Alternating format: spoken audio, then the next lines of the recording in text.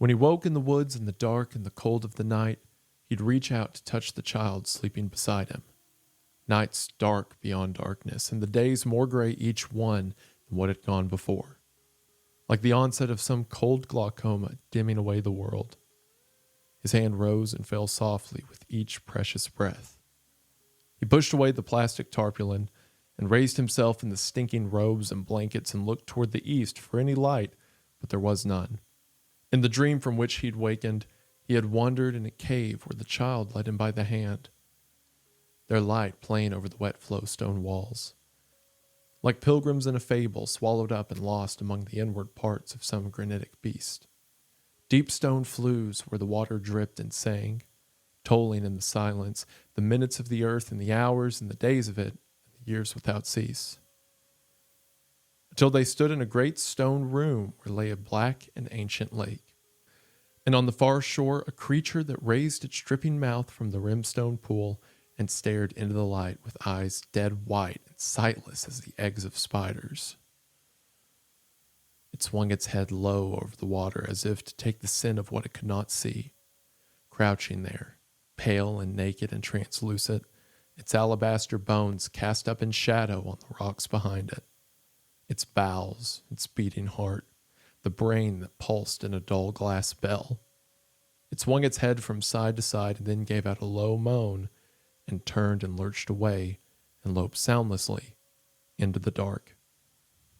In my junior year of high school, our English and literature class had a focus on American literature, specifically many of the famous American poets. So that year we covered Dickinson, Emerson, Poe. But as with most high school English classes, there were some novels thrown in throughout the year that we were supposed to read and write book reports on. And some of the books we read that year were interesting, like Lord of the Flies and Hatchet. But for reasons I'm sure a lot of you can relate to, I think a lot of my enjoyment for those stories was pulled away because it was homework. Also, importantly, I was 16 and stupid, but even the best of stories can come off as a drag sometimes if you're being forced to do them. But there was one book we read that year that didn't apply to. My junior English teacher was a man named Mr. Lockhart, and there was one book that he had taught years before in his previous American literature course, that when he got this new class, my class, he demanded he could teach again. This intrigued me for a couple reasons. For one, it's weird to see a teacher so passionate to get one specific book into the curriculum,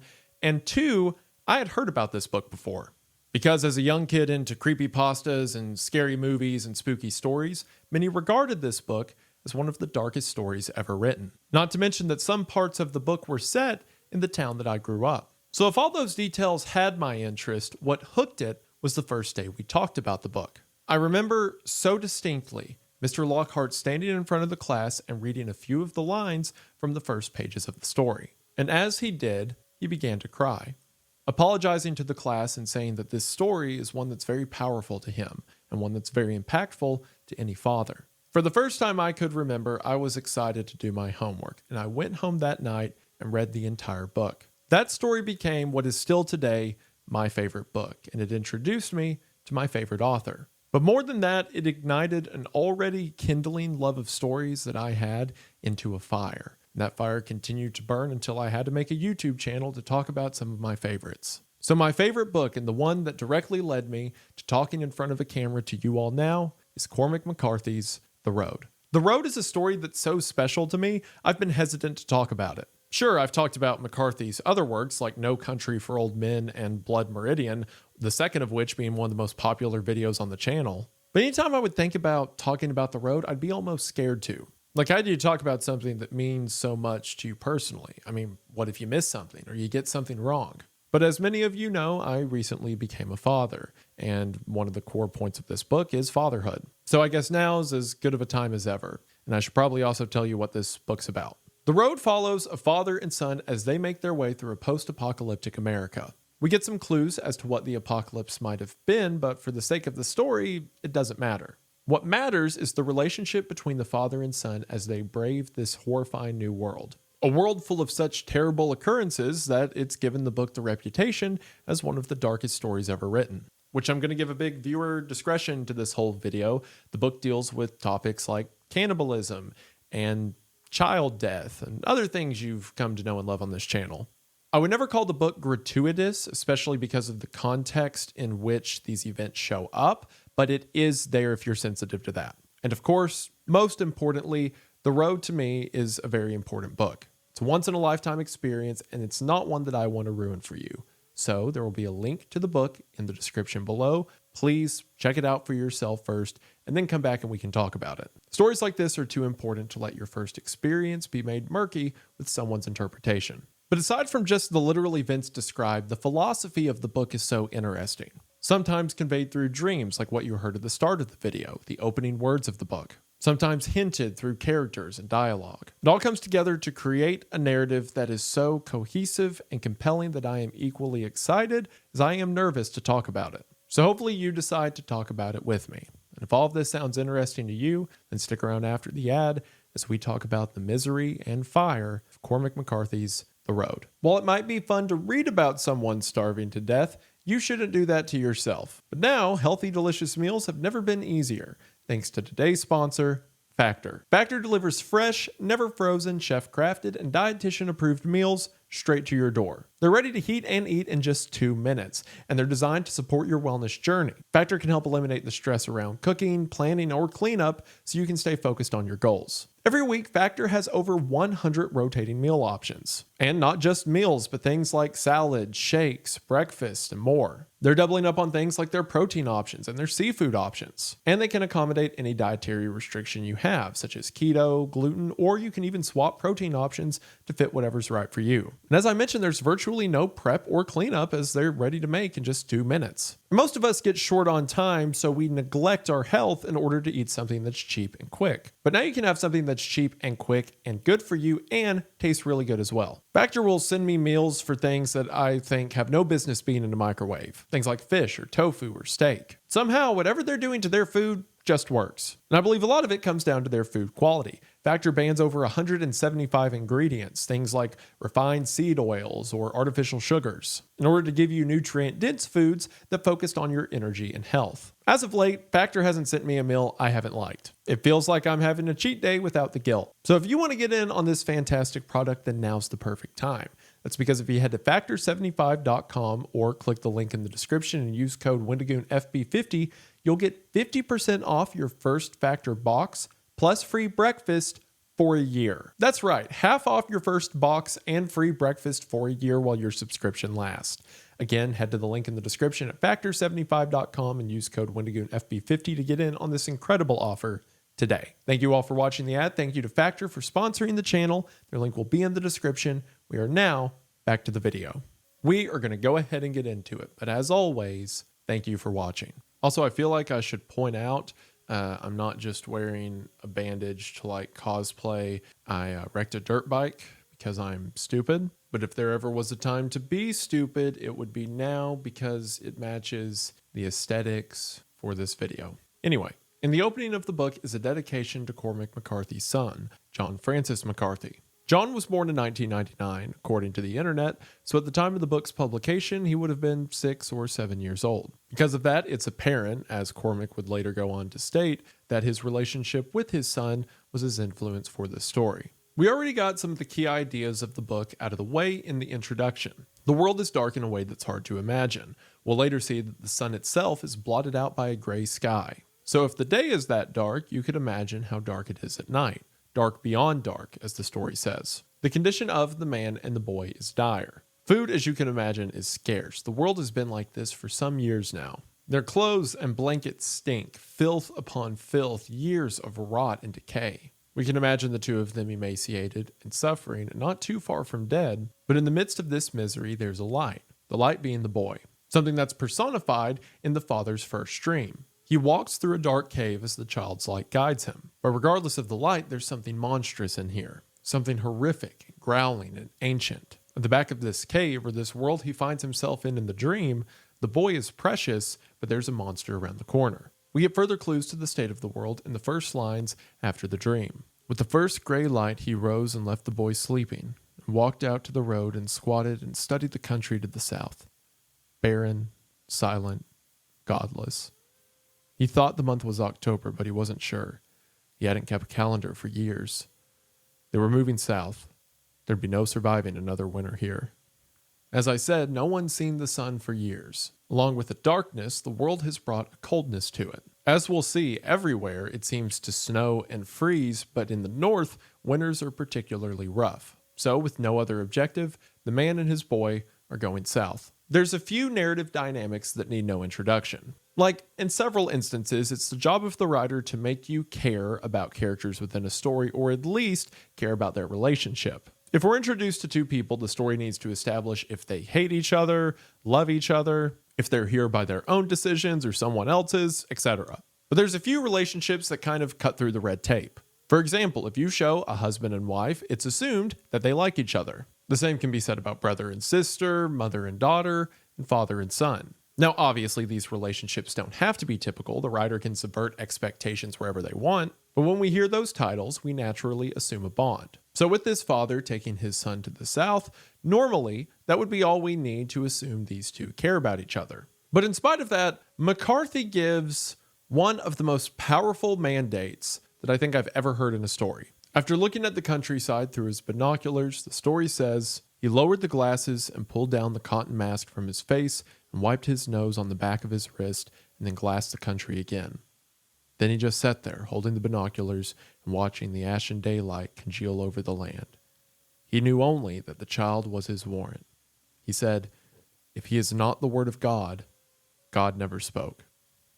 Earlier, when I said my junior English teacher cried reading the opening lines of the story, this is the line he cried during. It is such a powerful line that so succinctly encapsulates the idea that our Father is setting out with. The world is empty, it is dead, and there is no good to be had. But if there is a God, then he looks like that. It gives us the idea that the Father isn't doing all of this just to save his son, but for some greater purpose, for humanity's sake. As if the child himself is a vessel. He's the last carrier of something that the world seems to have forgotten. This idea of God, or the closest thing we have to God, will continue throughout the story. Also, the father and the son will never be named. They are simply called the man and the boy. McCarthy does this a lot in his works. Like the protagonist from Blood Meridian was just known as the kid. Because in that story, his name didn't matter. He was the witness. His inclusion, if there was any, in the atrocities the Glanton gang committed was omitted. Because the core of the story was about how everything affected him.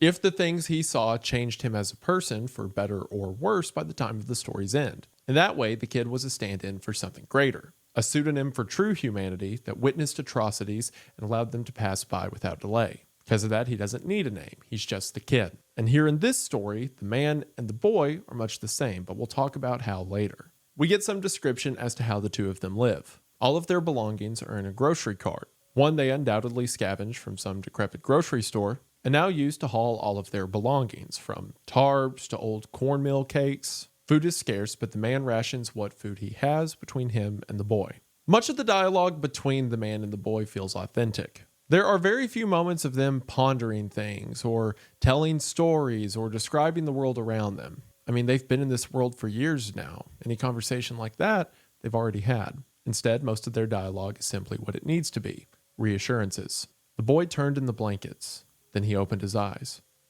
"Hi, Papa," he said. "I'm right here." "I know."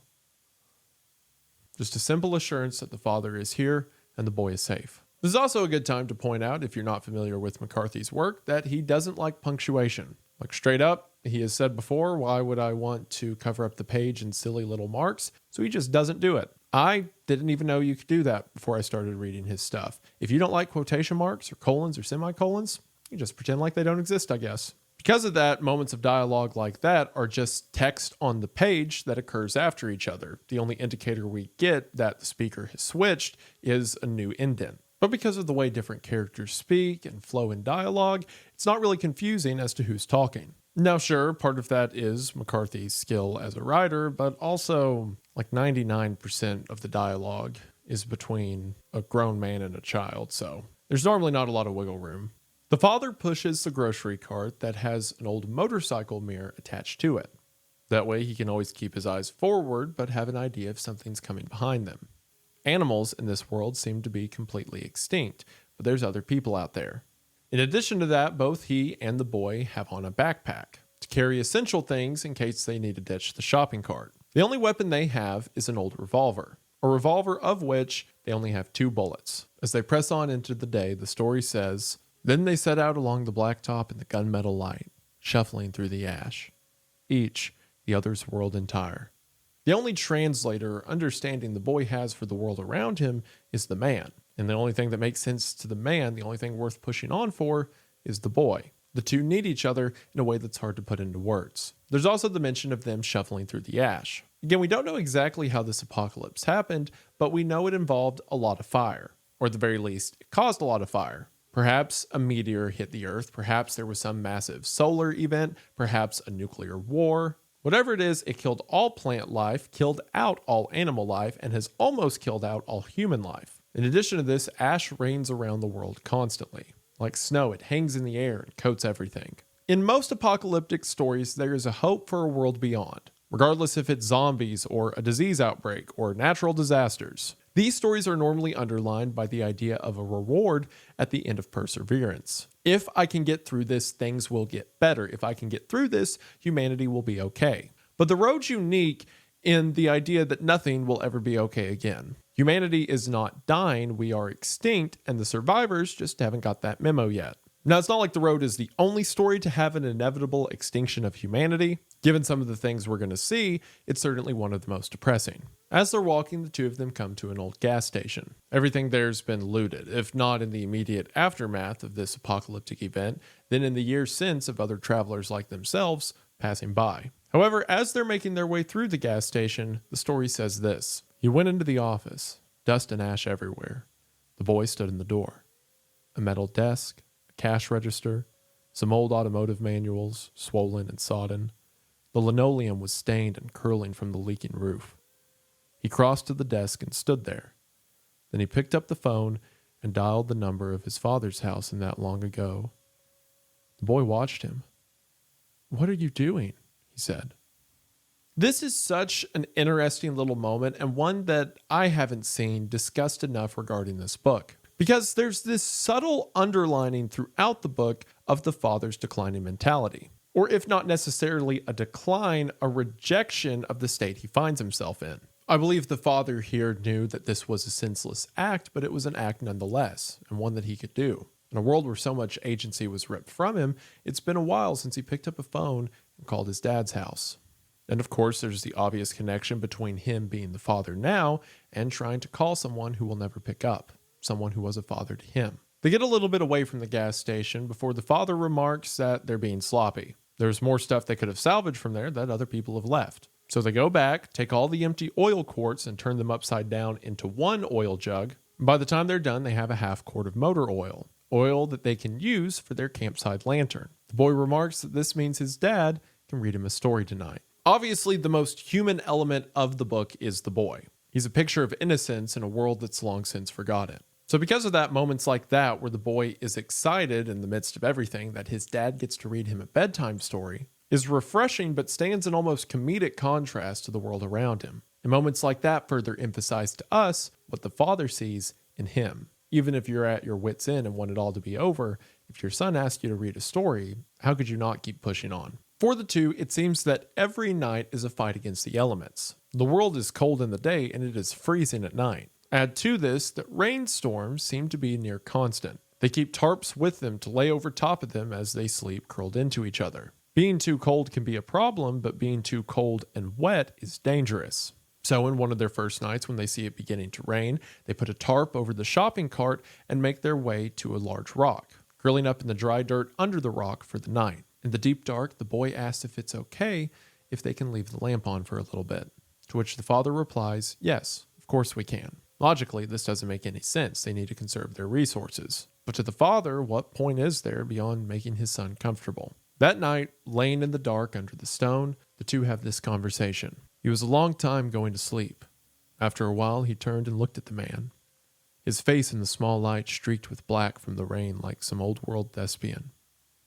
"Can I ask you something?" he said. "Yes, of course." "Are we going to die?" "Sometime, not now."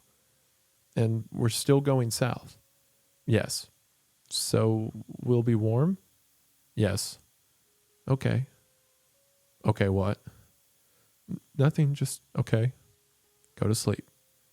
"Okay." I'm going to blow out the lamp. Is that okay?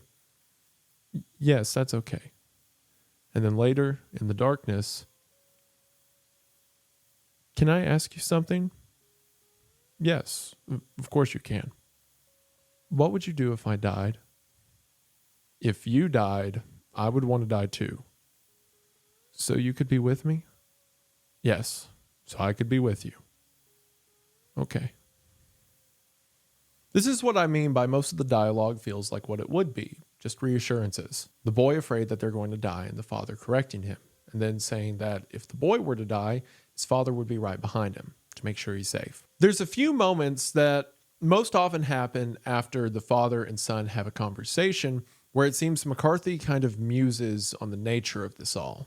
Semi from the father's perspective, but also semi from some greater omniscient narrator's perspective. Like, here's the first one after that conversation. He lay listening to the water drip in the woods. Bedrock, this. The cold and the silence. The ashes of the late world carried on the bleak and temporal winds to and fro in the void. Carried forth and scattered and carried forth again. Everything uncoupled from its shoring, unsupported in the ashen air, sustained by a breath, trembling and brief. If only my heart were stone.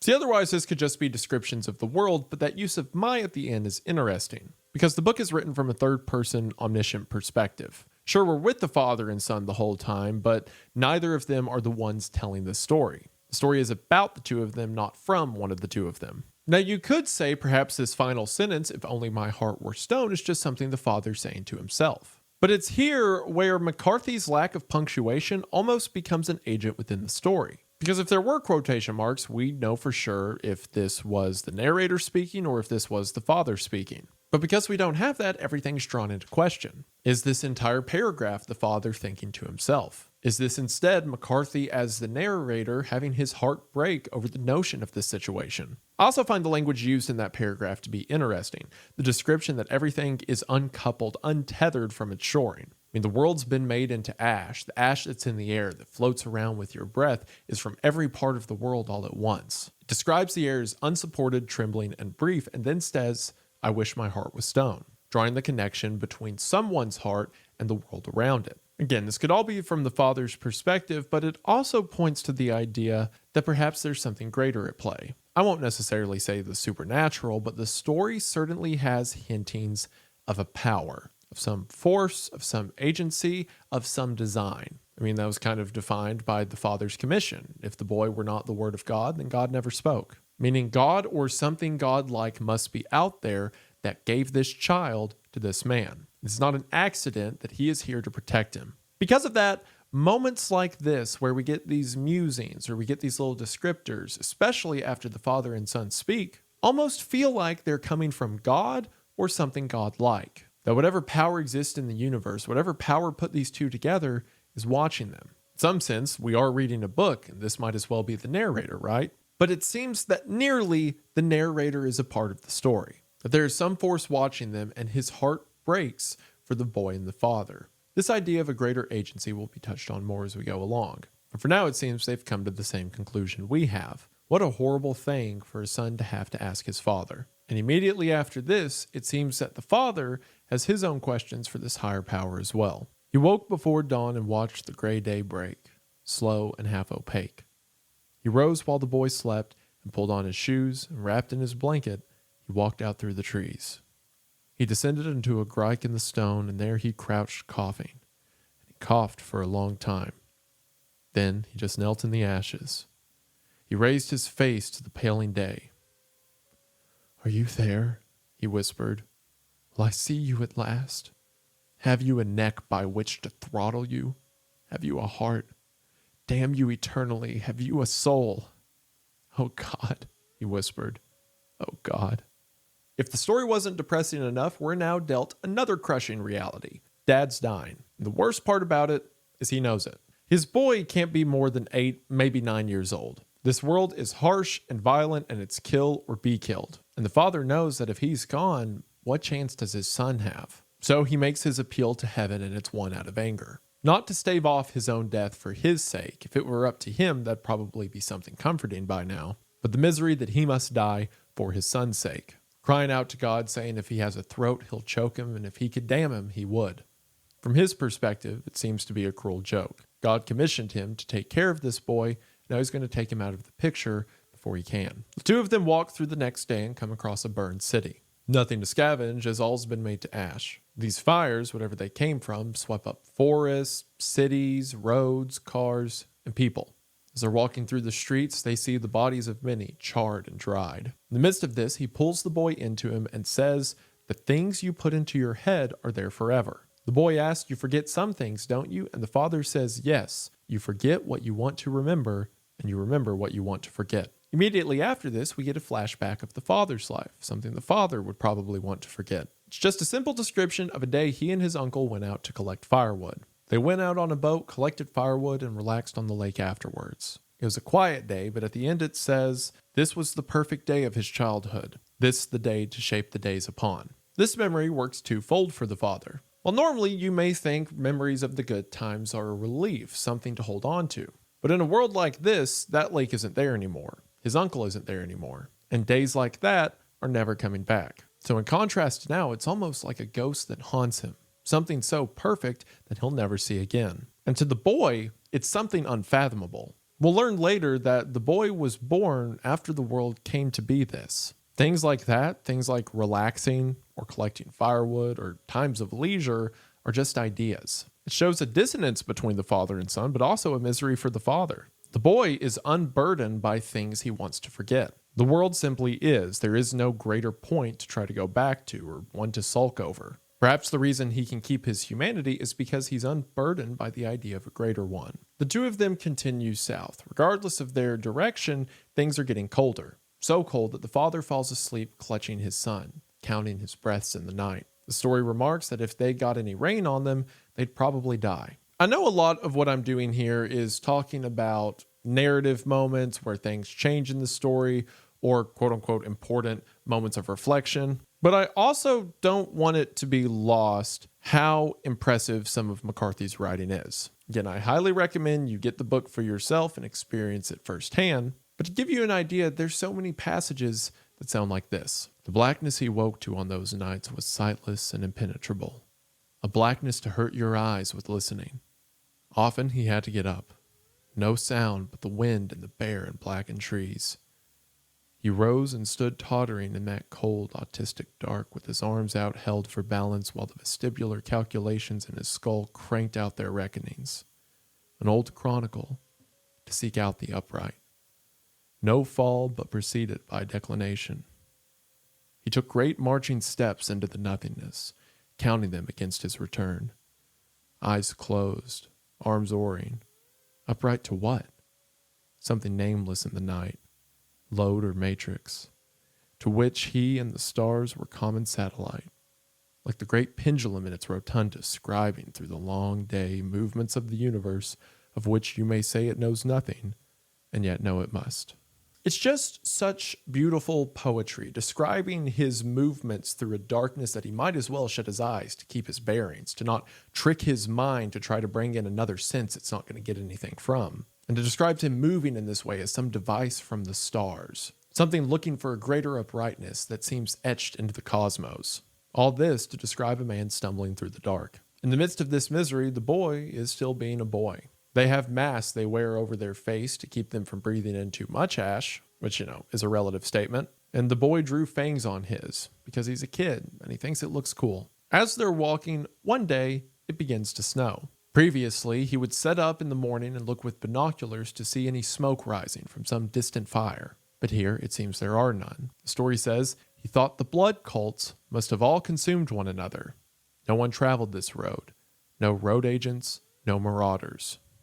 Blood cults. What do you mean, blood cults and marauders? Well, as you can imagine, in a world as rough as this, those that have stayed alive have done so through mostly terrible means. Again, it's something further that separates the father and son from the world around them, but also points to why the father always keeps the gun on his belt, because if someone's alive for this long, there's probably a reason. They come to an old garage and the father fixes a squeaky wheel on their shopping cart. As he uses a saw and bolts and screws, the story says that the boy sat watching his every move. Everything that the father does, the boy takes in. Again, he's his whole world. After leaving the garage, the story says, in the morning they went on, desolate country, a boar hide nailed to a barn door, ratty, wisp of a tail.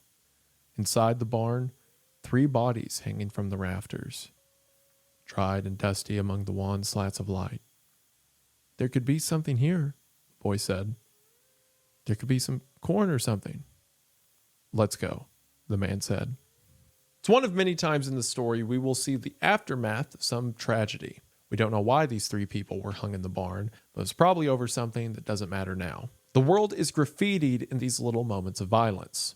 The final image or the standing portrait of moments of hatred or moments of anger, all around the 2 of them, humanity has presented their epitaph of agony. And once again, it's the contrast to this that make a little boy drawing fangs on his mask all the more special. Not despite the violence around them, but because of it, it makes him sacred. As you can imagine, one of the most precious resources to them is food. They have a few provisions that they ration out, but it's hard to scavenge anything. I mean, obviously, when the world began to fall apart, people took what they could, but then anything that wasn't taken then has been taken over the several years of people traveling the same road. As you can imagine, they're always hungry, but the father always finds just enough to keep them alive. At night, when he's not making sure the boy is breathing, the man is tormented. Not only by his own paranoia, at one point it says he thinks he hears bull drums out in the hills for a moment before the sound is gone, but by things he sees in his dreams, things he probably wishes he could forget. In his dreams, his pale bride came to him out of a green and leafy canopy, her nipples pipe-clayed and her rib bones painted white. She wore a dress of gauze, and her dark hair was carried up in combs of ivory, combs of shell. Her smile, her downturned eyes.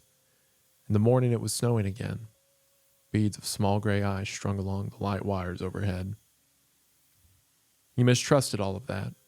He said the right dreams for a man in peril were dreams of peril, and all else was the call of languor and of death. He slept little, and he slept poorly. He dreamt of walking in a flowering wood where birds flew before them, he and the child, and the sky was aching blue, but he was learning how to wake himself from just such siren worlds, lying there in the dark with the uncanny taste of a peach from some phantom orchard fading in his mouth. He thought if he lived long enough, the world at last would all be lost. Like the dying world the newly blind inhabit, all of it slowly fading from memory.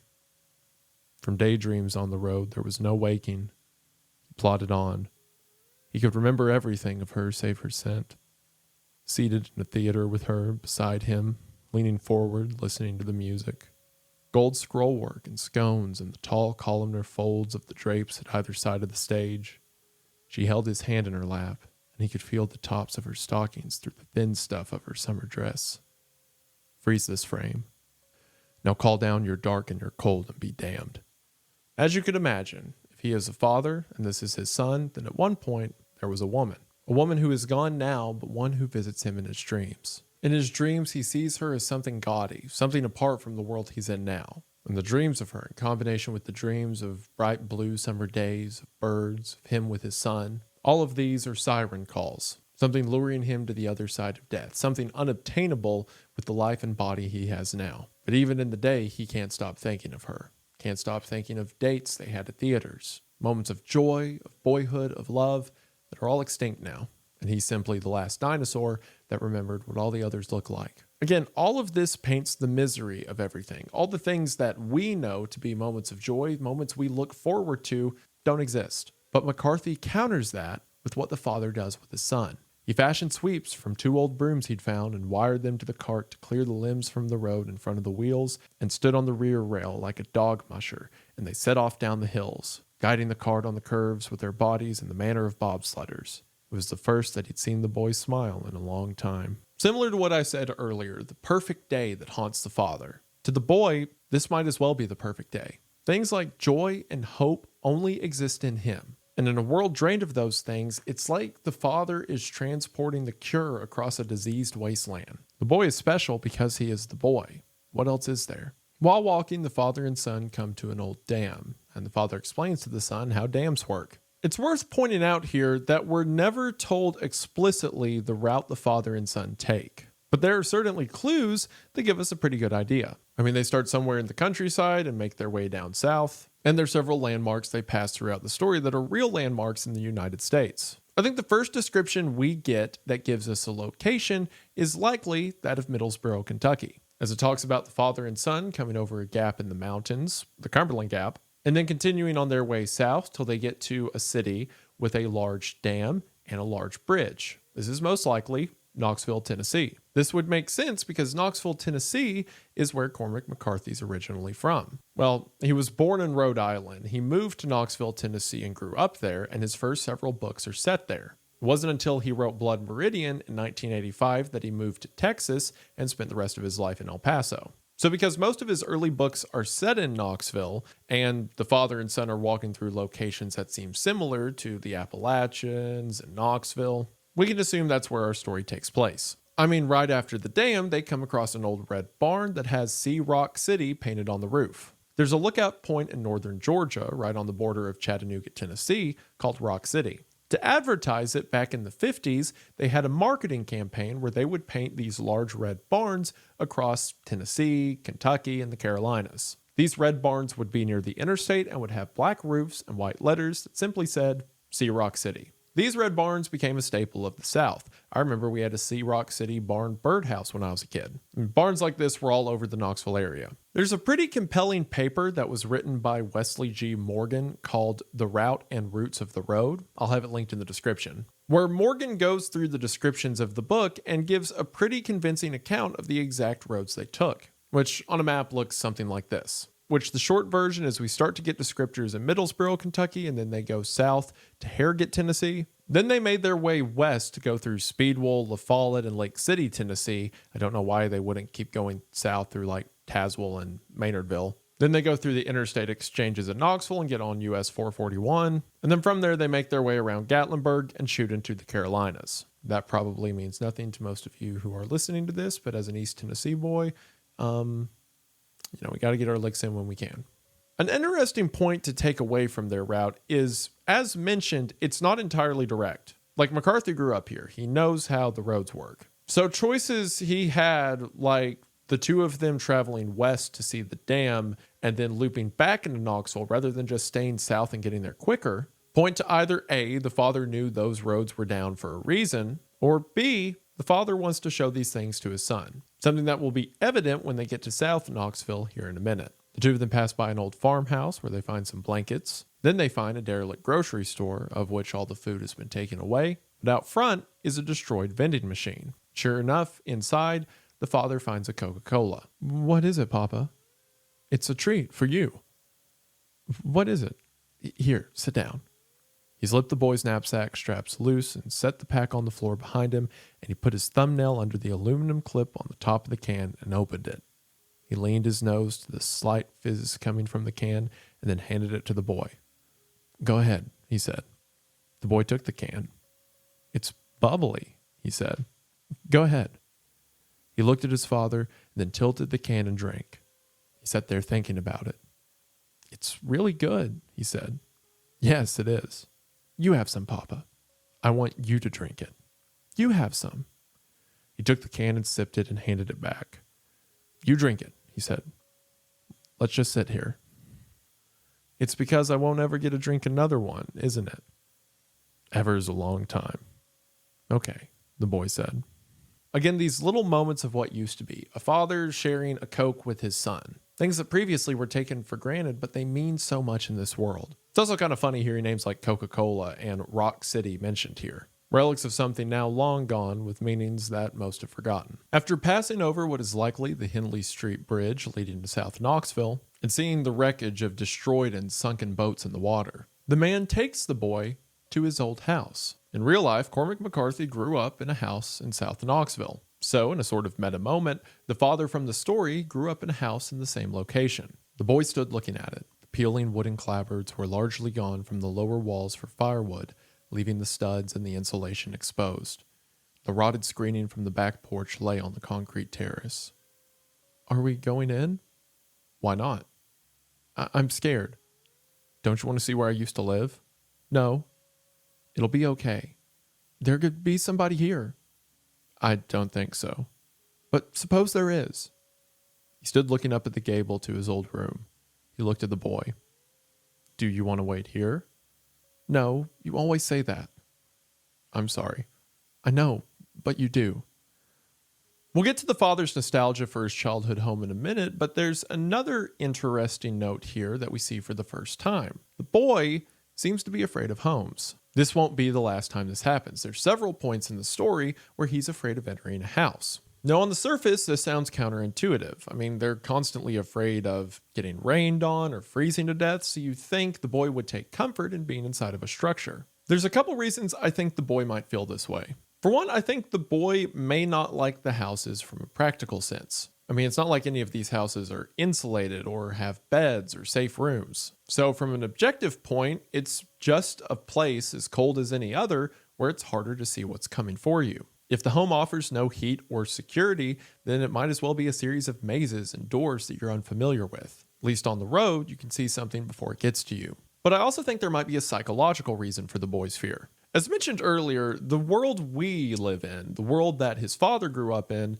is just an echo. He sees cars, buildings, products, but all these things are just concepts. They're fairy tales that his dad talks about. So because of that, these homes are a sort of remnant of that lost existence. They're structures that at one time not only provided security, but identity, of ownership, of pride for the people that lived in them. But now they're just pieces of wood that were moved from the forest to somewhere else. From the boy's perspective, it probably feels like walking in a graveyard. And that's reinforced by his father's behavior in the home. All much as he'd remembered it.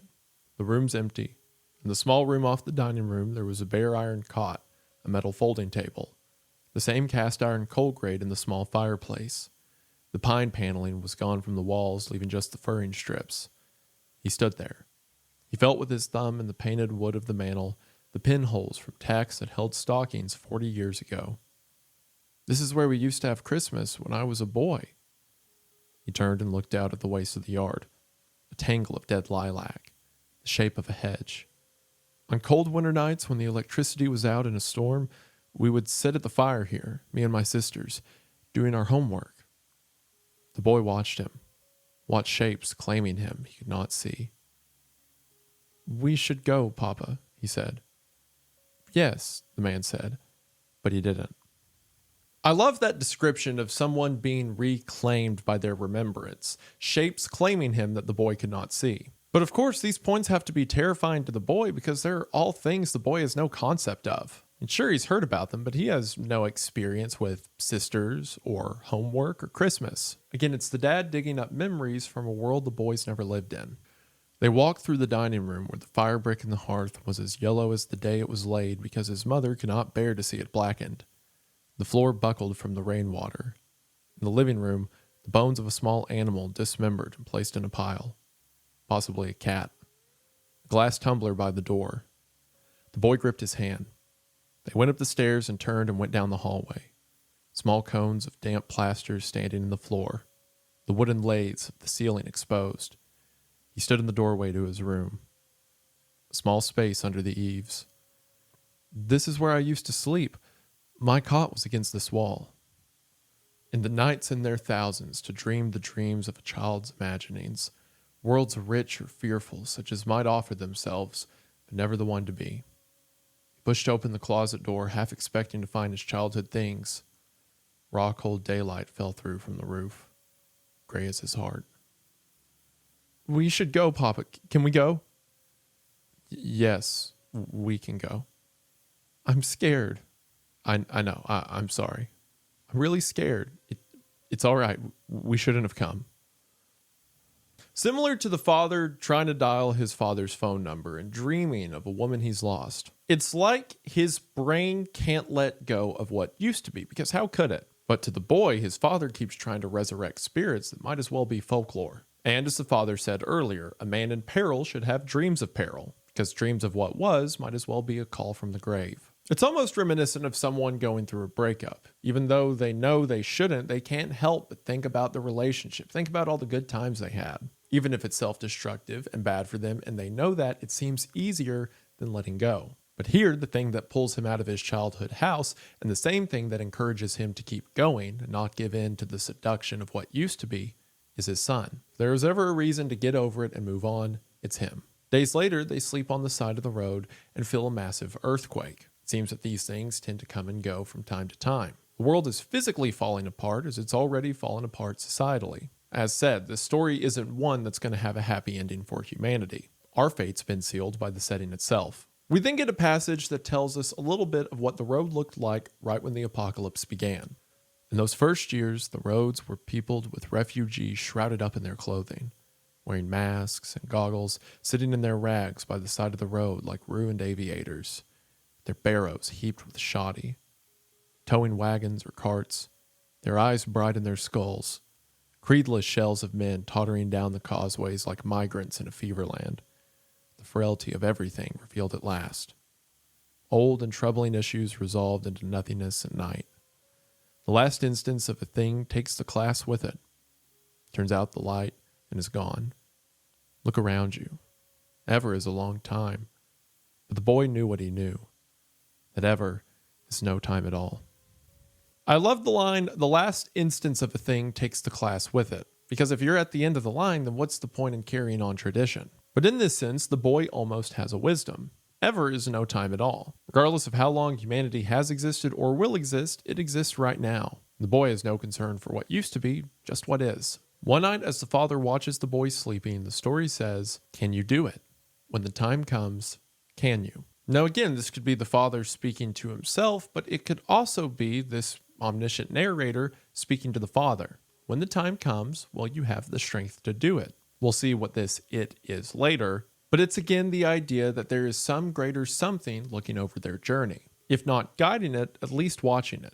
There's an importance here in the father's mission that's hard to state. Around this time, we get another mention of this she. The she being the woman that the father dreams of, the mother of the boy. The father thinking to himself that she was right when she said the boy was all that stood between the father and death. Again, this notion seems accurate from what we've seen of the father's resolve, but it also tells us that this she, this her, was around when this apocalypse kicked off. So how did he lose her? How's it just the two of them now? They continue south and make their way through the burned remnants of a resort town. This town is most likely Gatlinburg or Sevierville or Pigeon Forge, Tennessee, as they're making their way over the Smoky Mountains into the Carolinas. They get to an old stone bridge where it says at one point the father stood watching trout run in the river below. Now he stands there with his son as the two of them have shoes that have been worn through time and time again and are now mostly held together by wrapping and cord. Around this time, the father begins to cough again, and this time he lets out a mist of blood. We knew the father was dying, but now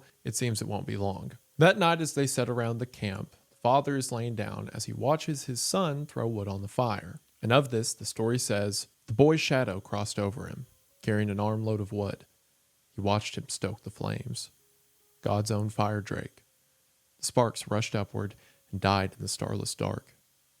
Not all dying words are true, and this blessing is no less real for being shorn of its ground. Again, McCarthy's way of describing the love the father has for his son is sobering. Not all dying words are true. Sure, this world has become wicked, and those that are living by terrible means. Just because humanity's dying, and that's the last thing we're saying, doesn't mean that's what we've always been. Because here, standing in front of him is his son, God's own fire drake. And just because this blessing has been shorn from its ground, just because this boy sits in a world he doesn't belong to, he's goodness in a world of evil, just because this boy isn't where he's supposed to be, doesn't mean he's not real. Of course, on their track to get into the Carolinas, they have to go over the Smokies. And as they gain elevation, things get colder. They're now constantly freezing, regardless of the time of day, and have to push the cart through the snow. On top of that, periodically, forest fires break out everywhere. It may be snowing, but the world and wood is dry. They're constantly met with the options of freezing or burning to death. As they're walking, the story muses for a bit and says this. In his dream, she was sick and he cared for her. The dream bore the look of sacrifice, but he thought differently. He did not take care of her, and she died alone somewhere in the dark, and there is no other dream nor other waking world, and there is no other tale to tell. On this road, there are no God-spoke men. They are gone, and I am left, and they have taken with them the world. Query, how does the never to be differ from what never was? Dark of the invisible moon, the night's now only slightly less black. By day, the banished sun circles the earth like a grieving mother with a lamp. People sitting on the sidewalk in the dawn, half immolate and smoking in their clothes, like failed sectarian suicides. Others would come to help them. Within a year, there were fires on the ridges and deranged chanting, the screams of the murdered. By day, the dead impaled on spikes along the road. What had they done? He thought that in the history of the world, it might even be that there was more punishment than crime, but he took small comfort from it. Again, this is the father's mindset in absence of the boy. He thinks of her, he thinks of this woman he lost. And although he dreams of some valiant sacrifice, he says the truth is she died and he could do nothing for it, remarking that on this road there is no God spoke men. This line stands in contrast to earlier in the book when he says his son is the word of God itself. So that divinity he imparts to the boy is absent from him, remarking that humanity's always been that way. How does the never to be differ from what never was? Humanity is just more of the same, hungry, violent, and angry. Remarks on the deaths, on people burned alive, on people pinned on stakes, and gets little comfort, but some comfort from the idea that at least those that did bad got what they deserved. There was more punishment than crime in the world. And again, from an objective sense, he may be true. We're in the final days of the human race, and this is our swan song. And with it, we've decided to hang people, eat people, stake people, and burn them alive. And if the story just remained there, then I think some of the criticism that a lot of McCarthy's work gets would probably apply. If the book was just about the marauders, the blood cults, the final days of the human race, then some of the things people say about McCarthy's writing would be true, that he's a nihilist, that he's a misanthrope. And all of this would likely apply if it wasn't for the voice of God that walks this world with him. Just when the nights are at their coldest and they don't think they can push on anymore, they reach the summit, now moving downhill and into the comparatively warmer lands. By the fire one morning, the story says, he sorted through the cans and went back, and they sat by the fire and ate the last of their crackers and a tin of sausage. In a pocket of his knapsack, he'd found a last half packet of cocoa, and he fixed it for the boy and then poured his own cup with hot water and sat blowing at the rim. You promised not to do that, the boy said. What? You know what, Papa? He poured the hot water back into the pan and took the boy's cup and poured some of the cocoa into his own and then handed it back. I have to watch you all the time, the boy said. I know. If you break little promises, you'll break big ones. That's what you said. I know, but I won't. Again, gosh, it's so good. All the moments of brooding and of truth, but of misery regarding how awful their situation is, it's followed up by the boy making sure his dad drinks hot chocolate with him. Likely because this is all the boy has ever known, but because it's all he's ever known, he is completely absent from the world and despair around him. Anytime there is a statement of how awful their situation is, there is a reminder of why he persists. As they walk down the mountainside, trees begin to fall. The boy asks if a tree's going to fall on them, and the father says it won't. The boy asks how he could know. The father says he just knows. Again, it's almost like the father has a sense of this greater power, this greater thing around him, that for whatever reason, the world realizes the boy is too important to take with it. One night while camping, the boy wakes up afraid. He woke whimpering in the night, and the man held him. Shh, he said, shh, it's okay. I had a bad dream. I know. Should I tell you what it was? If you want to. I had this penguin that you wound up, and it would waddle and flap its flippers, and we were in that house that we used to live in, and it came around the corner, but nobody had wound it up, and it was really scary. Okay. It was a lot scarier in the dream. I know. Dreams can be really scary. Why did I have that scary dream? I don't know, but it's okay now. I'm going to put some wood on the fire. You go to sleep. The boy didn't answer. Then he said, the winder wasn't turning. There's something so calming that the boy's nightmares are about a toy he found. Again, an ark of goodness amidst the flood. When they get to the bottom of the mountain and it's a little bit warmer, they come across a waterfall. At the base of the waterfall is a pool. Considering it's probably been months since they've washed themselves, the father suggests they get in. It's cold, but not cold enough to freeze to death. So the father hops in. The boy's scared at first, but then jumps in after him. And for a little bit, the two of them are just a father and son in the mountains playing under a waterfall. After this, it seems one of the only forms of life to have survived the apocalypse was fungus. As the father walks around the stream and shows his son morals. Morels, also known as landfish or dry fish, or as I grew up calling them hickory chickens, are a type of mushroom that grows in the mountains of Appalachia that you can not only eat, but are delicious. So the father shows them to his son, and they pick them, and that night they eat them by the fire. The story remarking that as the boy watches all of this, the father watches the boy. At the end of the day, around the fire, saying, "This is a good place, Papa." In the midst of everything, for a moment, they're a father and son having fun in the mountains. They ate little mushrooms together with the beans and drank tea and had 10 pears for their dessert. He banked the fire against the seam of rock where he'd built it, and he strung the tarp behind them to reflect the heat, and they sat warm in their refuge while he told the boys stories. Old stories of courage and justice as he remembered them until the boy was asleep in his blankets. Then he stoked the fire and lay down warm and full and listened to the low thunder of the falls beyond them in the dark and threadbare wood. Of course, when the next day comes, they have to leave. It's getting colder every day and they need to move further south. Not to mention, if they found a waterfall with clean water, someone else probably will too. The boy asks if they can stay another day. The father says they can't. So they get out their map that used to be a complete map, but now is shreds of a map. And after they piece it together, the father shows the son where they're going and what road they'll follow. The father at one point mentions that these are state roads, and the boy asks what happened to the states. And the father says, "I don't know exactly. That's a good question." They come to a bridge over a river, and there's a trailer jackknife across the road. The trailer's too low for them to push the cart under, so they have to unload everything, slide the cart on its side, and then reload it on the other side. That night, they slept in the cab of the abandoned truck, and the next day, before they set out, the boy remarks that there might be something useful in the trailer. So before they leave, the father crawls on top of the trailer to have a look. There was a skylight about a third of the way down the roof, and he made his way to it in a walking crouch. The cover was gone, and the inside of the trailer smelled of wet plywood and that sour smell he'd come to know. He had a magazine in his hip pocket, and he took it out and tore some pages from it and wadded them, got out his lighter and lit the papers and dropped them into the darkness. A faint whooshing. He wafted away the smoke and looked down into the trailer. A small fire burning in the floor seemed a long way down. He shielded the glare of it with his hand, and when he did, he could see almost to the rear of the box. Human bodies, sprawled in every attitude, dried and shrunken in their rotted clothes. The small wad of burning paper drew down to a wisp of flame and then died out, leaving a faint pattern for just a moment in the incandescence, like the shape of a flower, a molten rose. Then all was dark again. Again, here we see the aftermath of something horrific.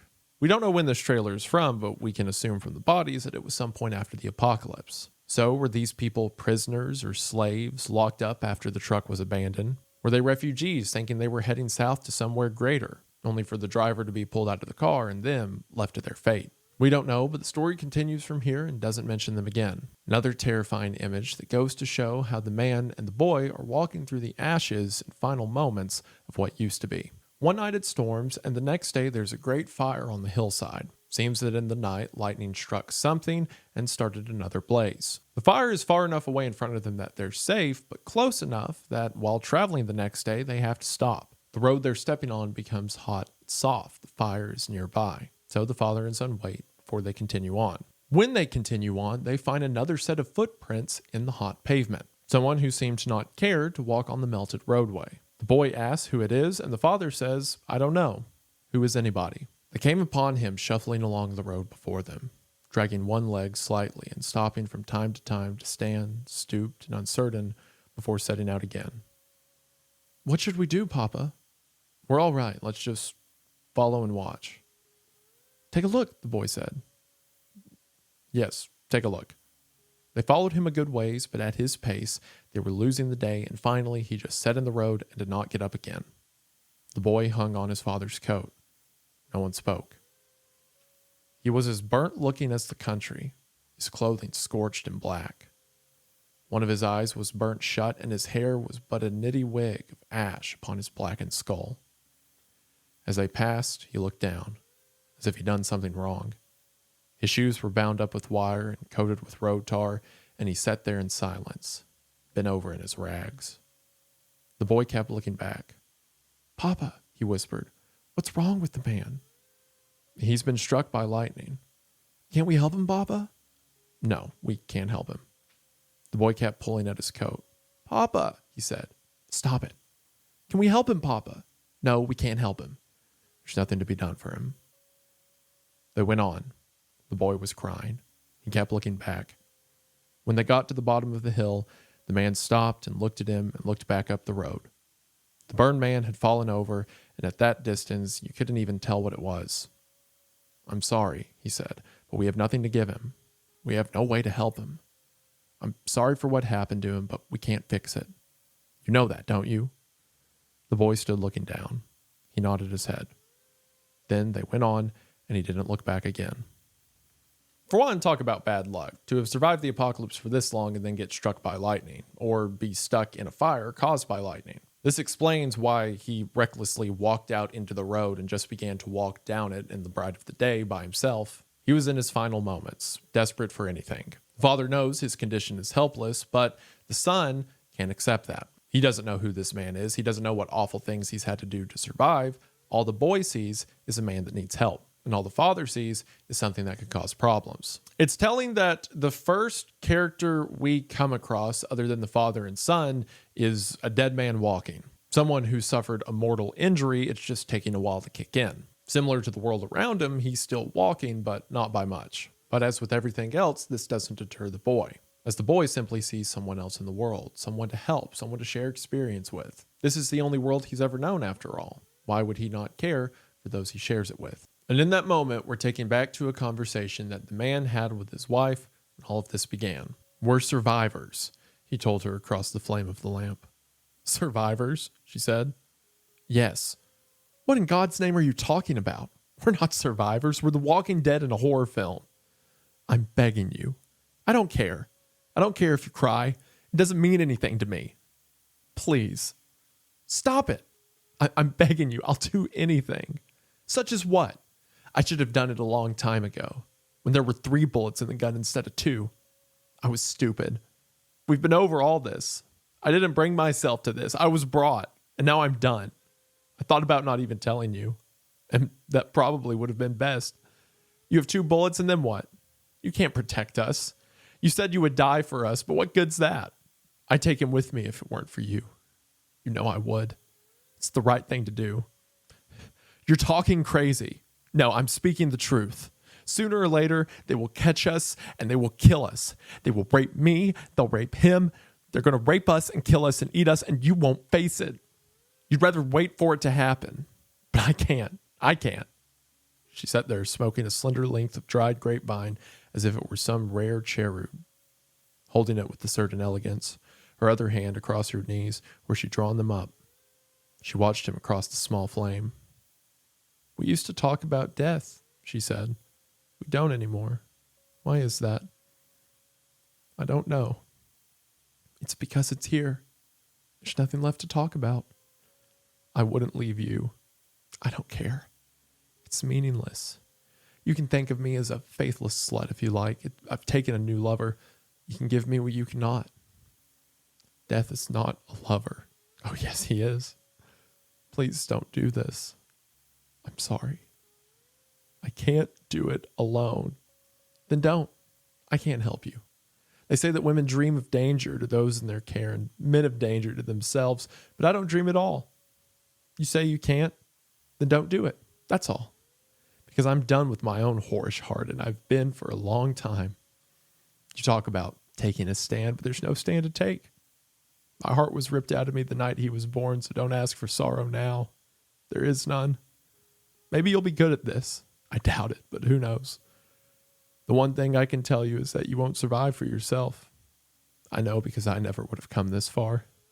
A person who had no one would be well advised to cobble together some passable ghost.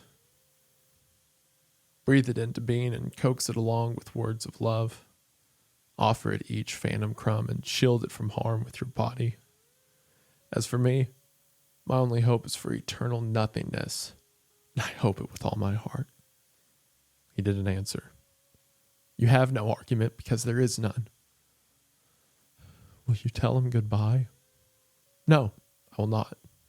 Just wait till morning, please. I have to go. She had already stood up. For the love of God, woman, what am I to tell him? can't help you. Where are you going to go? You can't even see. I don't have to. He stood up. I'm begging you, he said. No, I will not. I cannot. She was gone, and the coldness of it was her final gift. She would do it with a flake of obsidian.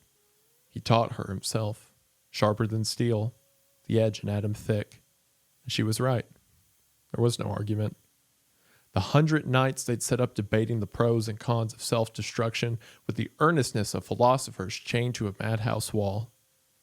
In the morning, the boy said nothing at all, and when they were packed and ready to set out upon the road, he turned and looked back at their campsite, and he said, She's gone, isn't she? And he said, Yes, she is. So we see what became of the wife. She took her own life as she couldn't take the world any longer, remarking that if she had it her way, the man and the boy would come with her. Now, there's a lot of people who view the wife's action as monstrous. And I get it, there's certainly an element of betrayal there, leaving the father to take care of the son on his own. But it's also worth noting that from an objective sense, this is truly the end of the line. There's no better world to survive for. There is no tomorrow or safety or location they're trying to get to. It's just survival for the sake of survival.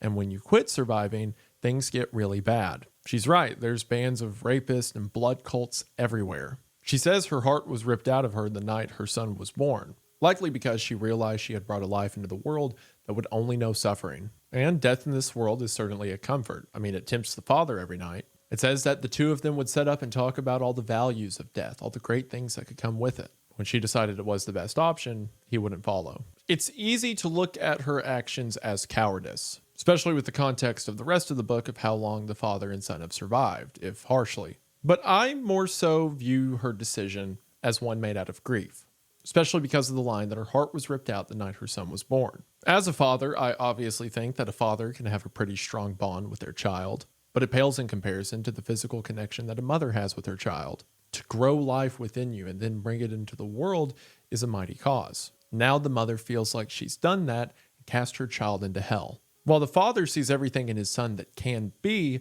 the mother sees everything that she's done to him. Because logically, her and her child will be murdered in the worst ways you could imagine. Because of that, I view her decision to take her own life not as an act of cowardice, but one of penance. And it's an act that, of course, has haunted the father ever since.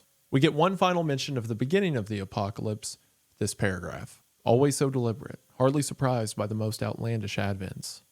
The creation perfectly evolved to meet its own end. They sat at the window and ate in their robes by candlelight a midnight supper and watched distant cities burn. A few nights later, she gave birth in their bed by the light of a dry cell lamp, gloves meant for dishwashing. The improbable appearance of the small crown of the head, streaked with blood and lank black hair. The rank meconium. Her cries meant nothing to him. Beyond the window, just the gathering cold, the fires on the horizon. He held aloft the scrawny red body so raw and naked and cut the cord with kitchen shears and wrapped his son in a towel. Did you have any friends? Yes, I did. Lots of them? Yes. Do you remember them? Yeah, I remember them. What happened to them? They died. All of them? Yes, all of them. Do you miss them? Yeah, I do. Where are we going? We're going south. Okay. The child was born into this world of misery, but at that moment of his birth, as the story said, her cries meant nothing to him. He had a new commission. Regardless of what was to happen, he would see the child through. The mandate and word of God is mentioned earlier. Sure, it's tragic to bring a kid into this world, a tragedy the mother never recovered from. But as the father saw it, now this kid is in the world. So what am I going to do about it? One night they're sleeping by the road and are awoken to a loud noise.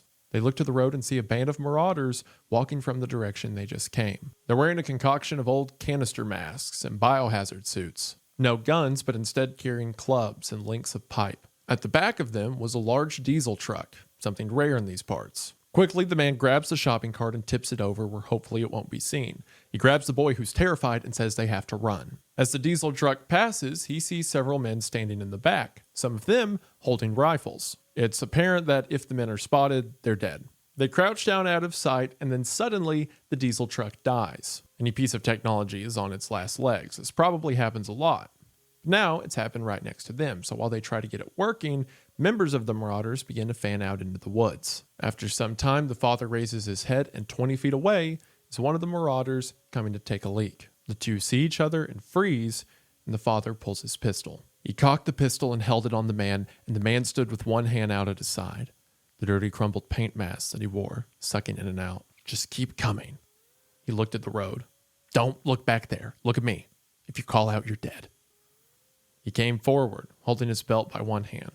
The holes in it marked the progress of his emaciation, and the leather at one side had a lacquered look to it where he was used to stroking the blade of his knife. He stepped down into the road cut, and he looked at the gun, and he looked at the boy. Eyes collared in cups of grime and deeply sunk, like an animal inside a skull looking out of the eye holes. He wore a beard that had been cut square across the bottom with shears, and he had a tattoo of a bird on his neck done by someone with an ill-formed notion of their appearance. He was lean, wiry, rachitic, dressed in a pair of filthy blue coveralls and a black bill cap with the logo of some vanished enterprise embroidered across the front of it. Where are you going? I was going to take a crap. Where are you going with the truck? I don't know. What do you mean you don't know? Take the mask off. He pulled the mask off over his head and stood holding it. I mean, I don't know, he said. You don't know where you're going? No. What's the truck running on? Diesel fuel. How much do you have? There's 3 55-gallon drums in the bed. Do you have ammunition for those guns? He looked back toward the road. I told you not to look back there. Yeah, we got ammunition. Where did you get it? Found it. That's a lie. What are you eating? Whatever we can find. Whatever you can find. Yeah. He looked at the boy. You won't shoot, he said. That's what you think. You ain't got but 2 shells. Maybe just one. And they'll hear the shot. Yeah, they will. But you won't. How you figure that? Because the bullet travels faster than sound. It'll be in your brain before you can hear it. To hear it, you'll need a frontal lobe and things with names like colliculus and temporal gyrus, and you won't have them anymore. It'll just be soup. You a doctor? I'm not anything. We got a man hurt. It'd be worth your while. Do I look like an imbecile to you? I don't know what you look like. Why are you looking at him? I can look where I want to. No, you can't. If you look at him again, I'll shoot you. The boy was sitting with both hands on top of his head and looking out between his forearms. I'll bet that boy's hungry. Why don't you all come onto the truck, get something to eat? Ain't no need to be such a hard ass. You don't have anything to eat. Let's go. Go where? Let's go. I ain't going nowheres. You're not? No, I ain't. You think I won't kill you, but you're wrong. But what I'd rather do is take you up this road a mile or so, then turn you loose. That's all the head start we need. You won't find us. You don't even know which way we went. You know what I think? What do you think? I think you're chicken shit. He let go of the belt and it fell on the roadway with the gear hanging from it. A canteen, an old canvas army pouch, a leather sheath for a knife. When he looked up, the road rat was holding the knife in his hand. He'd only taken 2 steps, but he was almost between him and the child. What do you think you're going to do with that? He didn't answer. He was a big man, but he was very quick. He dove and grabbed the boy and rolled and came up, holding him against his chest with the knife at his throat. The man had already dropped to the ground, and he swung with him and leveled the pistol and fired from a 2-handed position balanced on both knees at a distance of 6 feet. The man fell back instantly and lay with blood bubbling from the hole in his forehead. The boy was lying in his lap with no expression on his face at all. He shoved the pistol in his belt and slung the knapsack over his shoulder and picked up the boy, turned him around and lifted him over his head and set him on his shoulders and set off up the old roadway at a dead run, holding the boy's knees. The boy clutching his forehead, covered with gore and mute as a stone. As I said, anyone who's been alive this long has been alive for a reason, and a group of guys with no women or children is a bad sign.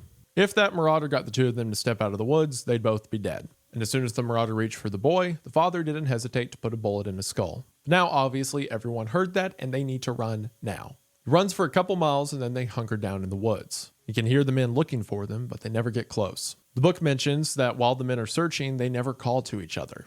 It's not like there's any sympathy or loss with the one who was killed. It's like they're a pack of coyotes, each just interested in more food or more things that could be out there. Because they had to ditch the cart, the only thing they had on them was their knapsack. Between them, they had one blanket. For a while they shared it, but it was getting too cold. So in the midst of the night, they stumble through the woods, trying to find the shopping cart.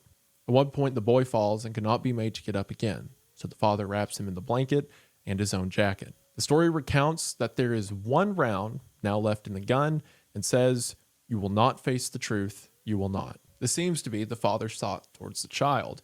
If they're found again, and if something terrible is to become of them, the father will use that last bullet to make sure his son doesn't suffer. This is what was alluded to earlier when the story said, "Could you do it?" If it meant preventing your son from facing such a horrible fate, would you send him the same way your wife went? Final act of love to make sure that the last bit of goodness in the world is simply taken out of it, not instead desecrated before its departure.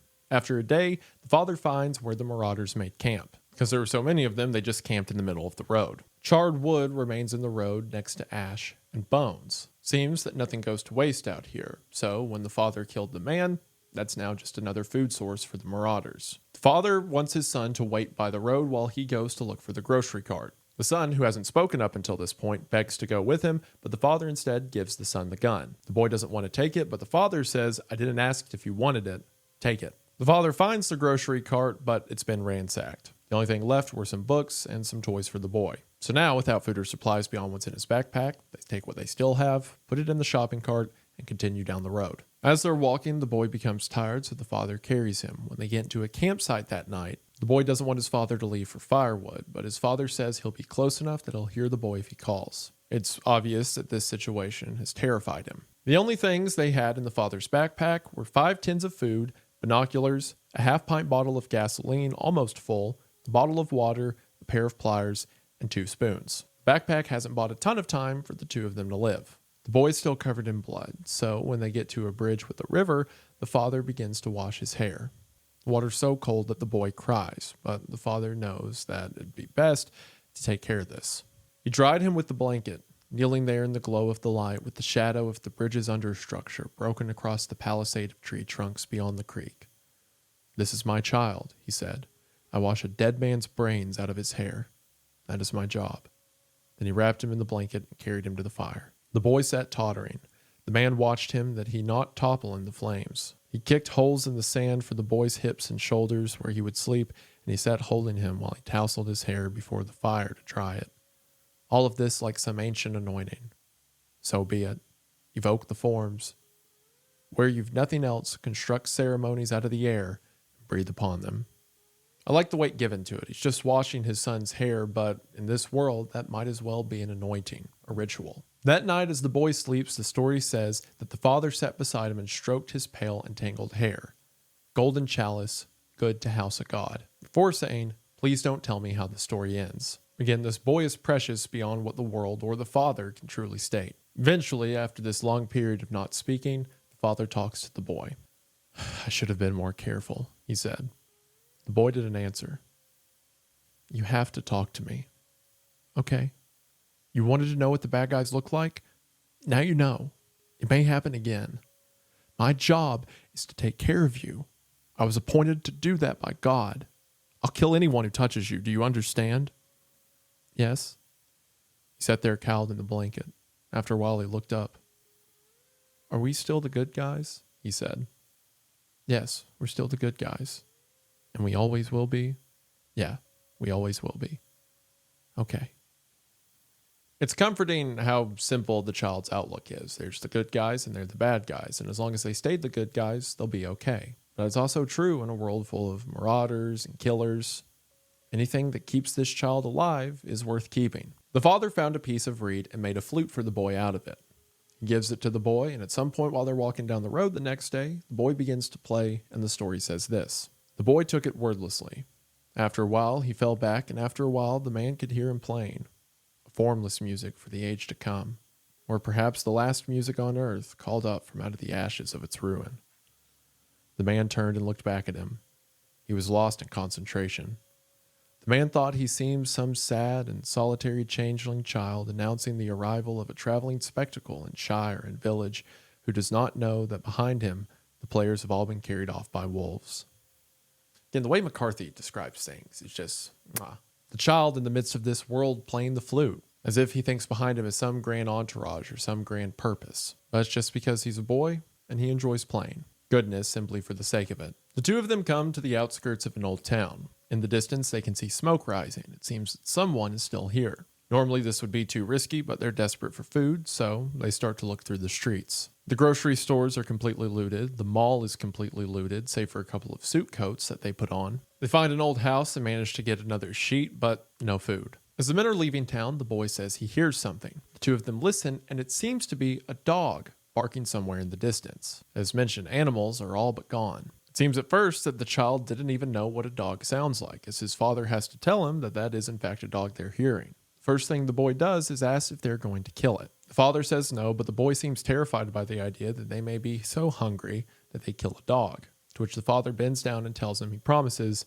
they won't hurt it. That night, the two of them sleep in an abandoned car underneath an overpass. Looking out at the city skyline, they can see in the upper floors of buildings the occasional light. It seems that there are groups of peoples living in the ruins of this city. He doesn't know what they're eating or how they manage to carry water up, but somehow people live here. And then in the night, the story says this. He woke in the night and lay listening.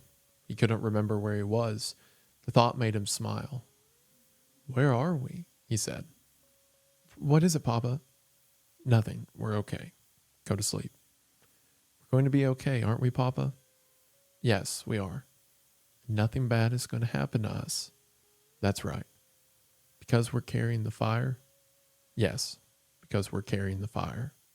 This motif will continue through the rest of the story, the idea that the two of them are carrying the fire. It's such a succinct way to describe all of the weight that's being attributed to these two thus far. The idea that the gods are watching, that the father carries some message from God himself to take care of the boy. All of that can simply be described that the two of them are carrying the fire that's needed in a world so dark and so cold. Eventually, they find something close to food, old cornmeal. Rats have gotten into it, but he sifts out the rat turds and begins to make cakes out of the meal. Far from filling, but it'll keep them alive. While sitting on the porch of the house they found the cornmeal in, this happens. The boy was sitting on the steps when he saw something move at the rear of the house across the road.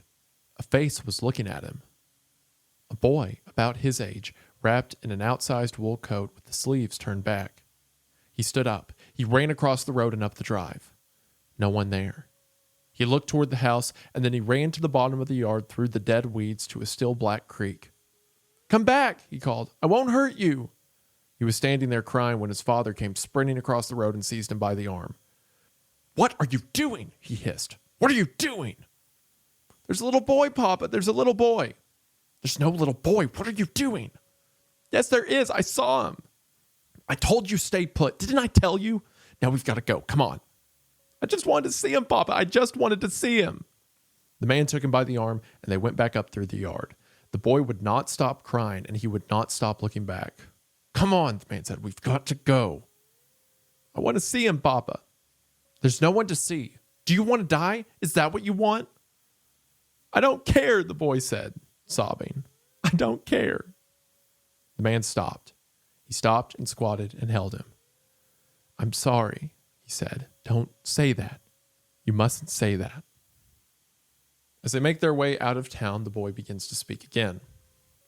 "What if the little boy doesn't have anybody to take care of him?" he said. "What if he doesn't have a papa?" There were people there. They were just hiding. He pushed the cart out into the road and stood there. He could see the tracks of the truck through the wet ash, faint and washed out, but there. He thought that he could smell them. The boy was pulling at his coat. "Papa," he said. "Yes?" "I'm afraid for that little boy." "I know, but he'll be all right." "We should go get him, Papa. We could get him and take him with us. We could take him and we could take the dog. The dog could catch something to eat." "We can't." And I'd give that little boy half of my food." "Stop it. We can't." He was crying again. What about the little boy? He sobbed. What about the little boy? It's never clearly stated, and it's debated if the boy was even real. I mean, this world seems to play tricks on you, and it certainly plays tricks on the father. Maybe the boy just saw what he wanted to see. Another boy his age, someone he could share this world with. But the father knows that if there is a little boy there, whoever is with the little boy probably doesn't want a random man and his child coming in on them, especially when resources are so scarce. But of course, this breaks the boy's heart, a boy who thinks of having a friend and having a dog, and maybe the world can be made okay. This won't be the last time the story mentions the child, but it's honestly up to you if you think he's real or not. We then get another passage where the story switches again to the first person. The dog that he remembers followed us for 2 days. I tried to coax it to come, but it would not. I made a noose of wire to catch it. There were 3 cartridges in the pistol, none to spare. She walked away down the road. The boy looked after her, and then he looked at me, and then he looked at the dog, and he began to cry and to beg for the dog's life, and I promised I would not hurt the dog. A trellis of a dog with the hide stretched over it. The next day it was gone. That is the dog he remembers. He doesn't remember any little boys. This seems to be another memory, a time in the past in the first days of this where they saw another dog. We know this because this is when they had 3 rounds in the gun. The boy wanted to catch the dog and the father wanted to catch the dog for the boy, but the wife at this point, seemingly done with the world, didn't care. She continued down the road. The story says it was the trellis of a dog with the hide stretched over it. In other words, the dog was nothing but bones, emaciated and near death. It says the next day the dog was gone. Now, this could mean the dog ran away, or more likely, the dog died. Or, considering this is back when they had 3 cartridges in the gun, and that was just stated, maybe the father used one of the cartridges to put the dog out of its misery. If this was in the early days of the apocalypse, perhaps that seemed like being worth a bullet at the time. When it says that is the dog he remembers, he doesn't remember any little boys. Perhaps it's saying the father remembers this dog, and that's the dog that came to mind. But the father didn't see a little boy in the window of the house, further insisting that perhaps there wasn't a little boy there. They continue down the road, stopping to look at old, mostly burnt-out houses on their way. At one point, they come to a stone wall, and at the stone wall are several human heads. The wall beyond held a frieze of human heads, all faced alike, dried and caved with their taut grins and shrunken eyes. They wore gold rings in their leather ears, and in the wind their sparse and ratty hair twisted about on their skulls. The teeth in their sockets like dental molds. The crude tattoos etched in some homebrewed woad faded in the beggared sunlight. Spiders, swords, targets, a dragon, runic slogans, creeds misspelled, old scars with old motifs stitched along their borders. The heads not truncheon shapeless had been flayed of their skins, and the raw skulls painted and signed across the forehead in a scrawl, and one white bone skull had the plate sutures etched carefully in ink like a blueprint for assembly. He looked back at the boy, standing by the cart in the wind. These must be the remnants of the blood cults mentioned earlier, people who developed their own creeds or religion or suffering in this state of the world. And these are their aftermarks, heads placed on pikes and on walls for some reason, drawn and covered in symbols that he doesn't quite understand. The next morning, they look at the road and see the people who may be responsible for this. A group is coming. 4 marchers stand at the front. All members of the party wear red cloth around their necks.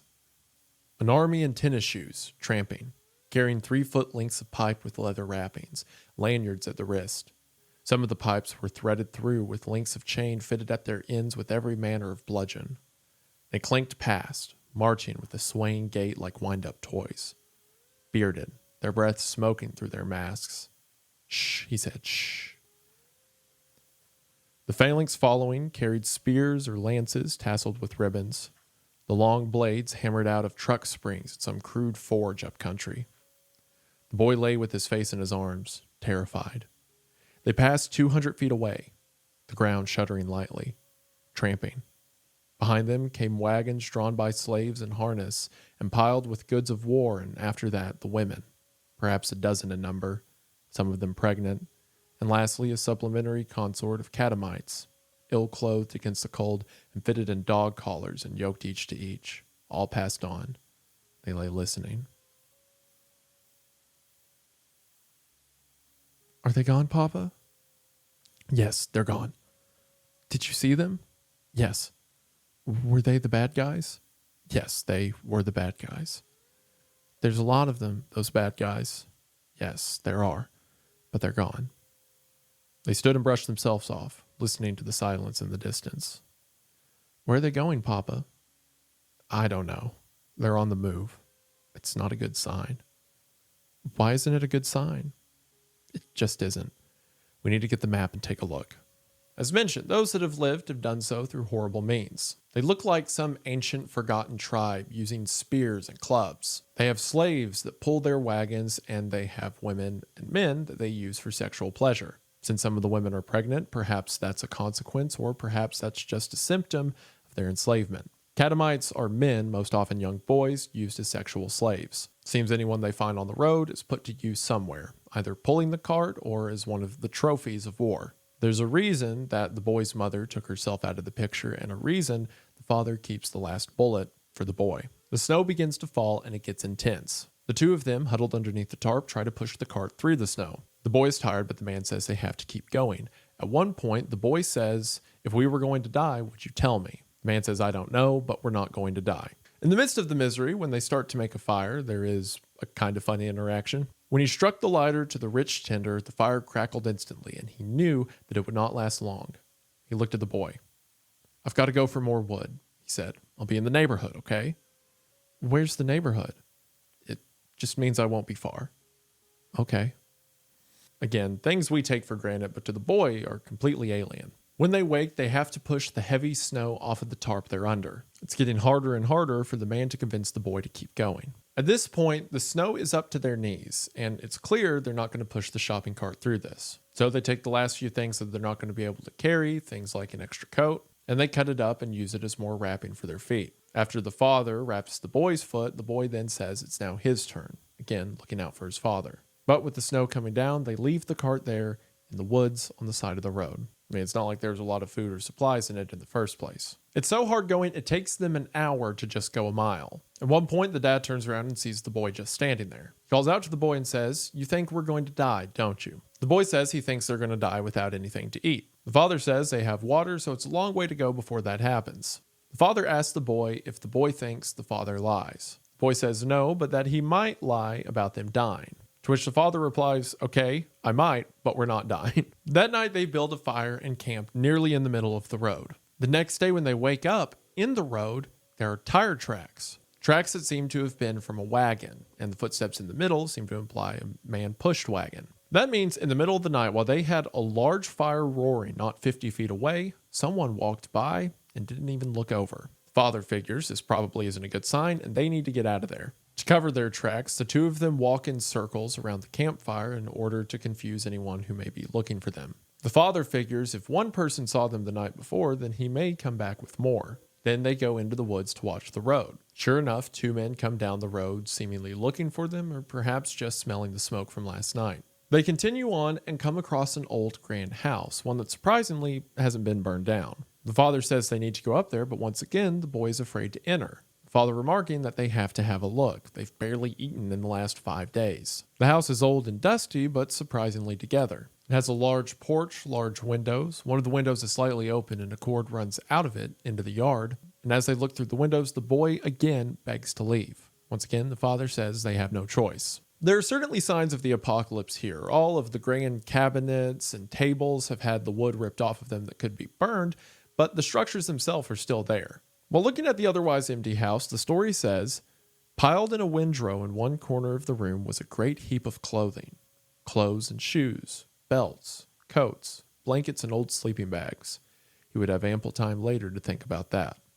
Aside from that menacing comment at the end, this seems like a jackpot. All kinds of clothes and supplies that people could use. Around the kitchen, there seems to be blackened pots. These pots, unlike everything else, aren't covered in ash. They seem to be used for something.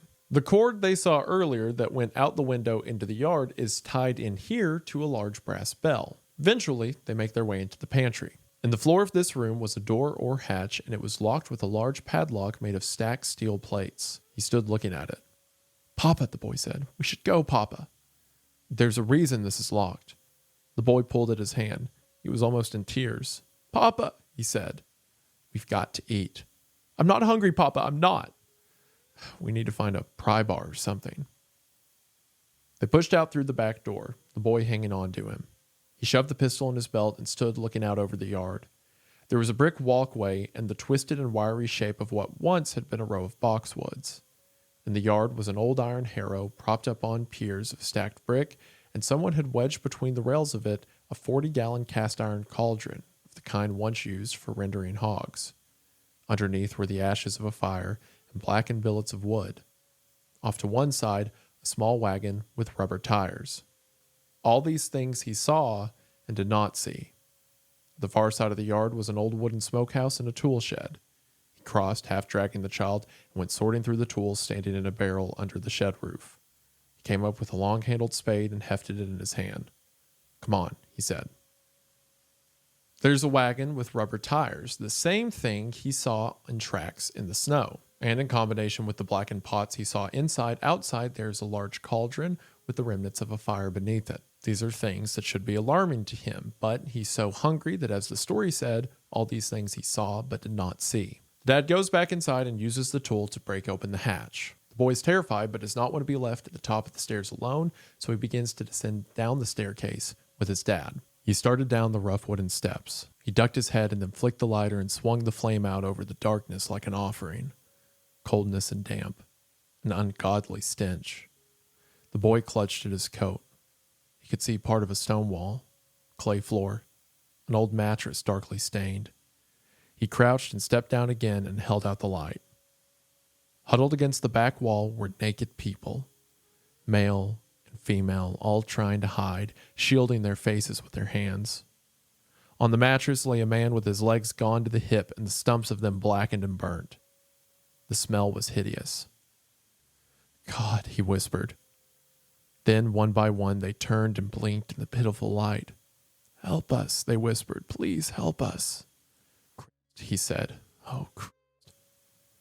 He turned and grabbed the boy. "Hurry," he said. "Hurry." He dropped the lighter. No time to look. He pushed the boy up the stairs. "Help us," they called. "Hurry!" A bearded face appeared blinking at the foot of the stairs. "Please," he called. "Please." "Hurry, for God's sake, hurry!"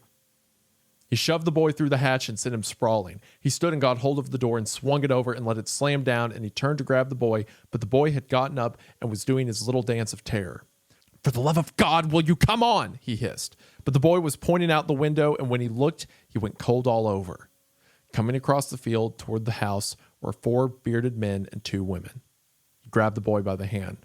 He said, "Run, run!" The 2 of them bolt out of the house and run to the tree line. He doesn't know if the group saw him, but if they did, they could be on top of them at any moment. As they crash into the wood and the father grabs the son, the story says, this is the moment, this is the moment. This might be the moment where he has to make sure his son doesn't suffer such a terrible fate. They crawled slowly through the leaves towards what looked like lower ground. He lay listening, holding the boy. He could hear them in the road talking. Voice of a woman. Then he heard them in the dry leaves. He took the boy's hand and pushed the revolver into it. "Take it," he whispered. "Take it." The boy was terrified. He put his arm around him and held him. His body so thin. "Don't be afraid," he said. "If they find you, you're going to have to do it. Do you understand? Shh, no crying. Do you hear me? You know how to do it. You put it in your mouth and point it up. Do it quick and hard. Do you understand? Stop crying. Do you understand?" "I think so." "No, do you understand?" "Yes." "Say, yes, I do, Papa. Yes, I do, Papa." He looked down at him. All he saw was terror. He took the gun from him. "No, you don't," he said. "I don't know what to do, Papa. I don't know what to do." "Where will you be?" "It's okay. I don't know what to do." "Shh, I'm right here. I won't leave you." "You promise?" Yes, I promise. I was going to run to try and lead them away, but I can't leave you." "Papa, shh, stay down. I'm so scared. Shh, shh." They lay listening. Can you do it? When the time comes. When the time comes, there will be no time. Now's the time. Curse God and die. What if it doesn't fire? It has to fire. What if it doesn't fire? Could you crush that beloved skull with a rock? Is there such a being within you of which you know nothing? Can there be? Hold him in your arms, just so. The soul is quick. Pull him towards you. Kiss him, quickly.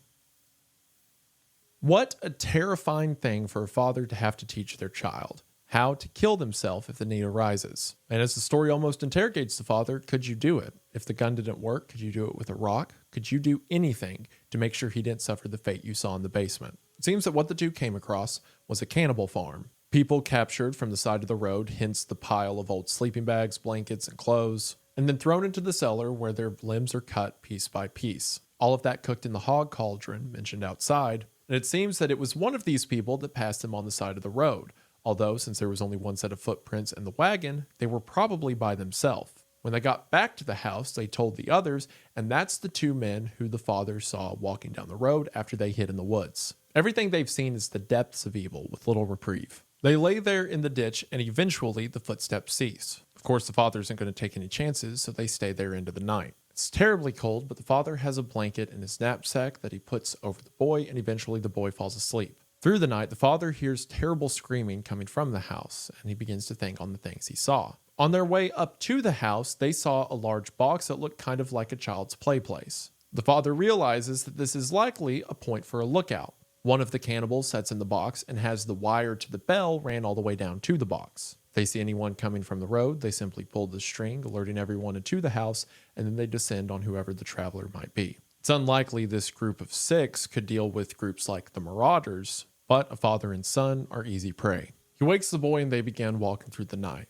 The boy is too tired to carry on, so the father carries him as he sleeps on his shoulder. The next morning, he lays the boy down to rest and sees an old barn and house in the distance. In the barn, he finds a couple old hay bales, and inside of the hay bales are some old seeds of something. So, in desperation, the father tries to eat them and gather the rest for his son. In the house, the only thing he finds is a grape-flavored drink mix. Not a lot of nutritional value, but something the boy would enjoy. In the garage, he finds a box cutter with some blades, useful, but not something they can eat. So after all of this, he begins to make his way back to where he left his son, and the story says this. He walked out and stood looking across the fields towards the pine wood where the boy lay sleeping.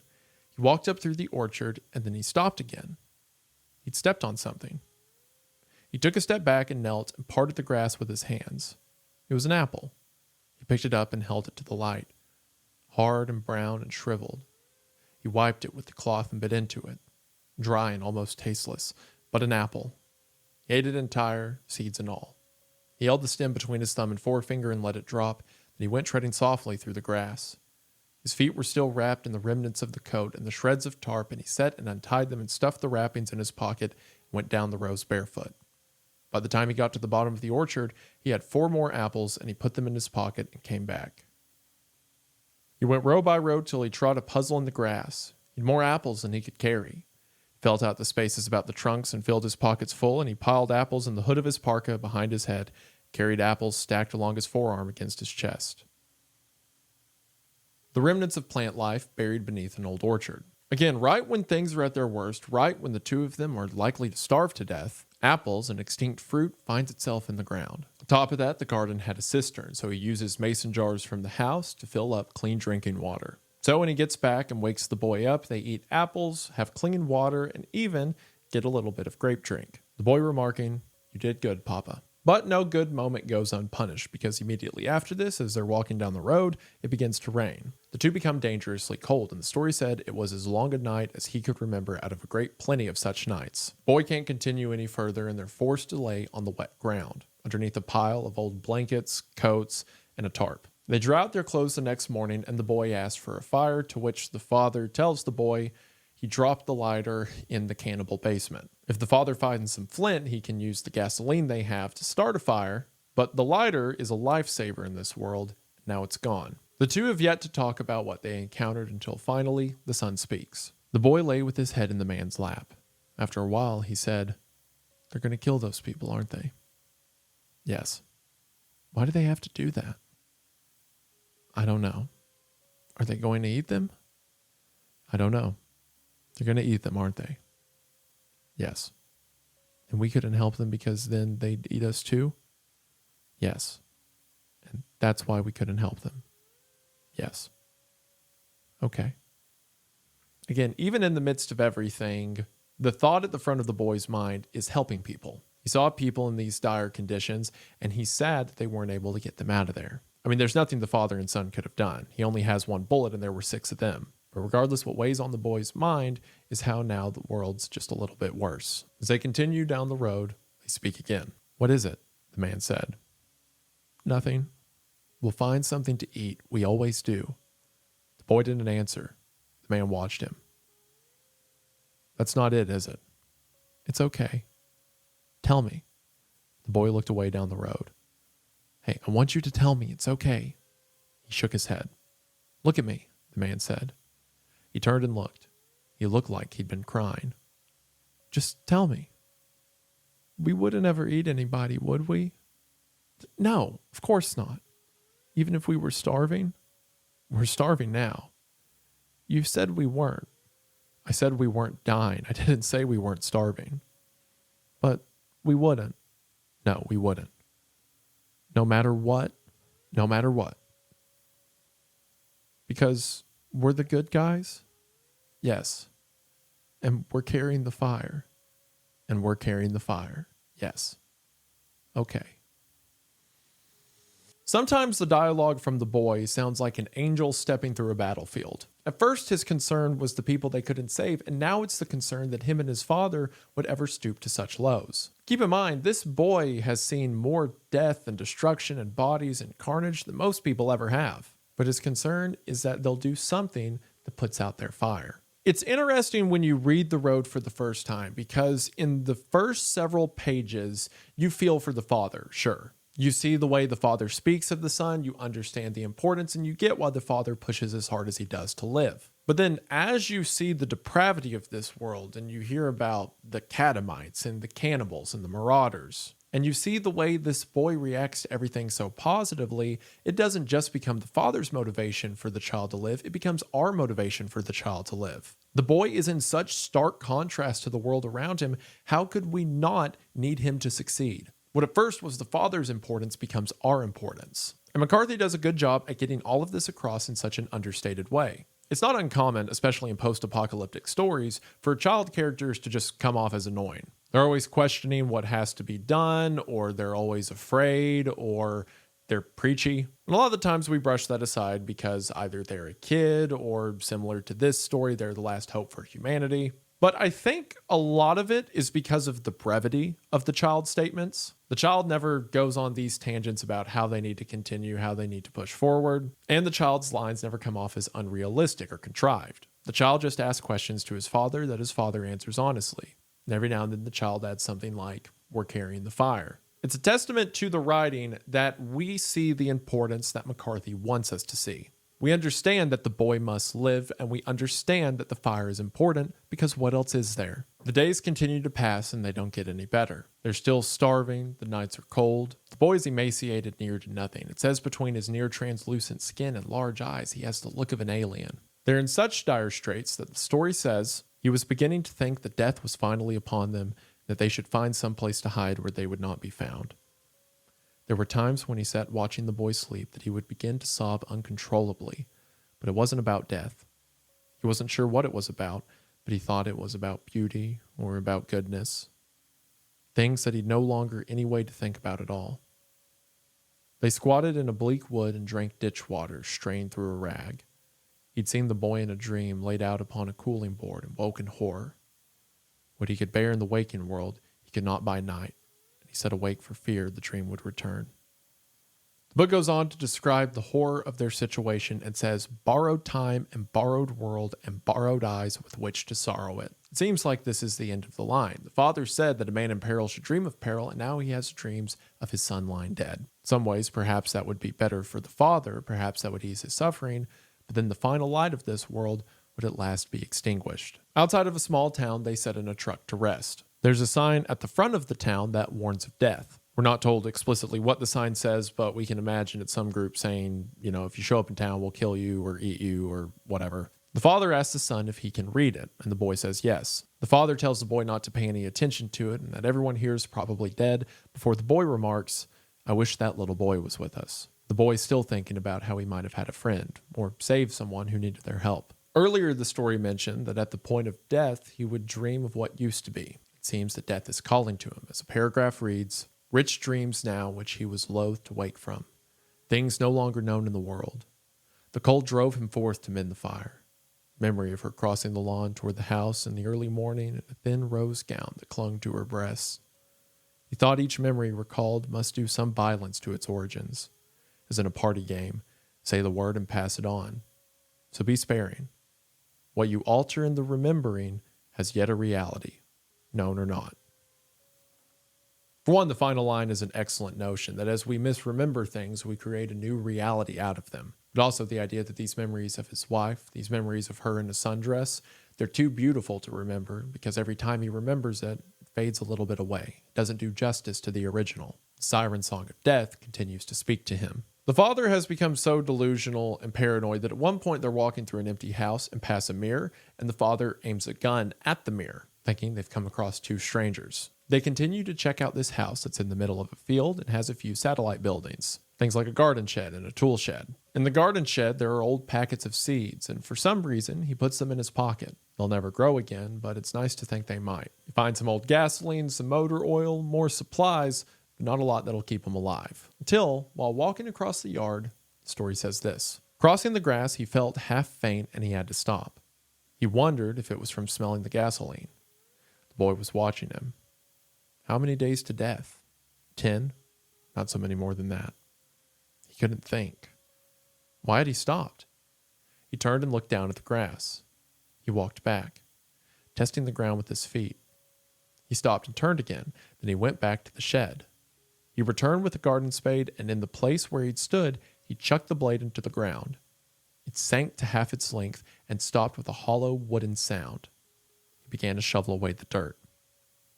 Walking across the yard, he felt a depression, and sure enough, it was soft dirt on top of it with a wooden slat. He uncovers the wood and sees that it's another trap door. Similar to the one in the cannibal house, it has a padlock at one end. He goes to open it, and the boy begs him not to, of course remembering what happened the last time they opened a padlock. However, this time, the elements aren't as strange. There's no pile of clothes, there's no blackened pots. It seems that whatever was here has truly been forgotten about. So the father just reassures his son that it's okay and keeps going. But then the boy breaks. He had his fist clutched at his chest and he was bobbing up and down with fear. The man dropped the shovel and put his arms around him. Come on, he said, let's just go sit on the porch and rest a while. Then we can go? Let's just sit for a while. Okay. They sat wrapped in the blankets and looked out at the yard. They sat for a long time. He tried to explain to the boy that there was no one buried in the yard, but the boy just started crying. After a while, he even thought that maybe the child was right. Let's just sit, he said. We won't even talk. Okay. While looking at the boy's face, the man thinks that he feared something was gone that could not be put right again. It's hard to say the boy has innocence given the world he's grown up in, but what little he might have had seems to have been tarnished away. For the boy, there's fear around every corner. Every door holds a monster. They make a makeshift lantern out of an old glass bottle and the gasoline he found. Then the father speaks to his son. He rose and took the pistol from his belt. This door looks like the other door, he said, but it's not. I know you're scared. That's okay. I think there may be things in there, and we have to take a look. There's no place else to go. This is it. I want you to help me. If you don't want to hold the lamp, you'll have to take the pistol. I'll hold the lamp. Okay. This is what the good guys do. They keep trying. They don't give up. Okay. So they go back to the door, break open the lock, and descend down the stairs. The bunker was walled with concrete block. A poured concrete floor laid over with kitchen tile. There was a couple of iron cots with bare springs, one against either wall. The mattress pads rolled up at the foot of them in army fashion. He turned and looked at the boy crouched above him, blinking in the smoke rising up from the lamp, and then he descended to the lower steps and sat and held the lamp out. Oh my God, he whispered. Oh my God. What is it, Papa? Come down. Oh my God, come down. Crate upon crate of canned goods. Tomatoes, peaches, beans, apricots, canned hams, corned beef, hundreds of gallons of water in 10-gallon plastic jerry jugs, paper towels, toilet paper, paper plates, plastic trash bags stuffed with blankets. He held his forehead in his hand. Oh my God, he said. He looked back at the boy. It's all right, he said. Come down. Papa, come down and see. He stood the lamp on the step and went up and took the boy by the hand. Come on, he said. It's all right. What did you find? I found everything. Everything. Wait till you see. He led him down the stairs and picked up the bottle and held the flame aloft. Can you see? He said. Can you see? What is all this stuff, Papa? It's food. Can you read it? Pears. That says pears. Yes. Yes, it does. Oh, yes, it does. By a miracle, they have stumbled across a bunker of food. Food put together by some prepper who never got the chance to use it. In a moment where the father thought him and the boy were about to lose everything, they found everything. The chances of this happening are supernatural. I mean, he just walks across a spot in the yard and finds an entire underground bunker. It seems like a complete Deus Ex Machina. That is, of course, when you extract the story from some of the things we've seen in the subtext. As the father said, they seemingly always find food right at the last minute. Every time something terrible happens, something makes it right. It's not a matter of chance or luck, but simply that for some reason, the world has curated them in this way, that any atrocity be paid with goodness or vice versa. In a moment where everything was wrong, suddenly, things might be okay. The boy, as innocent as ever, asks if it's okay for them to take all of this. The father says it's okay, that the people who stalked all of this would want them to have it, because they were the good guys just like them. So, childishly, in a question the boy hasn't heard for some time, Dad says, "What would you like for supper?" The boy says pears, so they have a meal of pears and peaches. While the boy sleeps on roll-up bedding on a spring bed, a luxury he's probably not used to, the father begins to take inventory of everything they have. In addition to food, there's clothes, sweaters, socks, soap, toothpaste, toothbrushes. Amusingly, several gold Krugerrands, something that mattered before the world fell apart, but now is little more than weight. Boxes of 45 ACP and 30-30 rifle rounds, but no guns to match. The story remarks that the father was ready to die, and now he wasn't, and he had to think on that. They were going to be in this bunker for some time, and the hatch was completely exposed now to anyone passing by, so that would need to be dealt with. While sitting in the bunker, the story says, what woke the boy was him grinding coffee in a small hand grinder. He sat up and stared all around. "Papa," he said. "Hi, are you hungry?" "I have to go to the bathroom. I have to pee." He pointed with the spatula toward the low steel door. He didn't know how to use the toilet, but they would use it anyway. They weren't going to be here that long, and he wasn't going to be opening and closing the hatch any more than they had to. The boy went past, his hair matted with sweat. "What is that?" he said. "Coffee, ham, biscuits." "Wow," the boy said. Again, it's cool all the things McCarthy gets a lot with such basic lines of dialogue. The boy woke up sweating. That means it was hot enough in the bunker that he had the privilege to sweat. Something in such stark contrast from the constantly freezing and shivering nights he's used to. The boy's never used a toilet before. He's not sure how one works, but he'll use it anyway. And then the visual of the father grinding coffee and then pointing with his spatula like a stay-at-home dad. And the boy has almost certainly never seen coffee, ham, and biscuits all at once. Every time I get to this part in the book, I just want to stay here. The road's been heavy, it's burned both of these people down, and now they get to breathe. They sit down to eat, and the dad shows the son how to put butter on biscuits. Then this touching moment takes place. "Are you all right?" "I don't know." "Do you feel okay?" "Yes." "What is it?" "Do you think we should thank the people?" "The people?" "The people who gave us all this." "Well, yes, I guess we could do that." "Will you do it?" "Why don't you?" I don't know how." "Yes, you do. You know how to say thank you." The boy sat staring at his plate. He seemed lost. The man was about to speak when he said, "Dear people, thank you for all this food and stuff. We know that you saved it for yourself, and if you were here, we wouldn't eat it no matter how hungry we were, and we're sorry that you didn't get to eat it, and we hope that you're safe in heaven with God." He looked up. "Is that okay?" he said. "Yes, I think that's okay." I mean, come on, man. Like, how does this not just break your heart?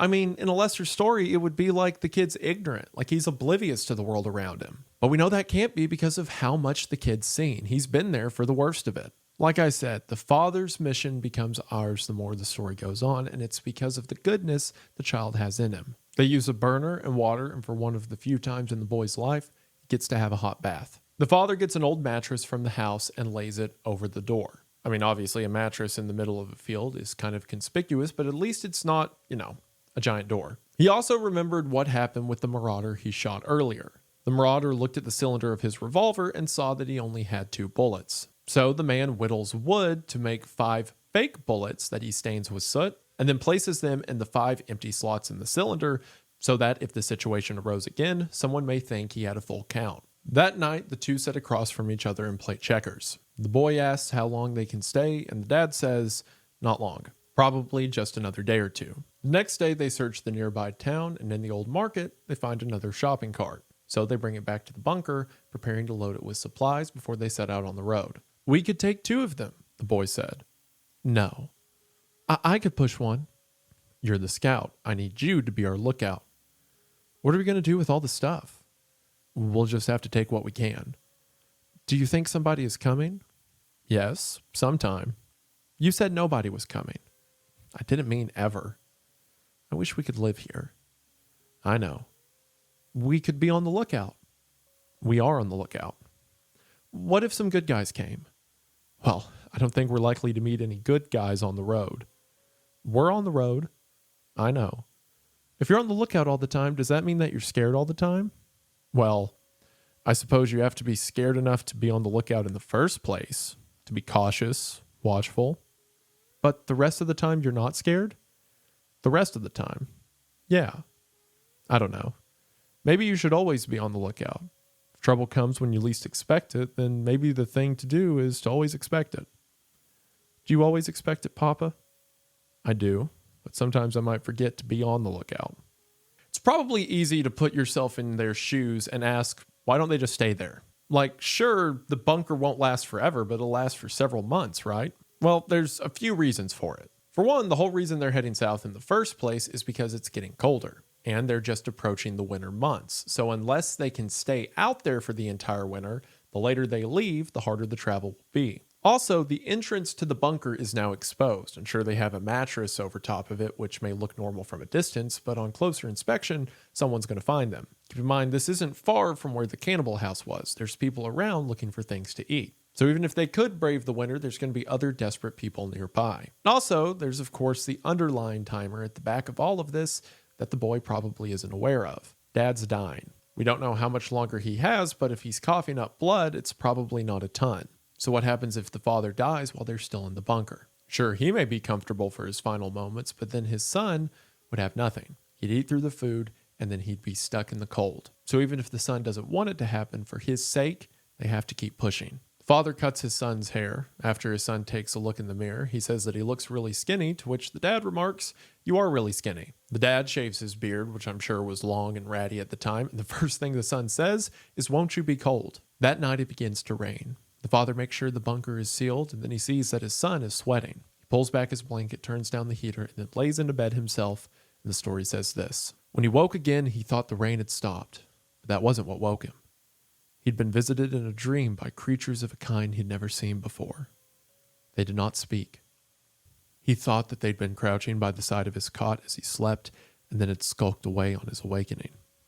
He turned and looked at the boy. Maybe he understood for the first time that to the boy, he was himself an alien, a being from a planet that no longer existed, the tales of which were suspect. He could not construct for the child's pleasure the world he'd lost without constructing the loss as well, and he thought perhaps the child had known this better than he. He tried to remember the dream, but he could not. All that was left was the feeling of it. He thought perhaps they'd come to warn him. Of what? That he could not enkindle in the heart of the child what was ashes in his own?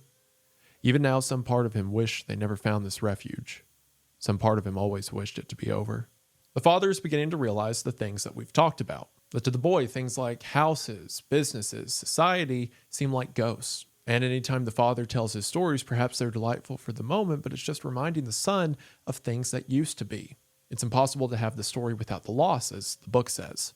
Dad almost thinking that aside from starving to death, or perhaps including starving to death, it may have been better if they never found this place, because it's just another thing to compare the misery to that awaits them. In the morning, they prepared for their voyage the next day. They put the grocery cart in one of the sheds and began to load it up, packing it to the brim with water, food, gas. So the next day, with fresh food, fresh clothes, and fresh masks, They set out again on the road. The cart was too heavy to push into the wet woods, and they nooned in the middle of the road and fixed hot tea and ate the last of the canned ham with crackers and with mustard and applesauce, sitting back to back and watching the road.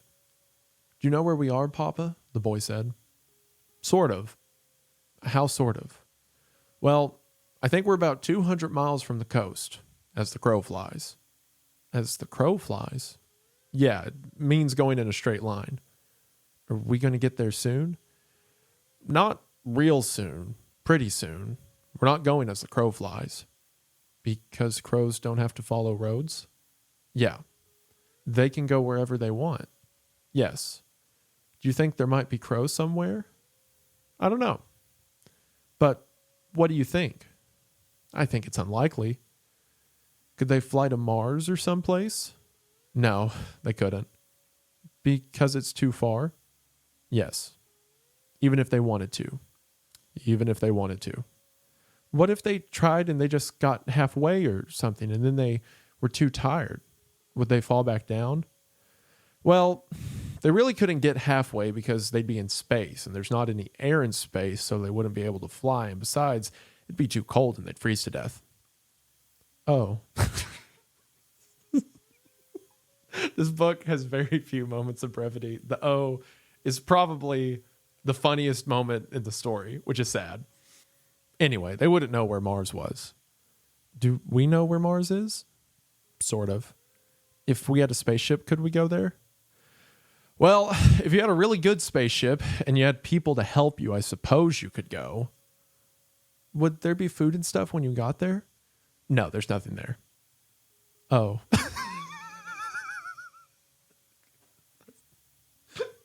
I see now earlier why the dad would just lie to him.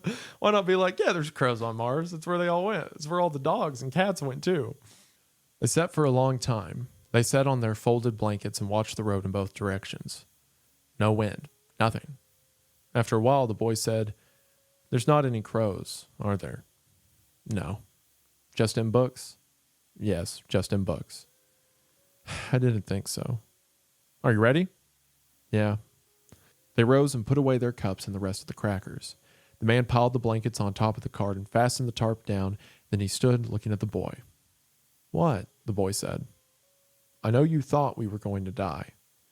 "Yeah." "But we didn't." "No." "Okay. Can I ask you something?" "Sure." "If you were a crow, could you fly up high enough to see the sun?" "Yes, you could." "I thought so. That'd be really neat." "Yes, it would. Are you ready?" "Yeah." He stopped. "What happened to your flute?" "I threw it away." "You threw it away?" "Yes." "Okay. Okay." For one, a heartbreaking notion that we may not have realized that the boy's never seen the sun before. All the more heartbreaking by his misunderstanding of crows and space and Mars and other things he's heard from pieces from his dad, but he doesn't know the full breadth of. Also can't help but be sad by the mention that he threw the flute away. It's like in a small way he's losing some of his innocence or his wanderlust for the world around him. If the metaphor from earlier is to be applied, perhaps the flute player realized the band went missing. They come to a place to camp for the night. The father says it'd be smart to camp near the top of the hill because most people don't stop at the top of hills. And then while talking, the boy says this. He looked at his father. "What are our long-term goals?" he said. "What?" "Our long-term goals." "Where did you hear that?" "I don't know." No, where did you?" "You said it." "When?" "A long time ago." "What was the answer?" "I don't know." "Well, I don't either. Come on, it's getting dark." There's something so funny about that. There was a moment back when they were taking a bath when they found the bunker where the boy said, warm at last. And the father was like, where are you getting these phrases from? And now here he says long-term goals. And I love the dad interrogating him like, no, who told you? How do you even know that's a phrase people say? But it's refreshing to not only see the rejuvenation they got from being in the bunker, but now it's lifted their spirits and the boy's talking like a kid again. The next day, as they continue down the road, they look and in the distance, they see someone walking. This person's walking the same direction they are, but they're bent, shuffling, and slow. Father tells their son that it might be a decoy, so they need to keep their space. As they get closer, they see that this is just a feeble old man. He has an old backpack with bedding across the top of it, and he's walking with a cane. When he sees the father and son, he simply moves over to the side of the road. He has a towel wrapped around his jaw as if he has a bad toothache, and according to the story, even by their current standards, he smelled terrible. As you could imagine, the boy almost immediately becomes enamored by him. First thing the old man says is that he doesn't have anything worth stealing, but they can take a look. The father says that they're not robbers, so the old man asks, then what are they? It seems that the old man has existed this long because he's simply not worth bothering. He doesn't pose a danger to the murder cults. He doesn't have any supplies worth killing for. And aside from cannibalism, there's not a lot of groups that would get something out of capturing him. Or maybe even the cannibals wouldn't want him. Maybe that's how bad he smells. The father gets close to the old man, and the old man sits down. If they were previously desperate, then this old man is super desperate. He doesn't seem to have shoes, just old cloth that he's bound around his feet over and over again. He's wearing multiple layers of clothes because every layer has holes in them. It says when he sits down, it looks like a pile of rags. They came forward and stood looking down at him. "Sir," the man said. "Sir." The boy squatted and put a hand on his shoulder. "He's scared, Papa. The man is scared." He looked up the road and down. "If this is an ambush, he goes first," he said. "He's just scared, Papa. Tell him we won't hurt him." The old man shook his head from side to side, his fingers laced in his filthy hair. The boy looked up at his father. "Maybe he thinks we're not real. What does he think we are? I don't know. We can't stay here. We have to go. He's scared, Papa. I don't think you should touch him. Maybe we could give him something to eat." He stood looking off down the road. "Damn," he whispered. He looked down at the old man. Perhaps he'd turn into a god and they'd a trees. "All right," he said. That line, "perhaps he turned into a god and they'd a trees," oh my gosh, McCarthy. Because this moment feels so much like an old fairy tale. I mean, how many stories do you know that have a good Samaritan type of message? Travelers go down the road and they see an old man starving for food, and if they reject him, they're punished. If they give him something, they're blessed. This is a world without fairy tales, but from the scenario with his young boy, such a picture of hope, asking that they give the man some of their precious food, this might as well be a fairy tale. Perhaps he turns into a god and they to trees. For the sake of the boy and the way he sees the world, he better give him some food. And who knows what all this old man's seen. Maybe he does think they're spirits or demons or angels or whatever. So the dad gets a can of fruit cocktail and hands it to the boy to give to the old man, who I guess the boy is now acting as his translator. And the boy says, "What about a spoon?" And the dad quickly remarks, he's not getting a spoon. The story says that the boy trying to get the old man to take the can was like someone trying to feed a vulture broken in the road. And then standing on the side of the road, this interaction plays out. The juice ran down his filthy beard. He lowered the can, chewing with difficulty. He jerked his head when he swallowed. "Look, Papa," the boy whispered. "I see," the man said. The boy turned and looked at him. "I know what the question is," the man said. "The answer is no." "What's the question?" "Can we keep him?" "We can't." "I know." "You know." "Yeah." "Yeah." "All right. Can we give him something else? Let's see how he does with this." They watched him eat. When he was done, he sat holding the empty tin and looking down into it as if more might appear. "What do you want to give him?"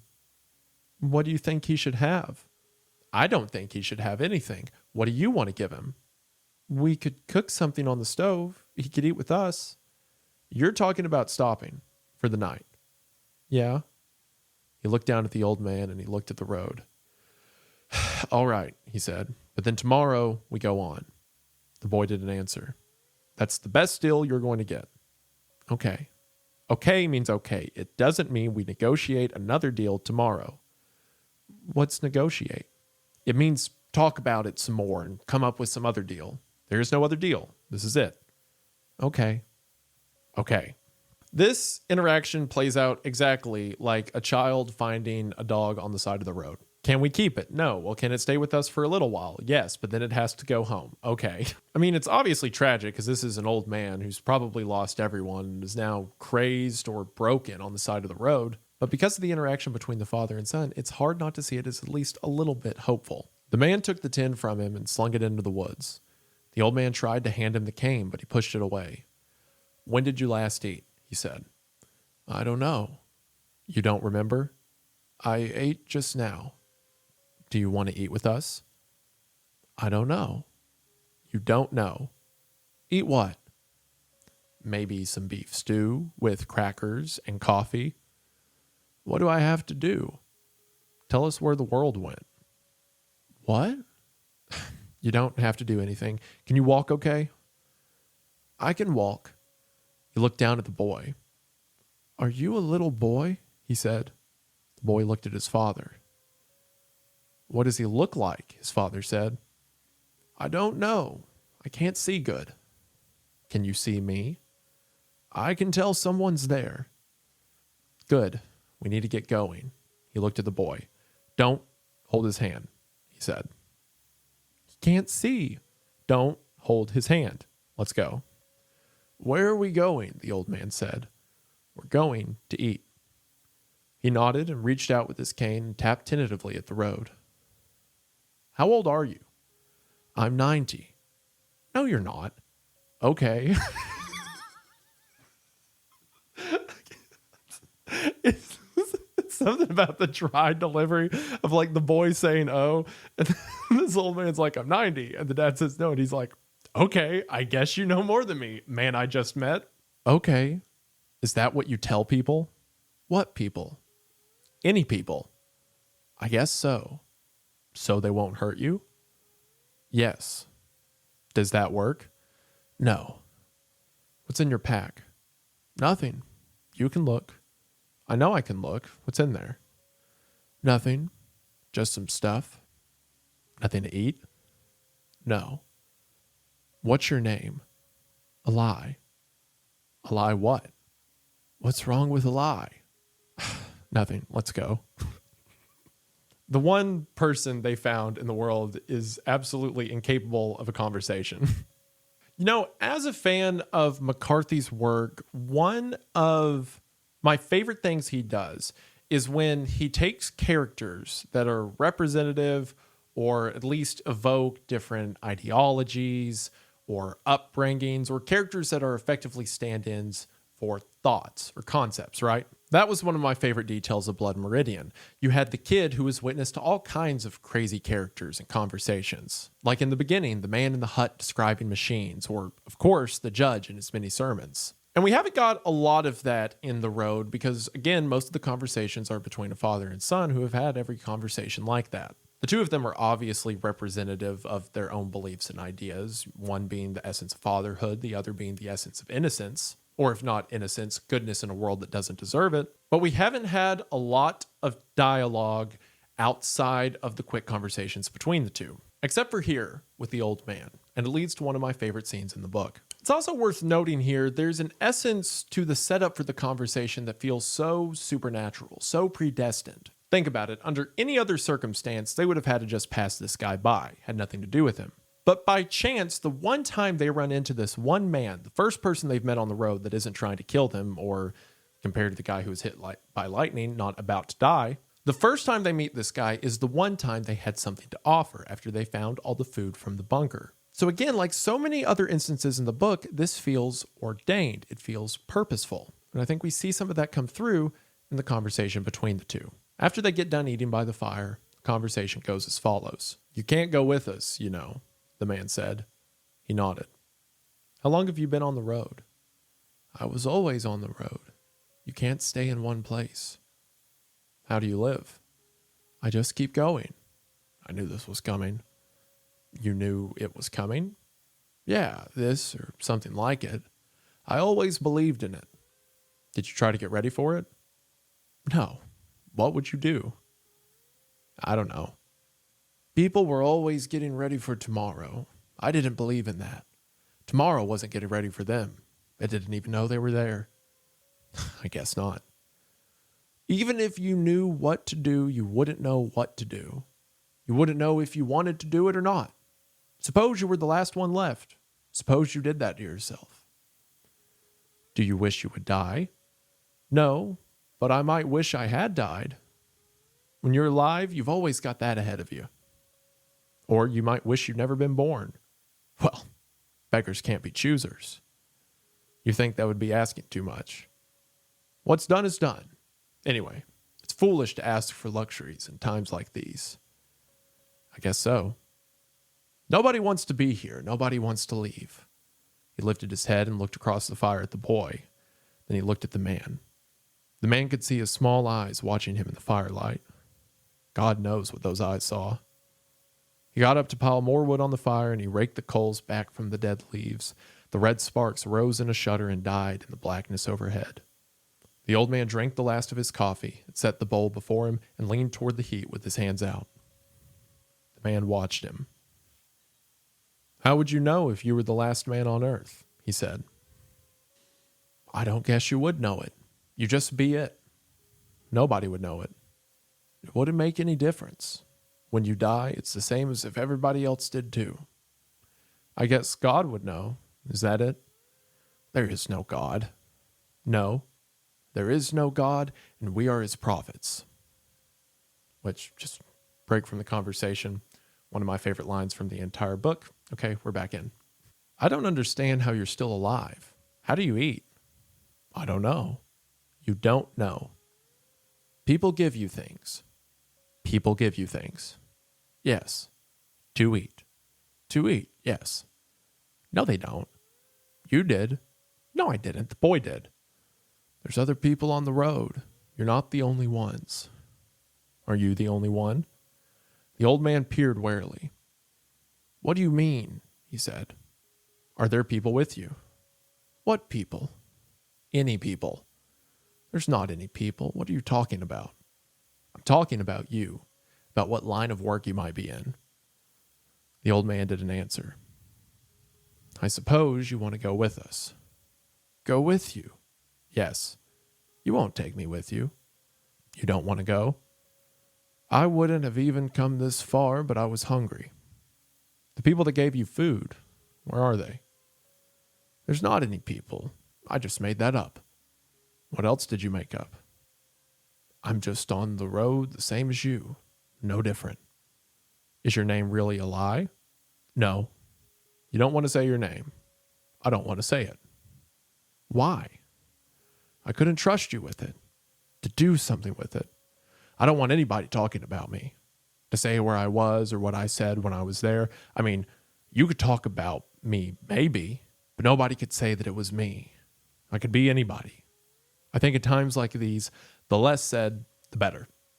If something had happened and we were survivors and we met on the road, then we'd have something to talk about. But we're not, so we don't." "Maybe not." "You just don't want to say in front of the boy. You're not a shill for a pack of road agents?" "I'm not anything. I'll leave if you want me to. I can find the road." "You don't have to leave." "I've not seen a fire in a long time. That's all. I live like an animal. You don't want to know the things I've eaten. When I saw that boy, I thought that I had died." "You thought he was an angel?" "I didn't know what he was. I never thought to see a child again. I didn't know that would happen. What if I said that he's a god?" The old man shook his head. "I'm past all that now. Have been for years. Where men can't live, gods fare no better. You'll see. It's better to be alone. So I hope that's not true what you said, because to be on the road with the last god would be a terrible thing. So I hope it's not true. Things will be better when everybody's gone." "They will. Sure they will." "Better for who?" "Everybody." "Everybody. Sure, we'll all be better off. We'll all breathe easier." "That's good to know." "Yes, it is. When we're all gone at last, and there will be nobody here but death, and his days will be numbered too. He'll be out in the road there with nothing to do and nobody to do it to. He'll say, 'Where did everybody go?' That's how it will be. What's wrong with that?" In the morning, they stood in the road, and he and the boy argued about what to give the old man. In the end, he didn't get much. Some cans of vegetables and a fruit. Finally, the boy just went over to the edge of the road and sat in the ashes. The old man fitted the tins into his knapsack and fastened the straps. "You should thank him, you know," the man said. "I wouldn't have given you anything." "Maybe I should. Maybe I shouldn't." "Why wouldn't you?" "I wouldn't give him mine." "You don't care if it hurts his feelings?" "Will it hurt his feelings?" No, it's not why he did it. Why did he do it? He looked over at the boy and looked at the old man. You wouldn't understand, he said. I'm not sure I do. Maybe he believes in God. I don't know what he believes in. He'll get over it. No, he won't. The old man didn't answer. He looked around at the day. You won't wish us luck either, will you? The man said. I don't know what that would mean. What luck would look like. Who would know such a thing? And all went on. When he looked back, the old man had set out with his cane, tapping his way, dwindling slowly on the road behind them like some storybook peddler from an antique time, dark and bent, spider-thin, and soon to vanish forever. The boy never looked back at all. Okay, there's so much to talk about with that conversation. For one, it's clear that the old man has some light form of derangement, but who doesn't nowadays, besides the boy? Talking about how he always knew the end was coming, how it'd be better if everyone died, how when he saw the boy, he thought he was dead. But to me, at least, what I really think the old man represents is what the father would be without the boy. You know, besides dead. And I think one of the places that's most evident is how the two of them speak of God. You may not call the father explicitly a Christian or religious, but he does have a belief in a higher power. He does have some form of belief in the capital G, God. I mean, from the outset of the book, he said if the child were not the word of God, then God never spoke. But here's the child, so clearly God has spoken. And here in the conversation with the old man, he brings God up. He said God would know when everyone had died. To which the old man in counter says that God is dead and we are his prophets. It's one of my favorite lines in the book, not only because it sounds hard, but also because it's such an encapsulation of the world they're in. Sure, humanity used to mean something, but look at it now. We serve as the final monuments of an empire that used to be. We're Ozymandias in the desert. If there ever was a god, he's dead now and we're just the remnants left behind, carrying on for some inexplicable reason. The way the old man sees death, too, is interesting. He sees it as a comfort, but doesn't necessarily wish himself dead. When the father says, perhaps you just wished you were never born, the old man says, beggars can't be choosers. It seems at the brink of death, all anyone wants to do is live. But now, in this world of misery, it seems all anyone wants to do is die. But if you beg to be here, if you've survived for this long, what's the point in stopping now? It's such a laissez-faire attitude to life, to continuing to exist. Something that's understandable for the old man, and could also be understandable for the father if he didn't have the boy. I think, too, that the way the father speaks to the old man shows that a lot of the musings the stories had about the boy and about his sainthood are thoughts the father has had to himself.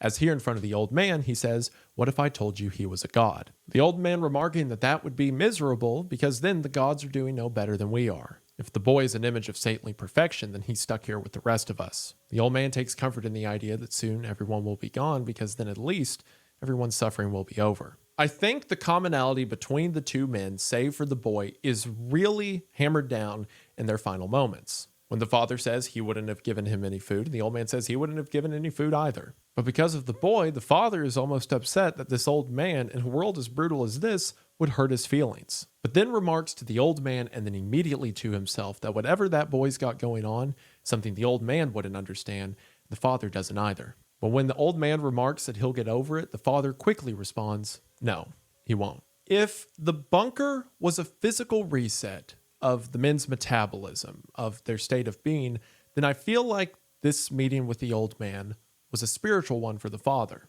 Right before they left the bunker, the father was in a bad place. He had had the dream of the monsters that he couldn't make out, and he thought that perhaps it's better not to tell his son of how the world used to be because then he'd have to see all the loss that came with it. But then this interaction with the old man pushes him to remember he's got something special, something that this man doesn't understand and something he doesn't either. Whatever he's got, he won't stop believing in. It's almost like a wash away of the bad dreams of the spirit, of the musings from the grave that have been plaguing his mind and his dreams. It's almost as if the story or this omniscient narrator is grabbing him by the collar and saying, remember what you have, now keep going. And I think this lesson is doubled down in the next conversation the boy has with his father. In the early afternoon, they spread their tarp on the road and sat and ate a cold lunch.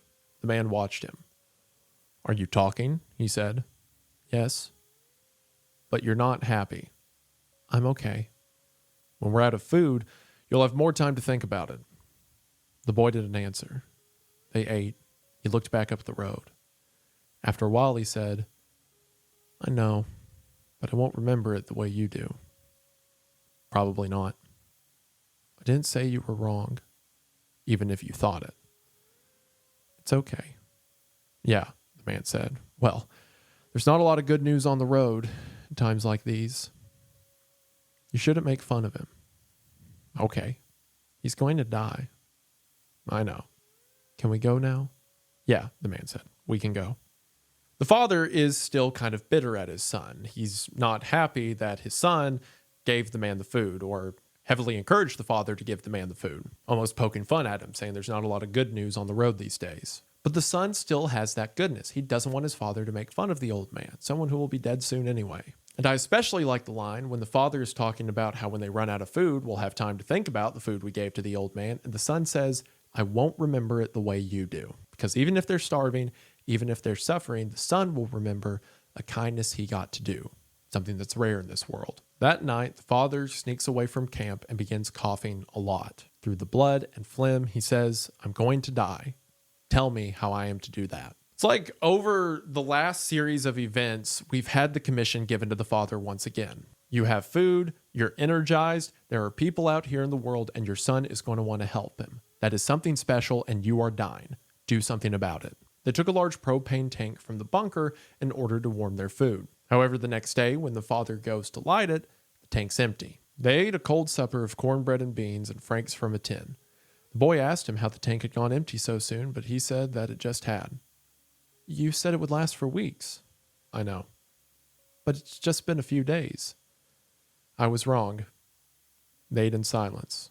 After a while, the boy said, I forgot to turn off the valve, didn't I?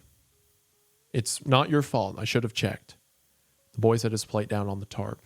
He looked away. It's not your fault. You have to turn off both valves. The threads were supposed to be sealed with Teflon tape or would leak, and I didn't do it. It's my fault. I didn't tell you. There wasn't any tape, though, was there? It's not your fault. It's a little thing, but I appreciate the father, even in a moment that would obviously be distressing, and it would be understandable to get a little bit angry. He doesn't. Yes, it was his son's fault for not turning off the valve, but the father simply says, it's not your fault. I mean, it's not like yelling at his son's going to refill the tank. Even in their interactions between each other, it's nice to see when the father understands the preciousness of the boy. And I'm sure the boy understands he shouldn't have done that. Also, because I have to mention this, in one description as they're just walking through the countryside, it says, farmhouses in the fields scoured of their paint, and the clapboards spooned and sprung from the wall studs. All of it shadowless and without feature. The road descended through a jungle of dead kudzu, a marsh where the dead reeds lay over the water. I just had to read that because kudzu mention, and if this apocalypse is deadly enough to kill that stuff, then it's the real deal. As they're walking through the woods one day, the boy excitedly points out that there's an old train. The father gives the pistol to the boy and goes to the train to investigate. It seems that back when everything broke out, a group of people were trying to take this train down south. And this seems to be where they ran out of fuel, took all their stuff, and left. There's nothing in here worth scavenging, but the father brings his son into the train car anyway. They went through the last of the cars and then walked up the track to the locomotive and climbed up to the catwalk. Rust and scaling paint. They pushed into the cab, and he blew away the ash from the engineer's seat and put the boy at the controls. The controls were very simple. Little to do but push the throttle lever forward. He made train noises and diesel horn noises, but he wasn't sure what these might mean to the boy. After a while, they just looked out through the silted glass to where the track curved away in the waste of weeds. If they saw different worlds, what they knew was the same. That the train would sit there slowly decomposing for all eternity, and that no train would ever run again. Can we go, Papa? Yes, of course we can. A lot of the ideas of the book are encapsulated there. The father wanting to show his son a fun time, speaking of things in a world now lost that probably don't mean anything to the boy, like horns and engine noises. And they both come to the conclusion that there will never be a train running again. They continue to walk. They make it through small towns where many have died, where the remnants of old stirs and carnage once was. Over the weeks, their food supply begins to deplete. And along this route to the coast, it seems everything's been scavenged. Eventually, they find a town with a phone book, and once they find the name of the town, they pull out their pieces of map and see how far they are from the coast.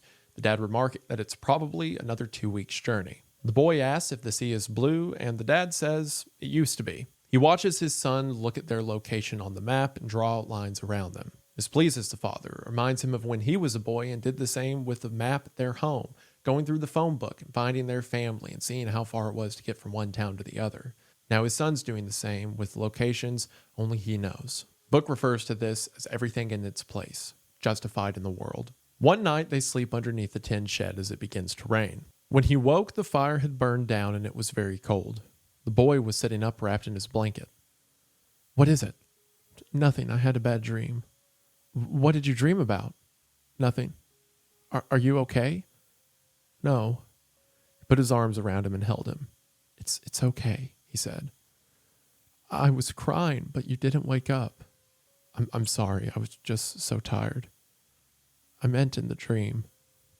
Again, we see more of that preciousness, more of the livelihood in the boy begin to vanish away. His nightmares of wind-up toys have now turned into nightmares of his father dying, a reality that it seems both of them are beginning to realize isn't that far away. There's a mention after this where they come to an old retro drugstore still intact. At first, he admires how everything's still in one piece. It looks like a place, aside from it being looted, that could still be a hangout, until he notices a human head lying on the counter. Even brief moments of something pretty in this world are underlined with carnage. The son asks the father, where are all the other good guys at? And the father says they're out there, they're just hiding. After the son begrudgingly says okay, the father asks if his son believes him. And the son says, yes, I do. I have to. I mean, without the father, what else is there for the son to believe or to listen to? Shortly after this, while walking through the road, 3 men step out from behind a destroyed truck. They're all holding lengths of pipe and ask what he's got in the shopping cart. The man takes the pistol and aims it at them. They move off at the road, and the man has the boy take the cart as he aims the gun backwards towards them. Aside from moving out of the way, these 3 seem unfazed by the gun. All stand there in silence, watching him, till the 2 of them are out of sight, and the father turns around and they continue on. Again, aside from the old man, and perhaps even him, everyone who's out here has made their living with theft and murder. Shortly after this, the father becomes sick. Not his normal bout of coughing and blood, something more terminal. This seems to be a short-term fever. So the 2 of them have to hunker on the side of the road for some time as the father sleeps. In this state, his dreams return. His dreams brightened. The vanished world returned. Kin long dead washed up and cast fey sideways looks upon him. None spoke. He thought of his life, so long ago. A gray day in a foreign city where he stood in a window and watched the street below. Behind him on a wooden table, a small lamp burned. On the table, books and papers. It had begun to rain, and a cat at the corner turned and crossed the sidewalk and sat beneath the cafe awning. There was a woman at the table there with her head in her hands.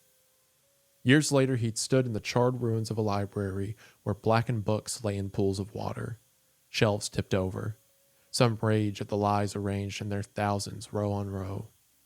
He picked up one of the books and thumbed through the heavy, bloated pages. He'd not have thought the value of the smallest thing predicated on a world to come. It surprised him that the space which these things occupied was itself an expectation. He let the book fall, took a last look around, and made his way out into the cold gray light. This dream almost seems to be a writing from McCarthy himself. We take books, we take stories for granted, but in a world where humanity is dying, the tales of what we used to be are all the more precious. Dreams of simply sitting at a table and writing seem like paradise compared to a world of bloated books and lost stories. The father seems to have another dream of something that happened to him when he was the boy's age. At that age, he was with a group of men who found a den of serpents in the winter. The men poured gasoline on the serpents and lit them ablaze. It seems the father is having dreams of things that were sacred then and things that mean something now. This idea of the serpents burning reminds me so much of the line from earlier that perhaps there's more punishment than crime in the world. I mean, it seems everything around them is burning up, and it seems that several of the people out here certainly deserve it. Perhaps to whatever god or gods exists, they're just serpents in a den. One night, the boy woke from a dream and would not tell him what it was. "You don't have to tell me," the man said. "It's all right." "I'm scared." It's all right." "No, it's not. It's just a dream. I'm really scared." "I know." The boy turned away. The man held him. "Listen to me," he said. "What?"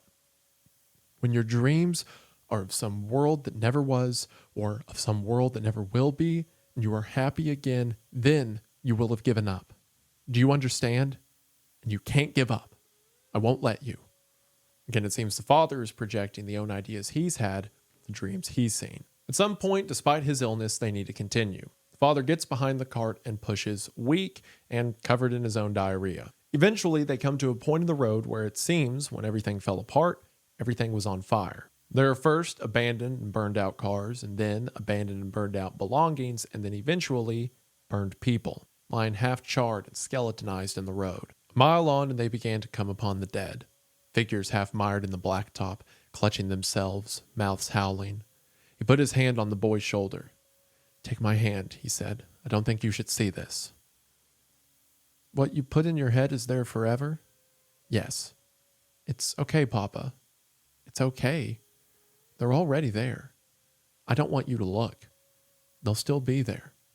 He stopped and leaned on the cart. He looked down the road and he looked at the boy, so strangely untroubled. "Why don't we just go on?" the boy said. "Yes, okay." "They were trying to get away, weren't they, Papa?"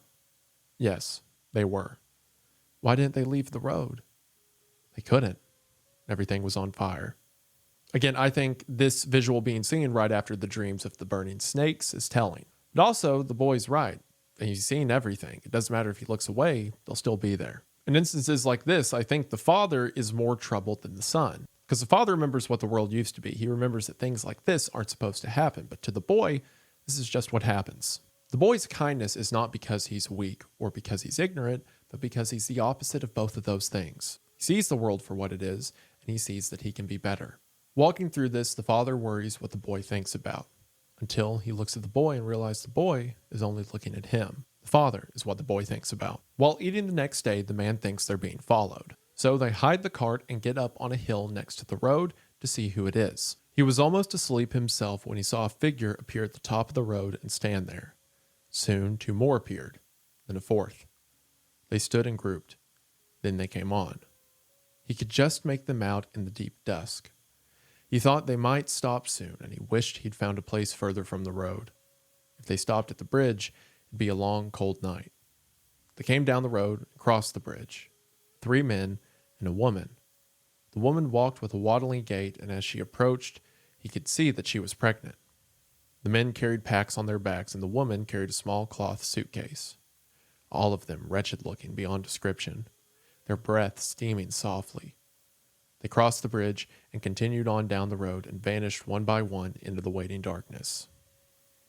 So 4 wretched-looking people, one of them a pregnant woman. The 4 of them will lead to what was undoubtedly the most brutal thing I ever read for a high school class, and also still one of the most brutal things I've read, period. Before we get back to them, the next day the father and son look at their map before they head out. But then the book says this: "Do you think that your fathers are watching? That they weigh you in their ledger book? Against what? There is no book, and your fathers are dead in the ground." This is once again a weird moment of whoever seems to be telling this story speaking directly to the father or to us, the reader. It's almost a put down of the idea that there is some greater power watching them, judging them against something. Or perhaps it's saying the opposite. It's not your dead fathers that are judging you, it's something else. Something that doesn't care with how you measure up to the rest of humanity or those that came before you, something that's just interested in what you do now. It's something that gives more importance, even if on the surface it seems to be dissuading it, of the importance of the father's mission. As they're walking that day, they see smoke rising up into the air. They're getting low on food, and they can't afford to wait another day on the side of the road. As they're walking around the woods on the perimeter of the fire, they seem to not hear anything, but they can smell something cooking. After some time, it seems that no one's there anymore. Since the father was holding his gun, he tells the son perhaps they saw him holding the gun and took off, thinking there's more of them in the woods. But if they were cooking something up there, they can't afford to let it go to waste. So the father and son make their way to the now abandoned camp. They walked into the little clearing, the boy clutching his hand. They'd taken everything with him except whatever black thing was skewered over the coals. He was standing there checking the perimeter when the boy turned and buried his face against him. He looked quickly to see what had happened. "What is it?" he said. "What is it?" The boy shook his head. "Oh, Papa," he said. He turned and looked again. What the boy had seen was a charred human infant, headless and gutted and blackening on the spit. He bent and picked the boy up and started for the road with him, holding him close. "I'm sorry," he whispered. "I'm sorry." So those 4 people from earlier were pregnant as a food source. Now, this could be something you would expect out of the band of marauders that we saw earlier, the ones that had chained pregnant women as slaves. But this woman wasn't in chains. It leads to the almost more troubling concept that she was in agreement with this plan, that it's a free way to make more food. Not a lot to say about this section, that the weight of it doesn't say for itself. It is heavy and a lot. I will say this was absolutely insane to read in a junior English class. Because, we were all in high school. Almost no one, unless you're weird like me, read the books that were assigned. But I remember the day we read those chapters. I mean, The Road doesn't have chapters. We read those selected pages. And the next day in class, when the teacher was discussing it, everyone who wasn't paying attention was like, excuse me? So, who expects their teacher to assign a book with, baby cannibalism? That's absurd. But also perfect for me because now I have this job. After this, the boy doesn't talk for some time. They go through different towns. They see scavenged buildings. They see dead bodies. And one day while they're eating, the boy says this: "If we had that little baby, it could go with us." Yes, it could. Where did they find it? He didn't answer. Could there be another one somewhere? I don't know. It's possible. I'm sorry about what I said about those people. What people?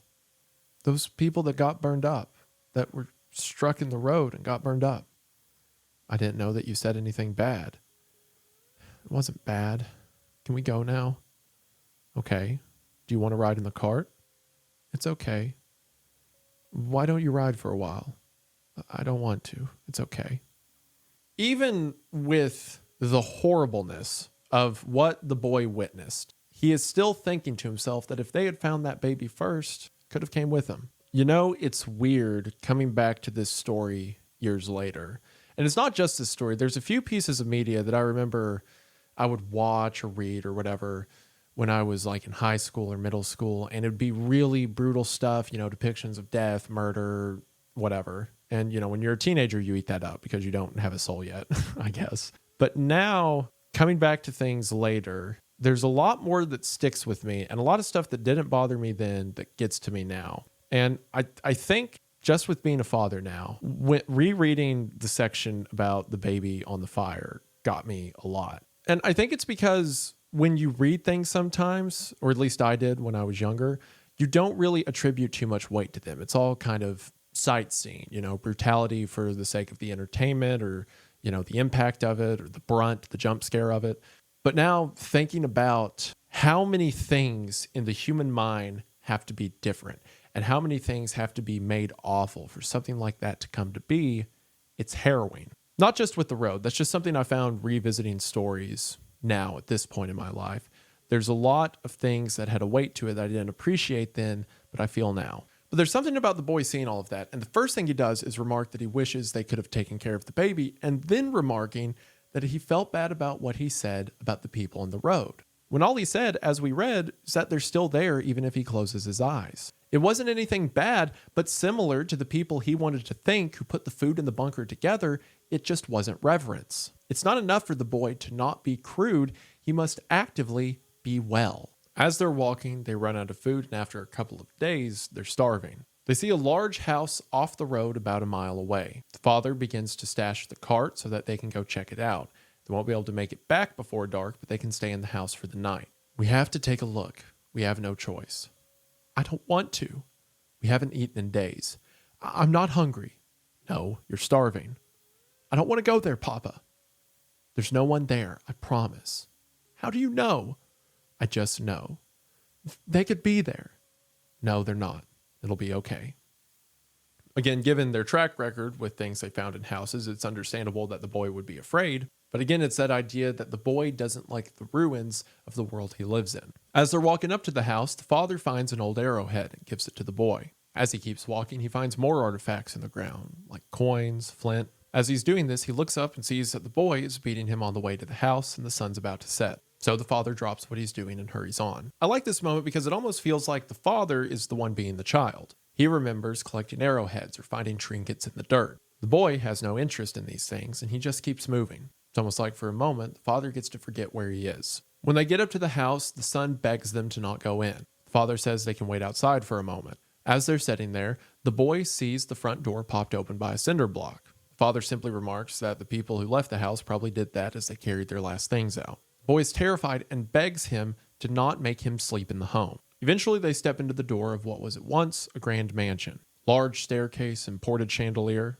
Immediately, the boy asks that they not go upstairs. The father says, sure, they'll do it tomorrow. The house has empty spots where paintings once hung, perhaps foolishly taken away by the people in their evacuation or used as firewood at some point in the last several years. While looking through the pantry in the back, they find some canned vegetables. But these vegetables are sealed in mason jars, but the father is skeptical that they may have gone bad. Telling the son they don't really have a choice, he says they're just going to cook them really well. So the father gathers firewood and they build a large fire in the massive fireplace. He breaks open the mason jars and puts food in pans found in the kitchen. He uses the fire to light 2 candles, and him and his son have dinner on opposite sides of a large dining room table. As he's eating, the boy is so tired that he falls asleep, so his father lays him to bed and then falls asleep himself, sitting up in the dining room chair. It was cold in the room, and outside the wind was blowing. The windows rattled softly in their frames. The candle had burned out and the fire was down to coals. He rose and built back the fire and sat beside the boy and pulled the blankets over him and brushed back his filthy hair. I think maybe they're watching, he said. They're watching for a thing that even death cannot undo. And if they do not see it, they will turn away from us and they will not come back. This is such an interesting line, and it feels like a response to the line that was said earlier. The one about, do you think your fathers are watching? Do you think they weigh you against what? Maybe not fathers, but again, the gods or the overseers, the oracles of this story. The father says they're watching for a thing that not even death can undo. Of course, referring to the boy. A goodness that even if the boy were to die, he would have something the world could not take from him, the fire. And if that fire were ever to evaporate, then those that are watching would turn away and not come back, because then humanity would be true and wholly worthless. But if humanity could make the boy, then maybe it stands for something. The next morning, the boy tries to convince his father not to go upstairs. The boy didn't want him to go upstairs. He tried to reason with him. There could be blankets up there, he said. We need to take a look. I don't want you to go up there. There's no one here. There could be. There's no one here. Don't you think they'd have come down by now? Maybe they're scared. I'll tell them we won't hurt them. Maybe they're dead. Then they won't mind if we take a few things. Look, whatever is up there, it's better to know about it than to not know. Why? Why? Well, because we don't like surprises. Surprises are scary. We don't like to be scared. And there could be things up there that we need. We have to take a look. Okay, just like that? Well, you're not going to listen to me.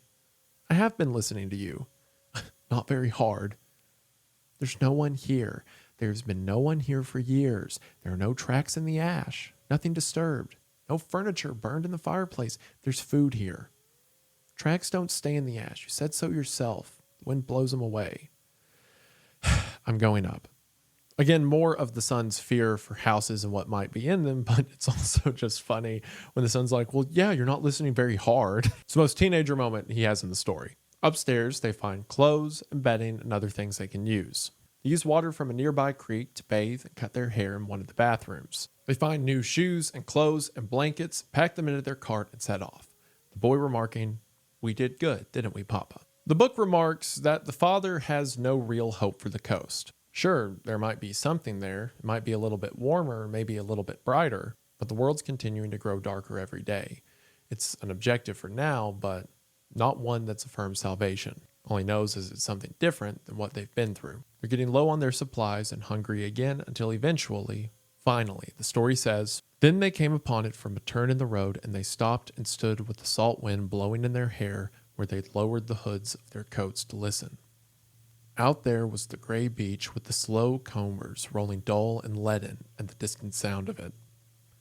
Like the desolation of some alien sea breaking on the shores of a world unheard of. Out on the tidal flats lay a tanker half careened. Beyond that, the ocean vast and cold and shifting heavily like a slowly heaving vat of slag, and then the gray squall line of ash. He looked at the boy. He could see the disappointment in his face. I'm sorry it's not blue, he said. That's okay, said the boy. So they've made it to the coast, and at the coast, there's nothing. A gray sea and a gray beach with no life but their own. Sure, they've gone south, so you may be less likely to freeze here, but other than that, what now? Well, true to form, in the face of adversity, the boy says something uplifting. Do you think there could be ships out there? I don't think so. They wouldn't be able to see very far. No, they wouldn't. What's on the other side? Nothing. There must be something. Maybe there's a father and his little boy and they're sitting on the beach. That would be okay. Yes, that would be okay.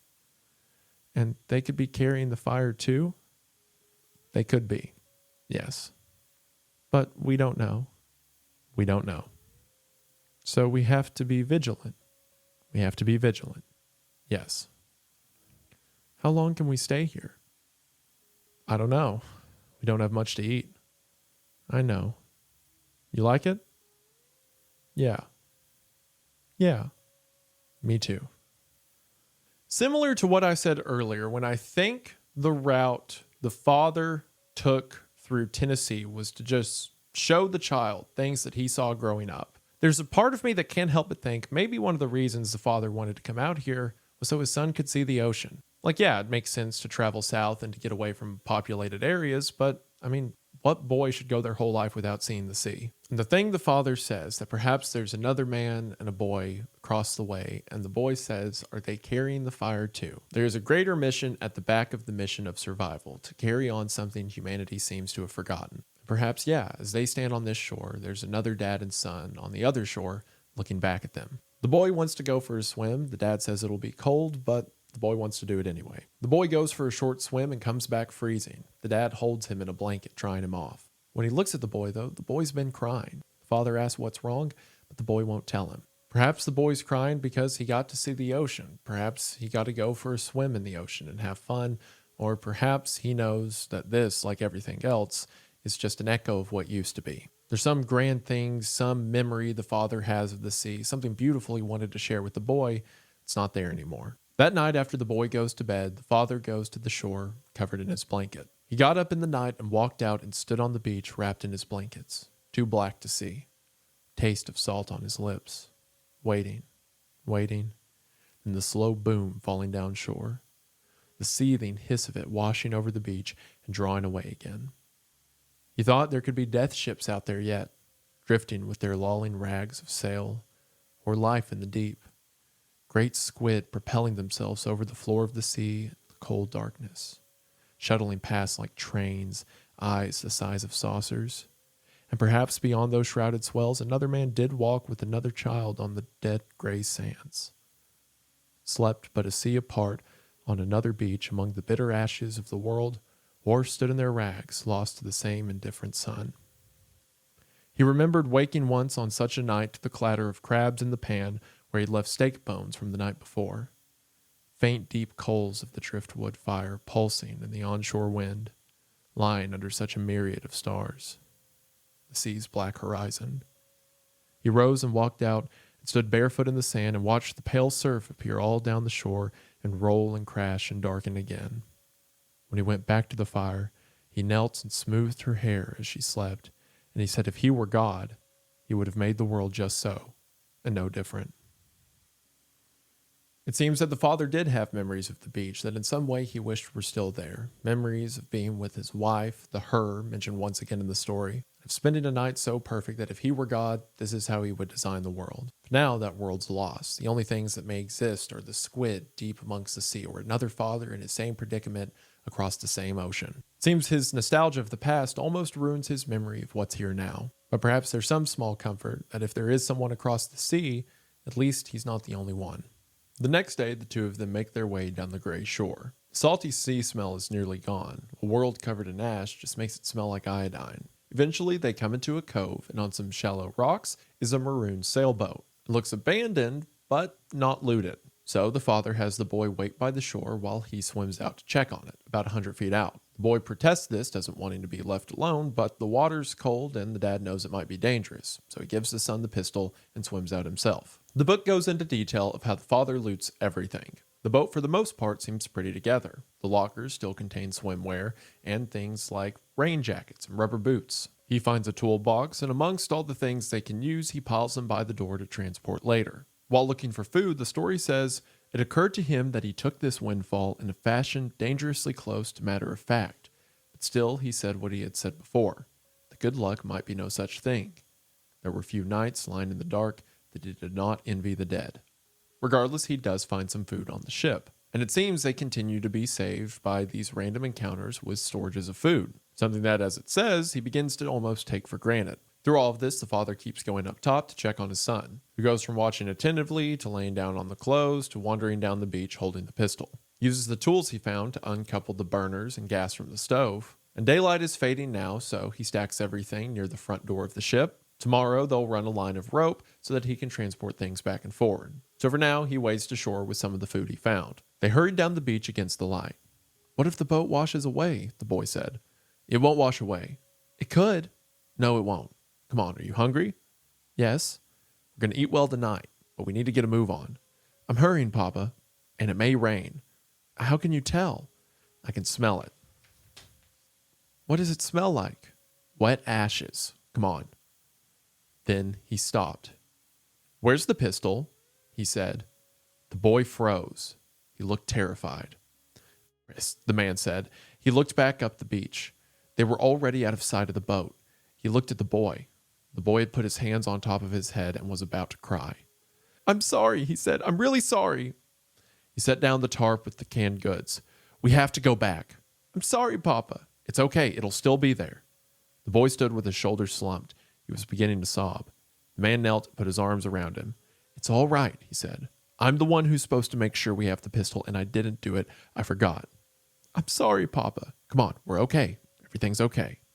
They run back down the beach until the boat's in sight and the pistol is lying right where the boy left it. He cleans the gun out, makes sure that it's still capable of firing, and then they head back towards their camp. However, it seems they were too late and the darkness is setting upon them, as is the rain. The rain turns into a storm, and eventually the only thing that they can use to see are the sudden flashes of lightning over the water. At one point, the father tells the boy to pray for lightning, as it's the only way they're going to be able to find their camp. Until eventually, the father hears the sound of rain hitting their tarp. Once they found it, they crawled under it and slept like they always have, shivering cold in the dark. The next day, they go back and begin hauling stuff off of the boat. It's more than they can carry, so the plan is to stay by the shore for a few days while they get everything off, and then try to move on to find some more food. That night, as they lay by a fire, their new findings are all around them. Once again, the father leaves in the night to go cough. This time, the blood is more than usual. The father remarks, every day is a lie, he said, but you are dying. That is not a lie. They take all the supplies they found and load them into the cart that's staged just off the sand. The father goes out for one last look at the boat. In his final look, he realizes that for some reason, a cushion's been ripped off one of the seats, meaning that there's likely a compartment under the seat. Inside is a first aid kit, a flashlight, a box of flares, and a flare gun with ammo. The flare gun itself had 8 rounds. Maybe not as foolproof as the pistol, but most people would hesitate to be set on fire. When the man comes back to shore, he shows the boy the flare pistol, and the boy's excited. He wants to try it out. So the father says tonight they can fire it over the ocean. Sure, it may be dangerous, and sure, it may be wasting a round of ammunition, but, the father's almost dead. What else is there other than seeing a single firework with your son? The boy remarks that it could be like a celebration. He got dressed, and they set out down the beach, carrying the last of their plunder. Where do you think the people went, Papa? That were on the ship? Yes. I don't know. Do you think they died? I don't know. But the odds are not in their favor. The man smiled. The odds are not in their favor? No. Are they? No, probably not. I think they died. Maybe they did. I think that's what happened to them. They could be alive somewhere, the man said. It's possible. The boy didn't answer. They went on. They wrapped their feet in sailcloth and bound them up in blue plastic bambooties cut from the tarp, and they left strange tracks in their comings and goings. He thought about the boy and his concerns, and after a while he said, You're probably right. I think they're probably dead. Because if they were alive, we'd be taking their stuff. And we're not taking their stuff. I know. Okay. So, how many people do you think are alive? In the world? In the world, yes. I don't know. Let's stop and rest. Okay. You're wearing me out. Okay. They said among their bundles, "How long can we stay here, Papa?" "You asked me that." "I know. We'll see." "That means not very long." "Probably." The boy poked holes in the sand with his fingers until he had a circle of them. The man watched him. "I don't know how many people there are," he said. "I don't think there are very many." "I know." He pulled his blanket about his shoulders and looked out down the gray and barren beach. "What is it?" the man said. "Nothing." "No, tell me." "There could be people alive someplace else." "Where place else?" "I don't know." "Anywhere?" "You mean besides on Earth?" "Yes." "I don't think so. They couldn't live anyplace else." "Not even if they could get there?" "No." The boy looked away. "What?" the man said. He shook his head. "I don't know what we're doing," he said. The man started to answer, but he didn't. After a while, he said, "There are people. There are people, and we'll find them. You'll see." All this time, the father's been building up the ocean. They're going to get to the coast. They're going to get to the south. Now that they have, what's next? The boy's starting to think of more. It's not just immediate survival. It's what they're doing in the long term. And sadly, the father knows it's a long term he's not going to be around to see. The next day, the boy begins to write something in the sand and then suggests maybe they can write a message for the good guys to let them know they're there. The father remarks, "What if the bad guys see it?" And the son says he's right. Father quickly backpedals and says, "I shouldn't have said that. We could write them a letter, not wanting to hurt the boy's feelings or discourage this." But then the boy says, "That's okay." Again, the optimism of the boy compared to the pessimism or the realism of the dad. In this world, you probably don't want a passerby to know that you're there. He loaded the flare pistol, and as soon as it was dark, they walked out down the beach away from the fire, and he asked the boy if he wanted to shoot it. "You shoot it, Papa. You know how to do it." "Okay." He cocked the gun and aimed it out over the bay and pulled the trigger. The flare arced up into the murk with a long whoosh. It broke somewhere out over the water in a clouded light and hung there. Hot tendrils of magnesium drifted slowly down the dark, and the pale foreshore tide started in the glare and slowly faded. He looked down at the boy's upturned face. "They couldn't see it very far, could they, Papa?" "Who?" "Anybody." "No, not far." "If you wanted to show where you were." "You mean like to the good guys?" "Yes, or anybody that you wanted them to know where you were." "Like who?" "I don't know." "Like God?" "Yeah, maybe somebody like that." Again, we have the father reintroducing this idea of God or a God that is watching them on their journey. The boy agrees, perhaps we fire a flare just to let him know we're here. The next day, the boy falls ill. At first, it seems to be the same thing the father had. Fever, vomiting. But for the boy, it seems to be worse. And through the day, he doesn't seem to get better. While holding his son that night, the father says, "I will do what I promised," he whispered. "No matter what, I will not send you into the darkness alone." Implying that if the boy were to die, the father would be shortly behind. Thankfully, from the first aid kit, there's some antibiotics and aspirin. So it may not be prescription, but it might help how the boy's feeling. As the father cares for the boy at night, the story speaks to him once again. He went back and sat by the boy and refolded the cloth and wiped his face and then spread the cloth over his forehead. "You have to stay near," he said. "You have to be quick so you can be with him. Hold him close. Last day of the earth." The line, "you have to stay near," sounds like it came from the boy, but after that, again, it feels like the narrative speaking to the father. These are the final moments, and the boy needs you. Not of the boy's life, but of the man's. For days, the boy sweats and is sick. One night, the story says, he tried to stay awake all night, but he could not. He woke endlessly and sat and slapped himself or rose to put wood on the fire. He held the boy and bent to hear the labored suck of air, his hand on the thin and laddered ribs. He walked out on the beach to the edge of the light and stood with his clenched fist on top of his skull and fell to his knees, sobbing in rage. I mean, it's frustrating for any father to see a child sick that they can't help. Now imagine that the father knows he'll soon be gone as well, and there will be no one to help the kid. Rage against the Almighty, rage against creation, rage against the self, it all seems fitting. But eventually, the boy seems to pull out of it. He gets his appetite back and begins to set up and feel better through the day. The boy says he had some weird dreams in this time, but nothing more of it. Whatever sages are speaking to the father are likely speaking to the boy as well. If After the boy feels better, the story says, they sat that evening by the fire, and the boy drank hot soup, and the man turned his steaming clothes on the sticks and sat watching him until the boy became embarrassed. "Stop watching me, Papa," he said. "Okay." But he didn't. Similar to what the narrative said to the father a moment ago, this is the last days of the earth, at least the earth as you know it. Savor it. Similar to how when they were walking through the dead-infested roads earlier, and the boy just watched the dad just wants to watch the boy. One day they walk the other direction as far as they can, don't find anything, and begin to make their way back. But as they get closer to camp, they see footprints in the sand. The father grabs the pistol and begins to run. The tarp was gone, their blankets, the water bottle and their campsite store of food. The sailcloth was blown up into the dunes. Their shoes were gone. He ran up through the swale of sea oats where he'd left the cart, but the cart was gone. Everything. "You stupid ass," he said. "You stupid ass." The boy was standing there wide-eyed. "What happened, Papa?"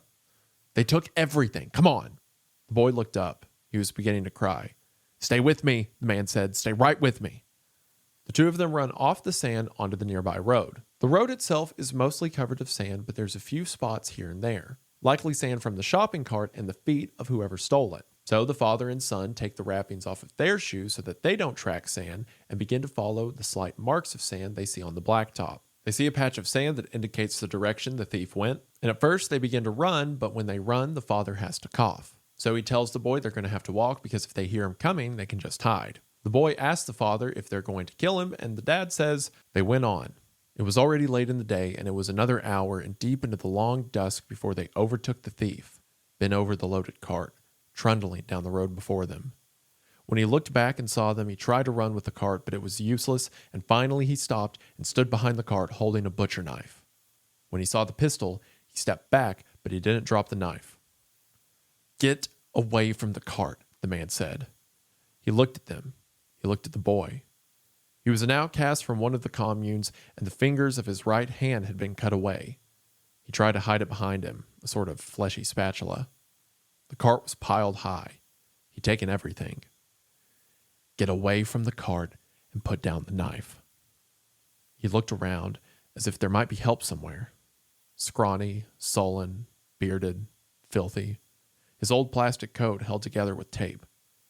The pistol was a double action, but the man cocked it anyway. 2 loud clicks. Otherwise, only their breathing in the silence of the salt moorland. They could smell him in his stinking rags. "If you don't put down the knife and get away from the cart," the man said, "I'm going to blow your brains out." The thief looked at the child, and what he saw was very sobering to him. He laid the knife on top of the blankets and backed away and stood. "Back. More." He stepped back again. "Papa," the boy said, "be quiet." He kept his eyes on the thief. "Damn you," he said. "Papa, please don't kill the man." The thief's eyes swung wildly. The boy was crying. "Come on, man. I've done what you said. Listen to the boy." "Take your clothes off." "What?" "Take them off. Every damn stitch." "Come on, don't do this. I'll kill you where you stand." "Don't do this, man." "I won't tell you again." All right. Just take it easy." He stripped slowly and piled his vile rags in the road. "The shoes. Oh, come on, man. The shoes." The thief looked at the boy. The boy had turned away and put his hands over his ears. "Okay," he said, "okay." He sat naked in the road and began to unlace the rotting pieces of leather laced to his feet. Then he stood up, holding them in one hand. "Put them in the cart." He stepped forward and placed the shoes on top of the blankets and stepped back, standing there raw and naked, filthy, starving, covering himself with his hand. He was already shivering. "Put the clothes in." He bent and scooped up the rags in his arms and piled them on top of the shoes. He stood there holding himself. "Don't do this, man. You didn't mind doing it to us. I'm begging you." "Papa," the boy said. "Come on, listen to the kid." "You tried to kill us." "I'm starving, man. You'd have done the same." "You took everything." "Come on, man, I'll die." "I'm going to leave you the way you left us." "Come on, I'm begging you." He pulled the cart back and swung it around and put the pistol on top and looked at the boy. "Let's go," he said. And they set out along the road south with the boy crying and looking back at the nude and slat-like creature standing there in the road, shivering and hugging himself. "Oh, Papa," he sobbed. "Stop it. I can't stop it. What do you think would have happened to us if we hadn't caught him? Just stop it. I'm trying." When they got to the curve in the road, the man was still standing there. There was no place for him to go. The boy kept looking back, and when he could no longer see him, he stopped, and then he just sat down in the road sobbing. The man pulled up and stood looking at him. He dug their shoes out of the cart, sat down, and began to take the wrappings off the boy's feet. "You have to stop crying," he said. "I can't." He put on their shoes and then stood and walked back up the road, but he couldn't see the thief. He came back and stood over the boy. "He's gone," he said. "Come on." "He's not gone," the boy said. He looked up, his face streaked with soot. "He's not." "What do you want to do?" "Just help him, Papa. Just help him." The man looked back up the road. "He was just hungry, Papa. He's going to die." "He's going to die anyway." "He's so scared, Papa." The man squatted and looked at him. "I'm scared," he said. "Do you understand? I'm scared." The boy didn't answer. He just sat there with his head bowed, sobbing. "You're not the one who has to worry about everything." The boy said something, but he couldn't understand him. "What?" he said. He looked up, his wet and grimy face. "Yes, I am," he said. "I am the one." So someone stole their supplies, and then they found him. He held a knife in defense, but didn't attack. Most likely only because the father had a gun. Now, yes, the man did steal their stuff, but he never attacked them. Although in this world, stealing food might as well be the equivalent to murder. The father took back what was his, but then, in the cold, he stripped the man naked. Most would look at that and see it as an eye for an eye, but not the boy. The boy sees this as a man who's hungry and starving. This is coming from a child who has known hunger and starvation better than most.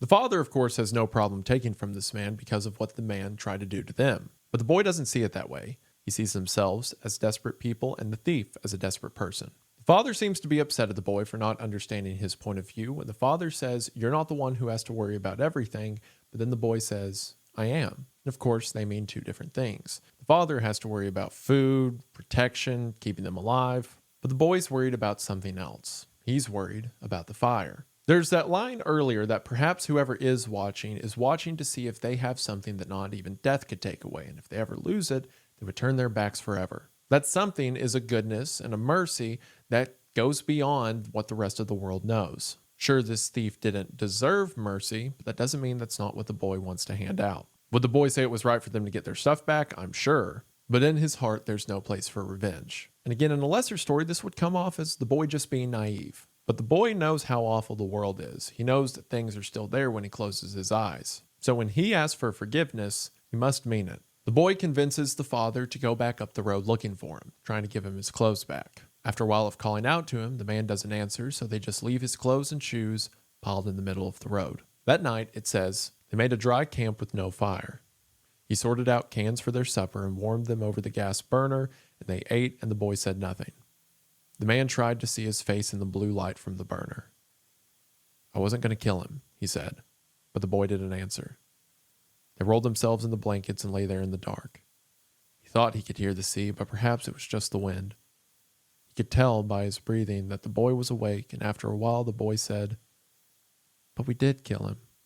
Which, yeah, stripping someone naked in this climate might as well be a death sentence. At least it would be for anyone besides the father and son who seem to have someone watching their back. In that sense, would it be right for the father to kill the thief? I think most would say it would be justified if the father killed the thief as the thief was trying to take their stuff. Again, stealing food is akin to murder. But by the time the father had the food, everything was back in his possession, was it right to go a step further? It's certainly understandable, and it's certainly something to be expected in this world. I mean, heck, not killing him right there with his own knife would have been a show of mercy compared to everything else they've seen. But the boy doesn't compare it to everything else he's seen. That man didn't kill them, but they might have killed him. That night, after the father tries to speak to the son, who still seems upset, the story says, he got up and walked out to the road, the black shape of it running from dark to dark. Then a distant low rumble. Not thunder. You could feel it under your feet. a sound with cognate and so without description. Something imponderable shifting out there in the dark. The earth itself contracting with the cold. It did not come again. What time of year? What age the child? He walked out into the road and stood. The silence. The solid are drying from the earth. The mud-stained shapes of flooded cities burned to the waterline. At a crossroads, a ground set with dolmen stones where the spoken bones of oracles lay moldering. No sound but the wind. What will you say? A living man spoke these lines. He sharpened a quill with his small penknife to scribe these things in slow or lamp-black. At some reckonable and entabled moment, he is coming to steal my eyes, to seal my mouth with dirt. This seems to be the father again thinking of how all of this seems to be predestined. Someone wrote these lines. Something set all of this in place. And whoever this is coming to steal his eyes and seal his mouth with dirt. The father has an assuredness that they were meant to be out here for something, but it's something that he doesn't think he'll live to see. They worked their way through a couple of abandoned port towns. Then, the story says, they wheeled the cart through the back streets and across the railroad tracks and came into the main road again at the far edge of the town. As they passed the last of the sad wooden buildings, something whistled past his head and clattered off the street and broke up against the wall of the blocked building on the other side. He grabbed the boy and fell on top of him and grabbed the cart to pull it to them. It tipped and fell over, spilling the tarp and blankets into the street. In an upper window of the house, he could see a man drawing a bow on them, and he pushed the boy's head down and tried to cover him with his body. He heard the dull thwang of the bowstring and felt a sharp, hot pain in his leg. "Ow, you bastard," he said. "You bastard." He clawed the blankets to one side and lunged and grabbed the flare gun and raised up and cocked it and rested his arm on the side of the cart. The boy was clinging to him. When the man stepped back into the frame of the window to draw the bow again, he fired. The flare went rocketing up towards the window in a long white arc, and then they could hear the man screaming. He grabbed the boy and pushed him down and dragged the blankets over the top of him. "Don't move," he said. "Don't move and don't look." He pulled the blankets out into the street, looking for the case for the flare pistol. Finally slid out of the cart, and he snatched it up and opened it and took out the shells and reloaded the pistol and breeched it shut and put the rest of the loads in his pocket. "Stay just like you are. Stay just like you are," he whispered. He patted the boy through the blankets and rose and ran limping across the street. He entered the house through the back door with the flare gun leveled at his waist. The house was stripped out to the wall studs. He stepped through into the living room and stood at the stair landing. He listened for movement in the upper rooms. He looked out the front window to where the cart lay in the street, and then he went up the stairs. A woman was sitting in the corner holding the man. She'd taken off her coat to cover him. As soon as she saw him, she began to curse him. The flare had burned out in the floor, leaving a patch of white ash, and there was a faint smell of burnt wood in the room. He crossed the room and looked out the window. The woman's eyes followed him. Scrawny, lank gray hair. "Who else is up here?" She didn't answer. He stepped past her and went through the rooms. His leg was bleeding badly. He could feel his trousers sticking to his skin. He went back into the front room. "Where's the bow?" he said. "I don't have it." "Where is it?" "I don't know." "They left you here, didn't they?" "I left myself here." He turned and went limping down the stairs and opened the front door and went out into the street, backward, watching the house. When he got to the cart, he pulled it upright and piled their things back in. "Stay close," he whispered. "Stay close." So, following the rule of Chekhov's flare gun, the dad did in fact light someone on fire. The man was burning in the upper room, surely in his final moments, and the woman was comforting him. The father says they left you here, and that could have a number of meanings. Perhaps this was a group set to ambush them that after one of the guys, got lit on fire, left the house, and she was the only one who stuck behind. Or, as mentioned earlier with the thief, perhaps there was a commune nearby that kicked the two out. Regardless, it seems in that moment, the two of them were all each other had. But maybe don't fire arrows at a father and son just walking down the road. They find a garage at the edge of town and lock themselves in. The father asks the boy to get the first aid kit, and at first the boy stands there frozen. The father then snaps, "Get the first aid kit, damn it," to which the boy runs and gets it out for him. The father sits there and stitches up his wound as the boy watches, and once he's done, he says, "I'm sorry I yelled at you." He looked up. "That's okay, Papa. Let's start over." "Okay." Again, similar to the propane tank earlier, even if it is the boy's fault or the boy's doing something wrong, like standing there while his dad bleeds, the father doesn't take his anger or frustrations out on the boy. He's understandably upset as he's, once again, shot with an arrow, but he doesn't let that define his relationship with his son. His son's too precious. The dad tends to his wounds, and the story says they spent the day there, sitting among the boxes and crates. "You have to talk to me," he said. "I'm talking." "Are you sure?" "I'm talking now." "Do you want me to tell you a story?" "No." "Why not?" The boy looked at him and looked away. "Why not? Those stories aren't true." "They don't have to be true. They're stories."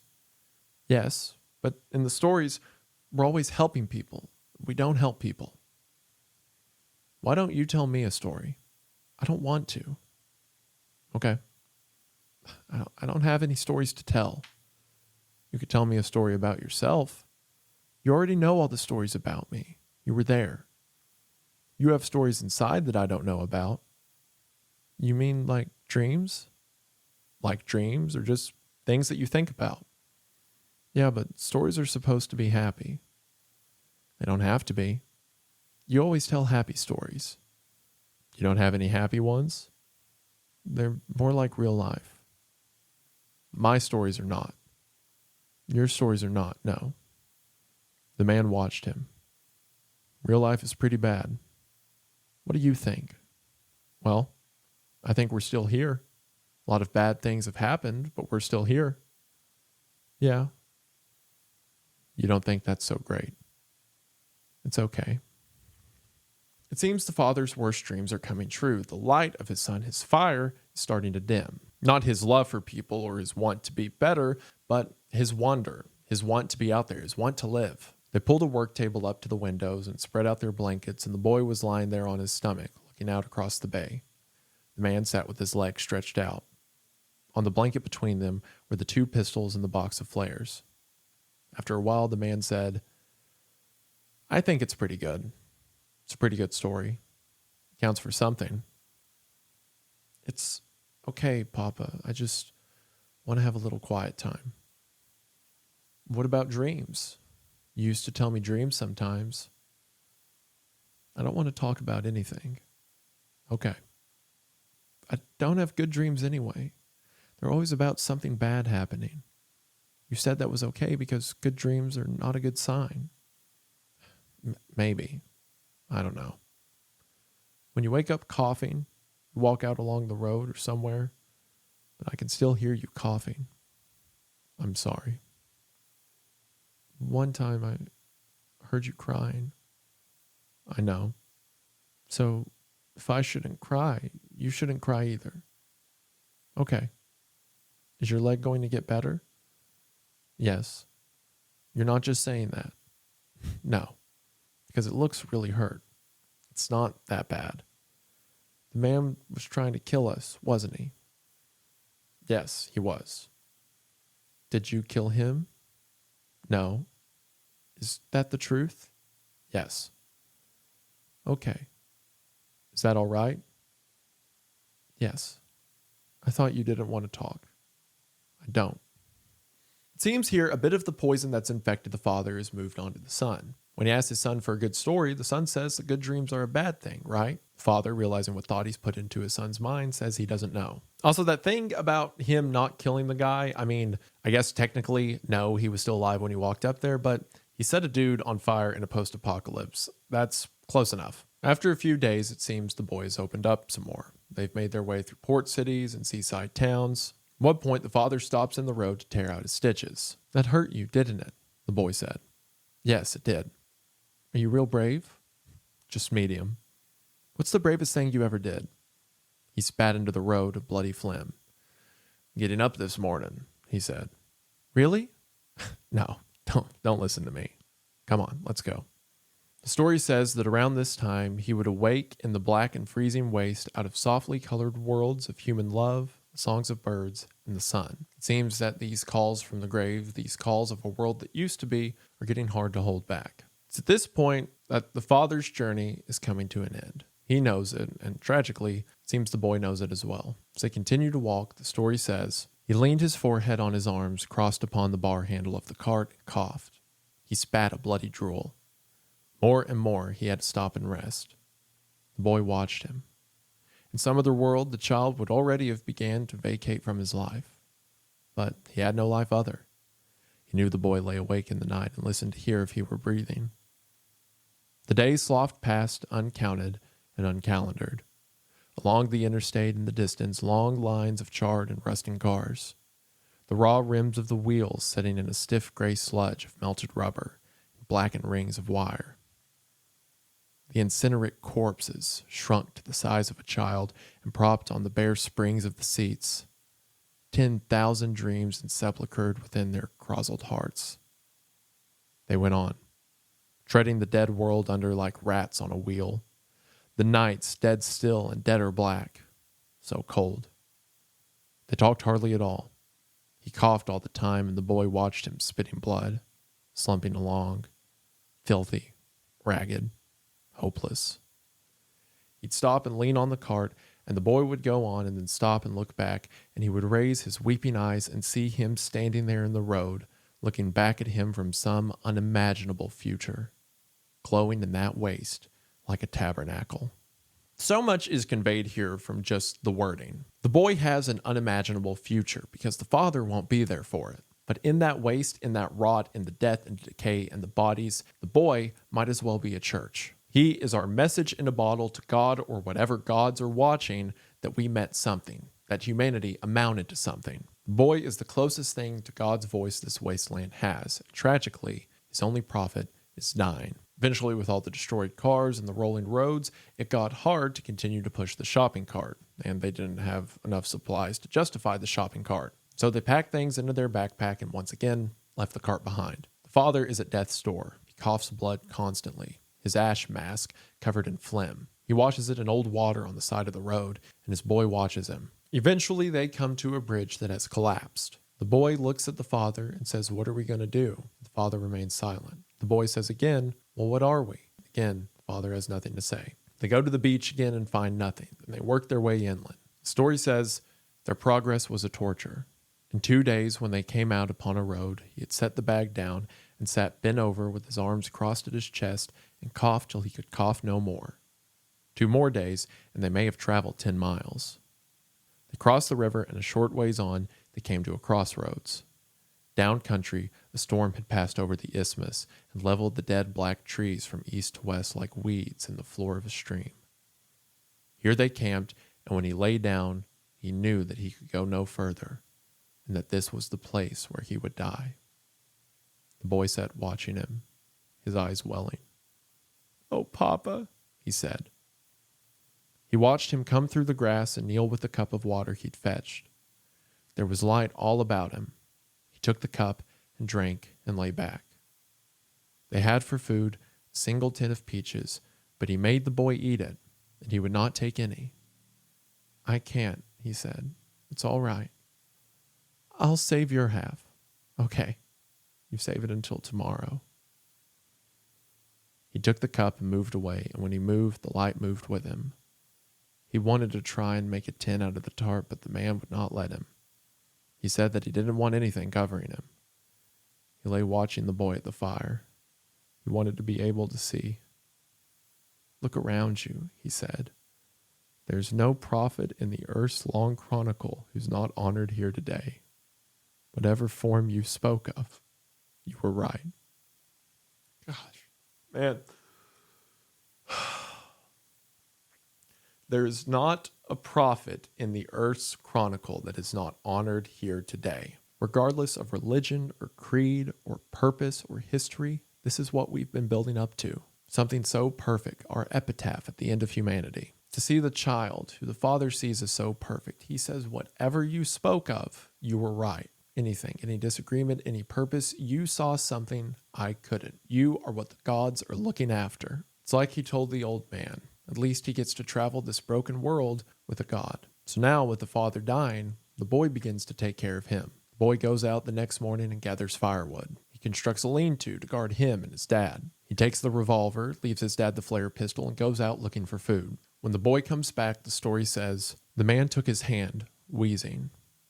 You need to go on, he said. I can't go with you. You need to keep going. You don't know why it might be down the road. We were always lucky.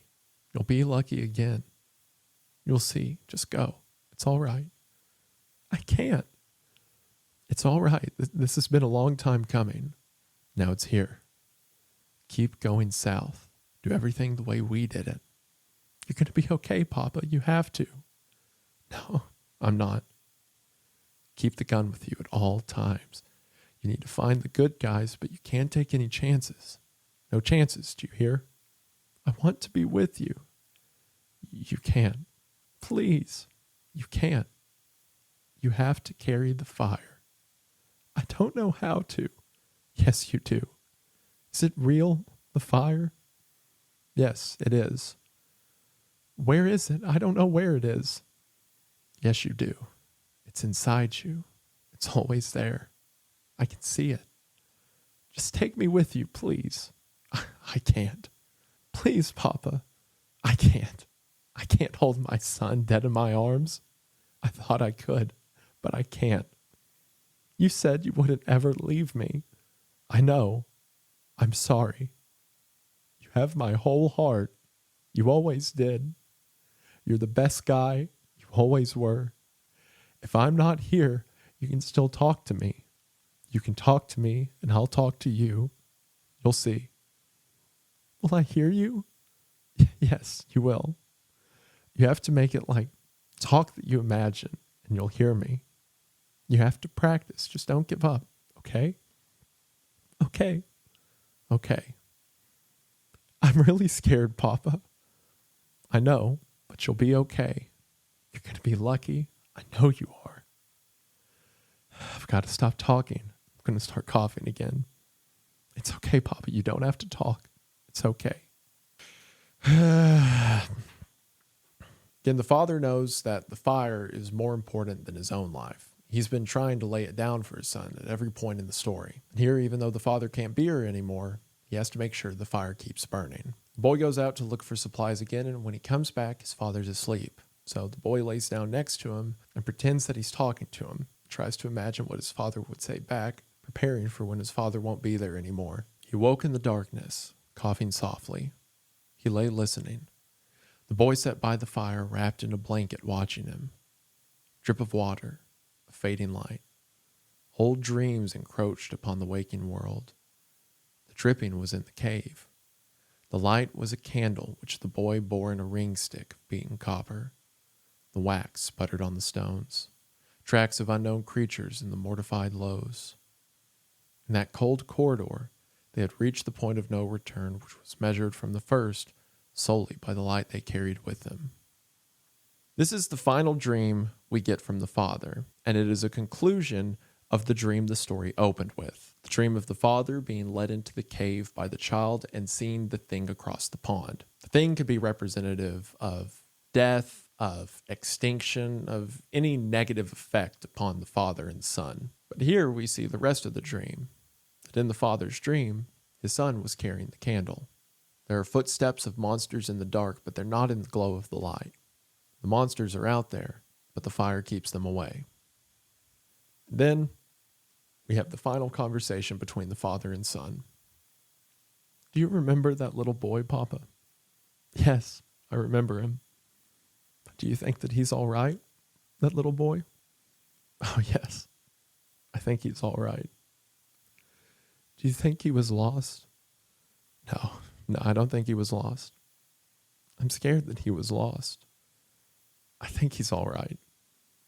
But who will find him if he's lost? Who will find the little boy? Goodness will find the little boy.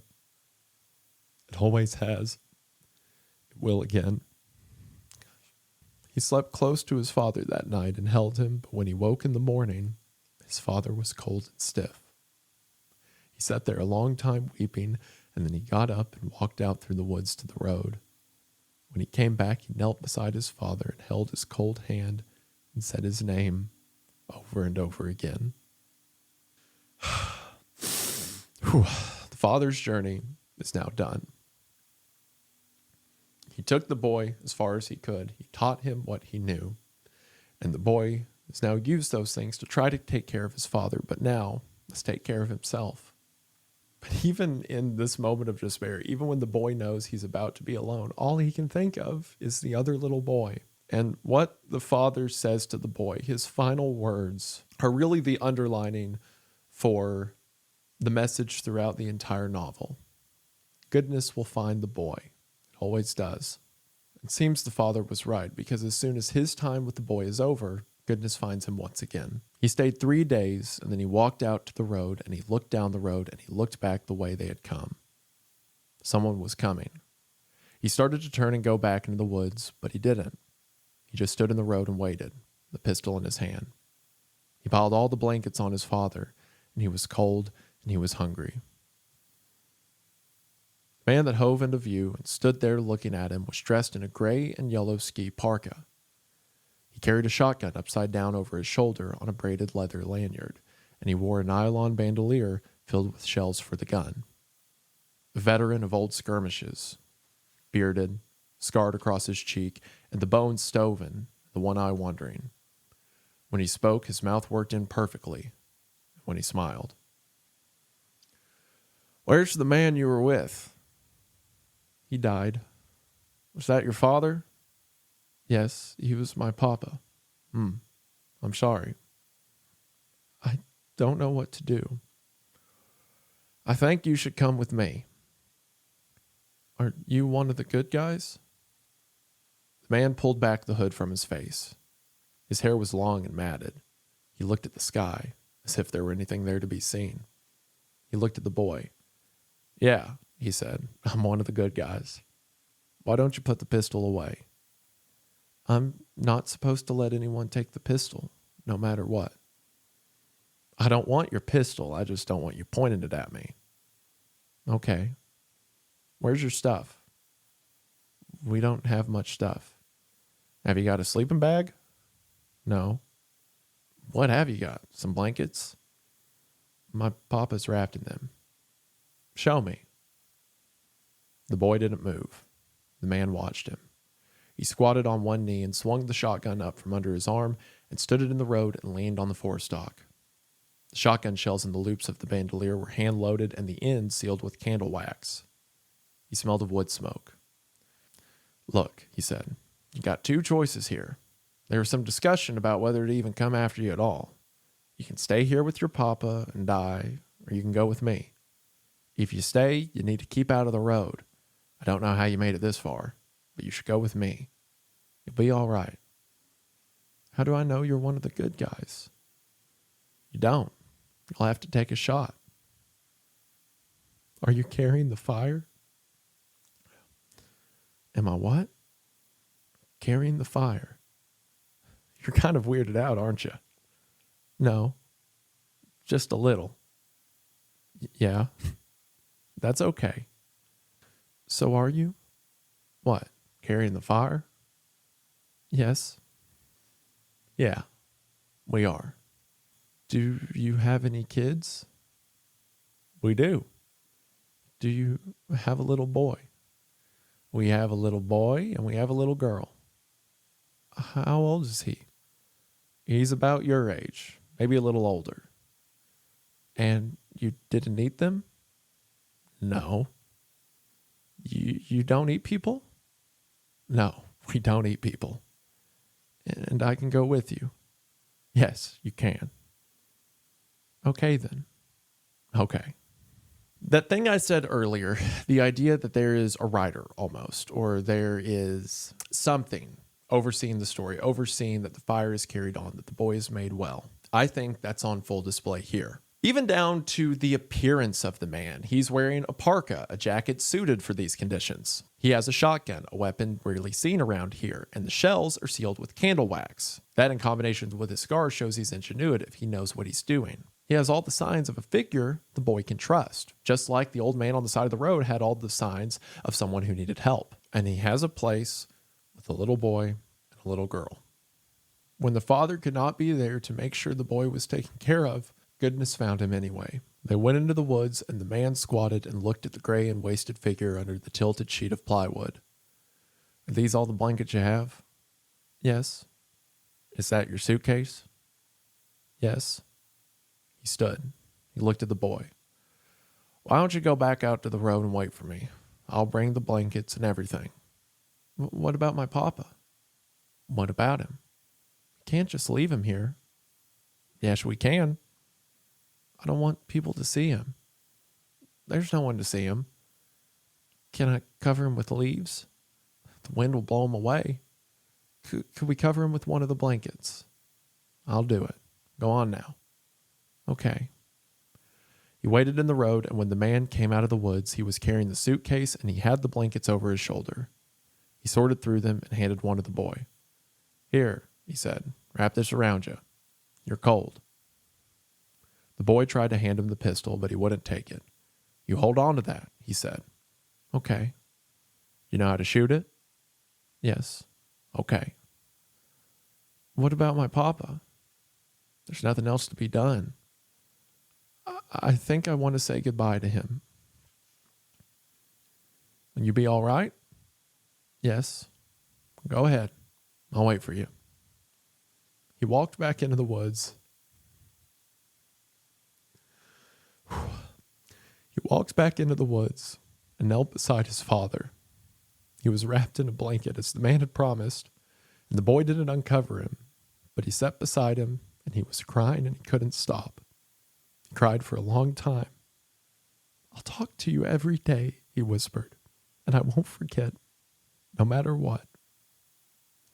Then he rose and turned, walked back out to the road. We're almost to the end. There's so much about this ending that just ties so many of the themes together so well. And if you can't tell, they kind of hit me, where it counts. And we'll get to that in a moment, but we're almost done. We're not told exactly what life is like where the boy ends up, but from the one paragraph we do get, it sounds okay. The woman, when she saw him, put her arms around him and held him. Oh, she said, I'm so glad to see you. She would talk to him sometimes about God. He tried to talk to God, but the best thing was to talk to his father, and he did talk to him, and he didn't forget. The woman said that was all right. She said that the breath of God was his breath, yet though it passed from man to man through all of time. I remember reading that final line of that paragraph for the first time, and I think it changed me as a person. The breath of God was his breath, and it passed from man to man through all of time. That if God speaks through men, then sometimes it has to look like a father doing everything he can to protect his son, and it has to look like a son who loves his father and doesn't forget to talk to him. So from what we get, the boy did all right. There's a woman there who talked to him about God, who talked to him about her father. They seem protected. They seem strong. There's a boy his age and a girl his age as well. Everything went so right for the boy in ways his father couldn't imagine, a future unimaginable. And then there's one final paragraph that closes out the novel. Once there were brook trout in the streams in the mountains. You could see them standing in the amber current where the white edges of their fins wimpled softly in the flow. They smelled of moss in your hand, polished, muscular, and torsional. On their backs were vermiculate patterns that were maps of the world and its becoming, maps and mazes of a thing which could not be put back, not be made right again. In the deep glens where they lived, all things were older than man, and they hummed of mystery. And with that, we have the conclusion of Cormac McCarthy's The Road. There's a lot of ways to talk about this book, but I think the one that is the most fitting, given my reaction and current emotional state, is my personal takeaway and what I think the core of this book really is. As I talked about throughout this video, this is a book that I feel so attached to. It's a father from Appalachia writing a book dedicated to his son. Cormac's son and I were born in the same year. He wrote this story about the place I grew up around, the sights and things he described, things I grew up with. And it's this story, as well as many of his others, that pushed me to have a love for storytelling, that I want to start a YouTube channel. This book has always had deep personal connection with me, but now that I'm a father, it means all the more. At the beginning of the video, I spoke how our English teacher introduced this book to the class as something that was deeply personal to him. And I remember he told the story that when McCarthy's son was born, and again, I don't know if this is true or not, but this is what I've been told. He said that when McCarthy's son was born, in an interview, McCarthy said that he held his child in the hospital and he looked out over a gray sky and imagined that if it came to it, he would do whatever it took to get his son through this world, whatever that world may look like. And that idea flourished into what the road became. And when my child was born, I was standing at the hospital window and I looked out on the horizon and there was a storm over the mountains. And in that moment, I remembered the story my English teacher told me of McCarthy and thought to myself, of course, who wouldn't? And now, since being a father, I read this book again and it meant something different this time. From the beginning of the book, the father is set to die. One of the first things we learn about him is that he can't stop coughing and he's coughing up blood. From the opening pages, his mortality is made known. And from the opening pages, the only thing that matters is the boy. The father does not know where the road ends. He doesn't know where they're going to end up, and he doesn't know what's going to become of the son. But all he can do is instill and stoke the fire within his son. I think something that McCarthy felt when he wrote this book, and something that I'm starting to feel now, is from the opening pages, I'm not going to be around for the last ones. The road goes on forever, and I don't know how it's going to end up, but I do know that goodness will find the boy. The Road is one of the most hopeful stories I've ever read. It drives me up a wall when people talk about this story being depressing and empty and sad. Like, sure, that was what the world around them was, but that's not what the story was. The story was of a father who saw his son as the voice of God. A tabernacle floating in the middle of a wasteland. A boy so important that the gods are watching to make sure that he is taken care of. What a hopeful message. The idea that love carries on after death, that so much hope and cherishment is around this one child that the world will bend over backwards to make sure he's secure. I mean, throughout the story, there were so many instances of divine providence.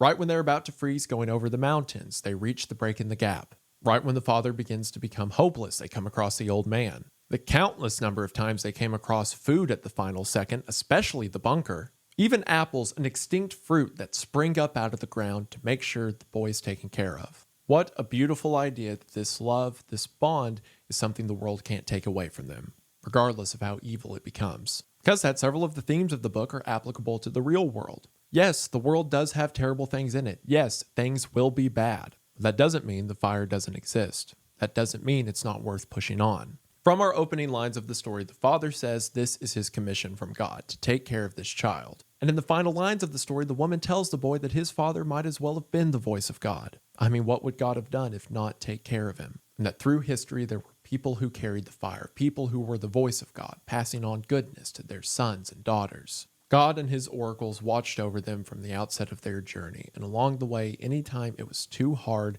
it was made right again. And ultimately, when the father wasn't there to watch him, he sent his angels into the picture. Whatever higher power exists in this universe had to be sure that the fire made it out. Because regardless of time, regardless of what state the world is, whether it be right now or in a post-apocalypse, what else matters? I think this idea of divinity, of some grand design, is perfectly encapsulated in that final paragraph in the book. It talks about how there were trout that were in the mountains, that on the speckles of their back, the mazes and maps of the world were predestined. Long before humanity got there, long before we knew to look, it was already written out. The world may be a maze, it may be treacherous, and it may be scary, and a lot of us won't be around for the end of it, but in the end, goodness finds the boy. Cormac McCarthy ties a lot of themes from one of his stories into the next, and the story that he wrote before he wrote The Road was No Country for Old Men, originally developed as a screenplay and then as a novel. I talked about this in one of the earliest videos in my channel, but at the end of No Country for Old Men,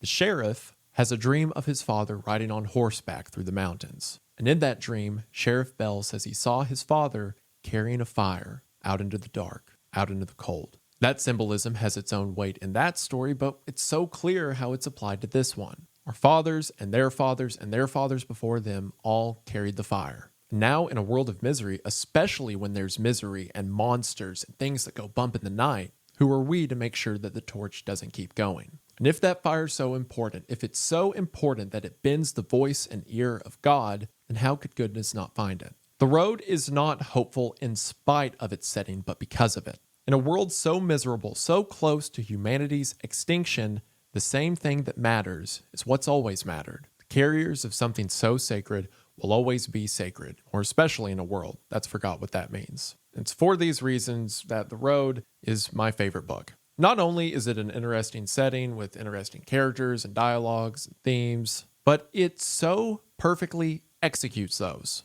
Uses the theme of fire, the father and son looking out for each other. And it weaves all of those into this idea of a grander purpose, of walking through misery, but with something that matters. It's a book about endurance, about purpose, about love, and hope. And it's a story that I appreciate more every time I come back to it. Like I said, it's one I've been nervous to cover because it means so much to me. But hopefully I was able to get that across at least a little bit and do the story some justice. And hopefully you've read the story first and didn't let this be your first experience. But even if you did that, hopefully now it means something to you. The Road is one of those books that I think a lot of people have heard of, but not as many have read. Sure, in older generations and in times past, it's an incredibly famous book. A lot of people have read it, but its reputation certainly exceeds it. But as with any other McCarthy story, I think it's one worth reading and one worth dwelling on. So hopefully you guys enjoyed it. Hopefully this all meant something to you. And I just want to say thank you for watching. There are some other adaptations of The Road that I think are interesting. For example, there's the visual novel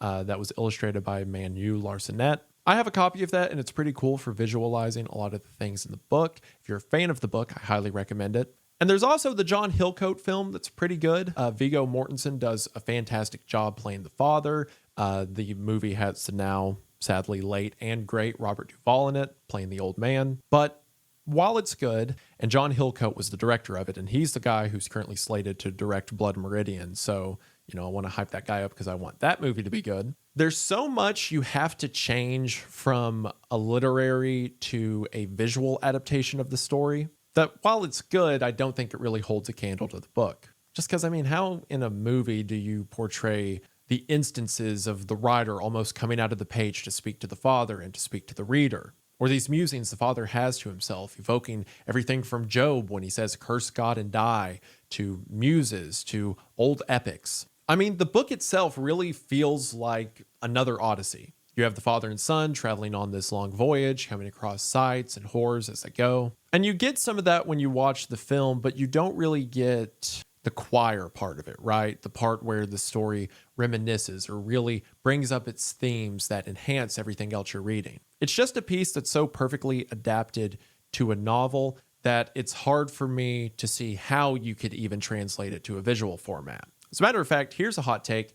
I honestly think a Blood Meridian adaptation would hypothetically do better than a Road adaptation, because a lot of the things in Blood Meridian are moments of dialogue or visuals that are described. These are things that can be illustrated on screen, whereas a lot of the stuff in The Road is internal monologues or thoughts, or sometimes the book musing on what's happening. So again, I don't hate the movie. I think it's pretty cool. If you're a fan of the book, it's certainly worth watching. But yeah, if you couldn't tell, there's not really anything that beats this for me. All in all, I've talked for long enough. I hope you guys enjoyed this video. There will be new videos on the way soon, I promise. Being a father now has caused quite a change in my daily routine, so forgive me if I'm a little behind on some stuff. But hopefully it'll be worth it when it comes out, and hopefully this video was worth it. I'm certainly nervous and can't wait for everyone to rip me apart for talking about this story. But oops. They can say I'm bad at literary analysis. They can say I shouldn't be talking about these stories, but what they can't say is I don't got the gumption for it. They could say that, but that's probably like the third or fourth thing they'll pick. All in all, I believe that should do it for now. But before I go, I just want to say thank you for watching. I hope that you enjoyed, especially on a video that means so much to me, and I'll see you in the next one. Bye! Or not really, the video means so much to me. This is a video I made. The story I made the video about means so much to me. Not my own video. That sounds pretentious. Which I am a YouTuber, so, fair enough.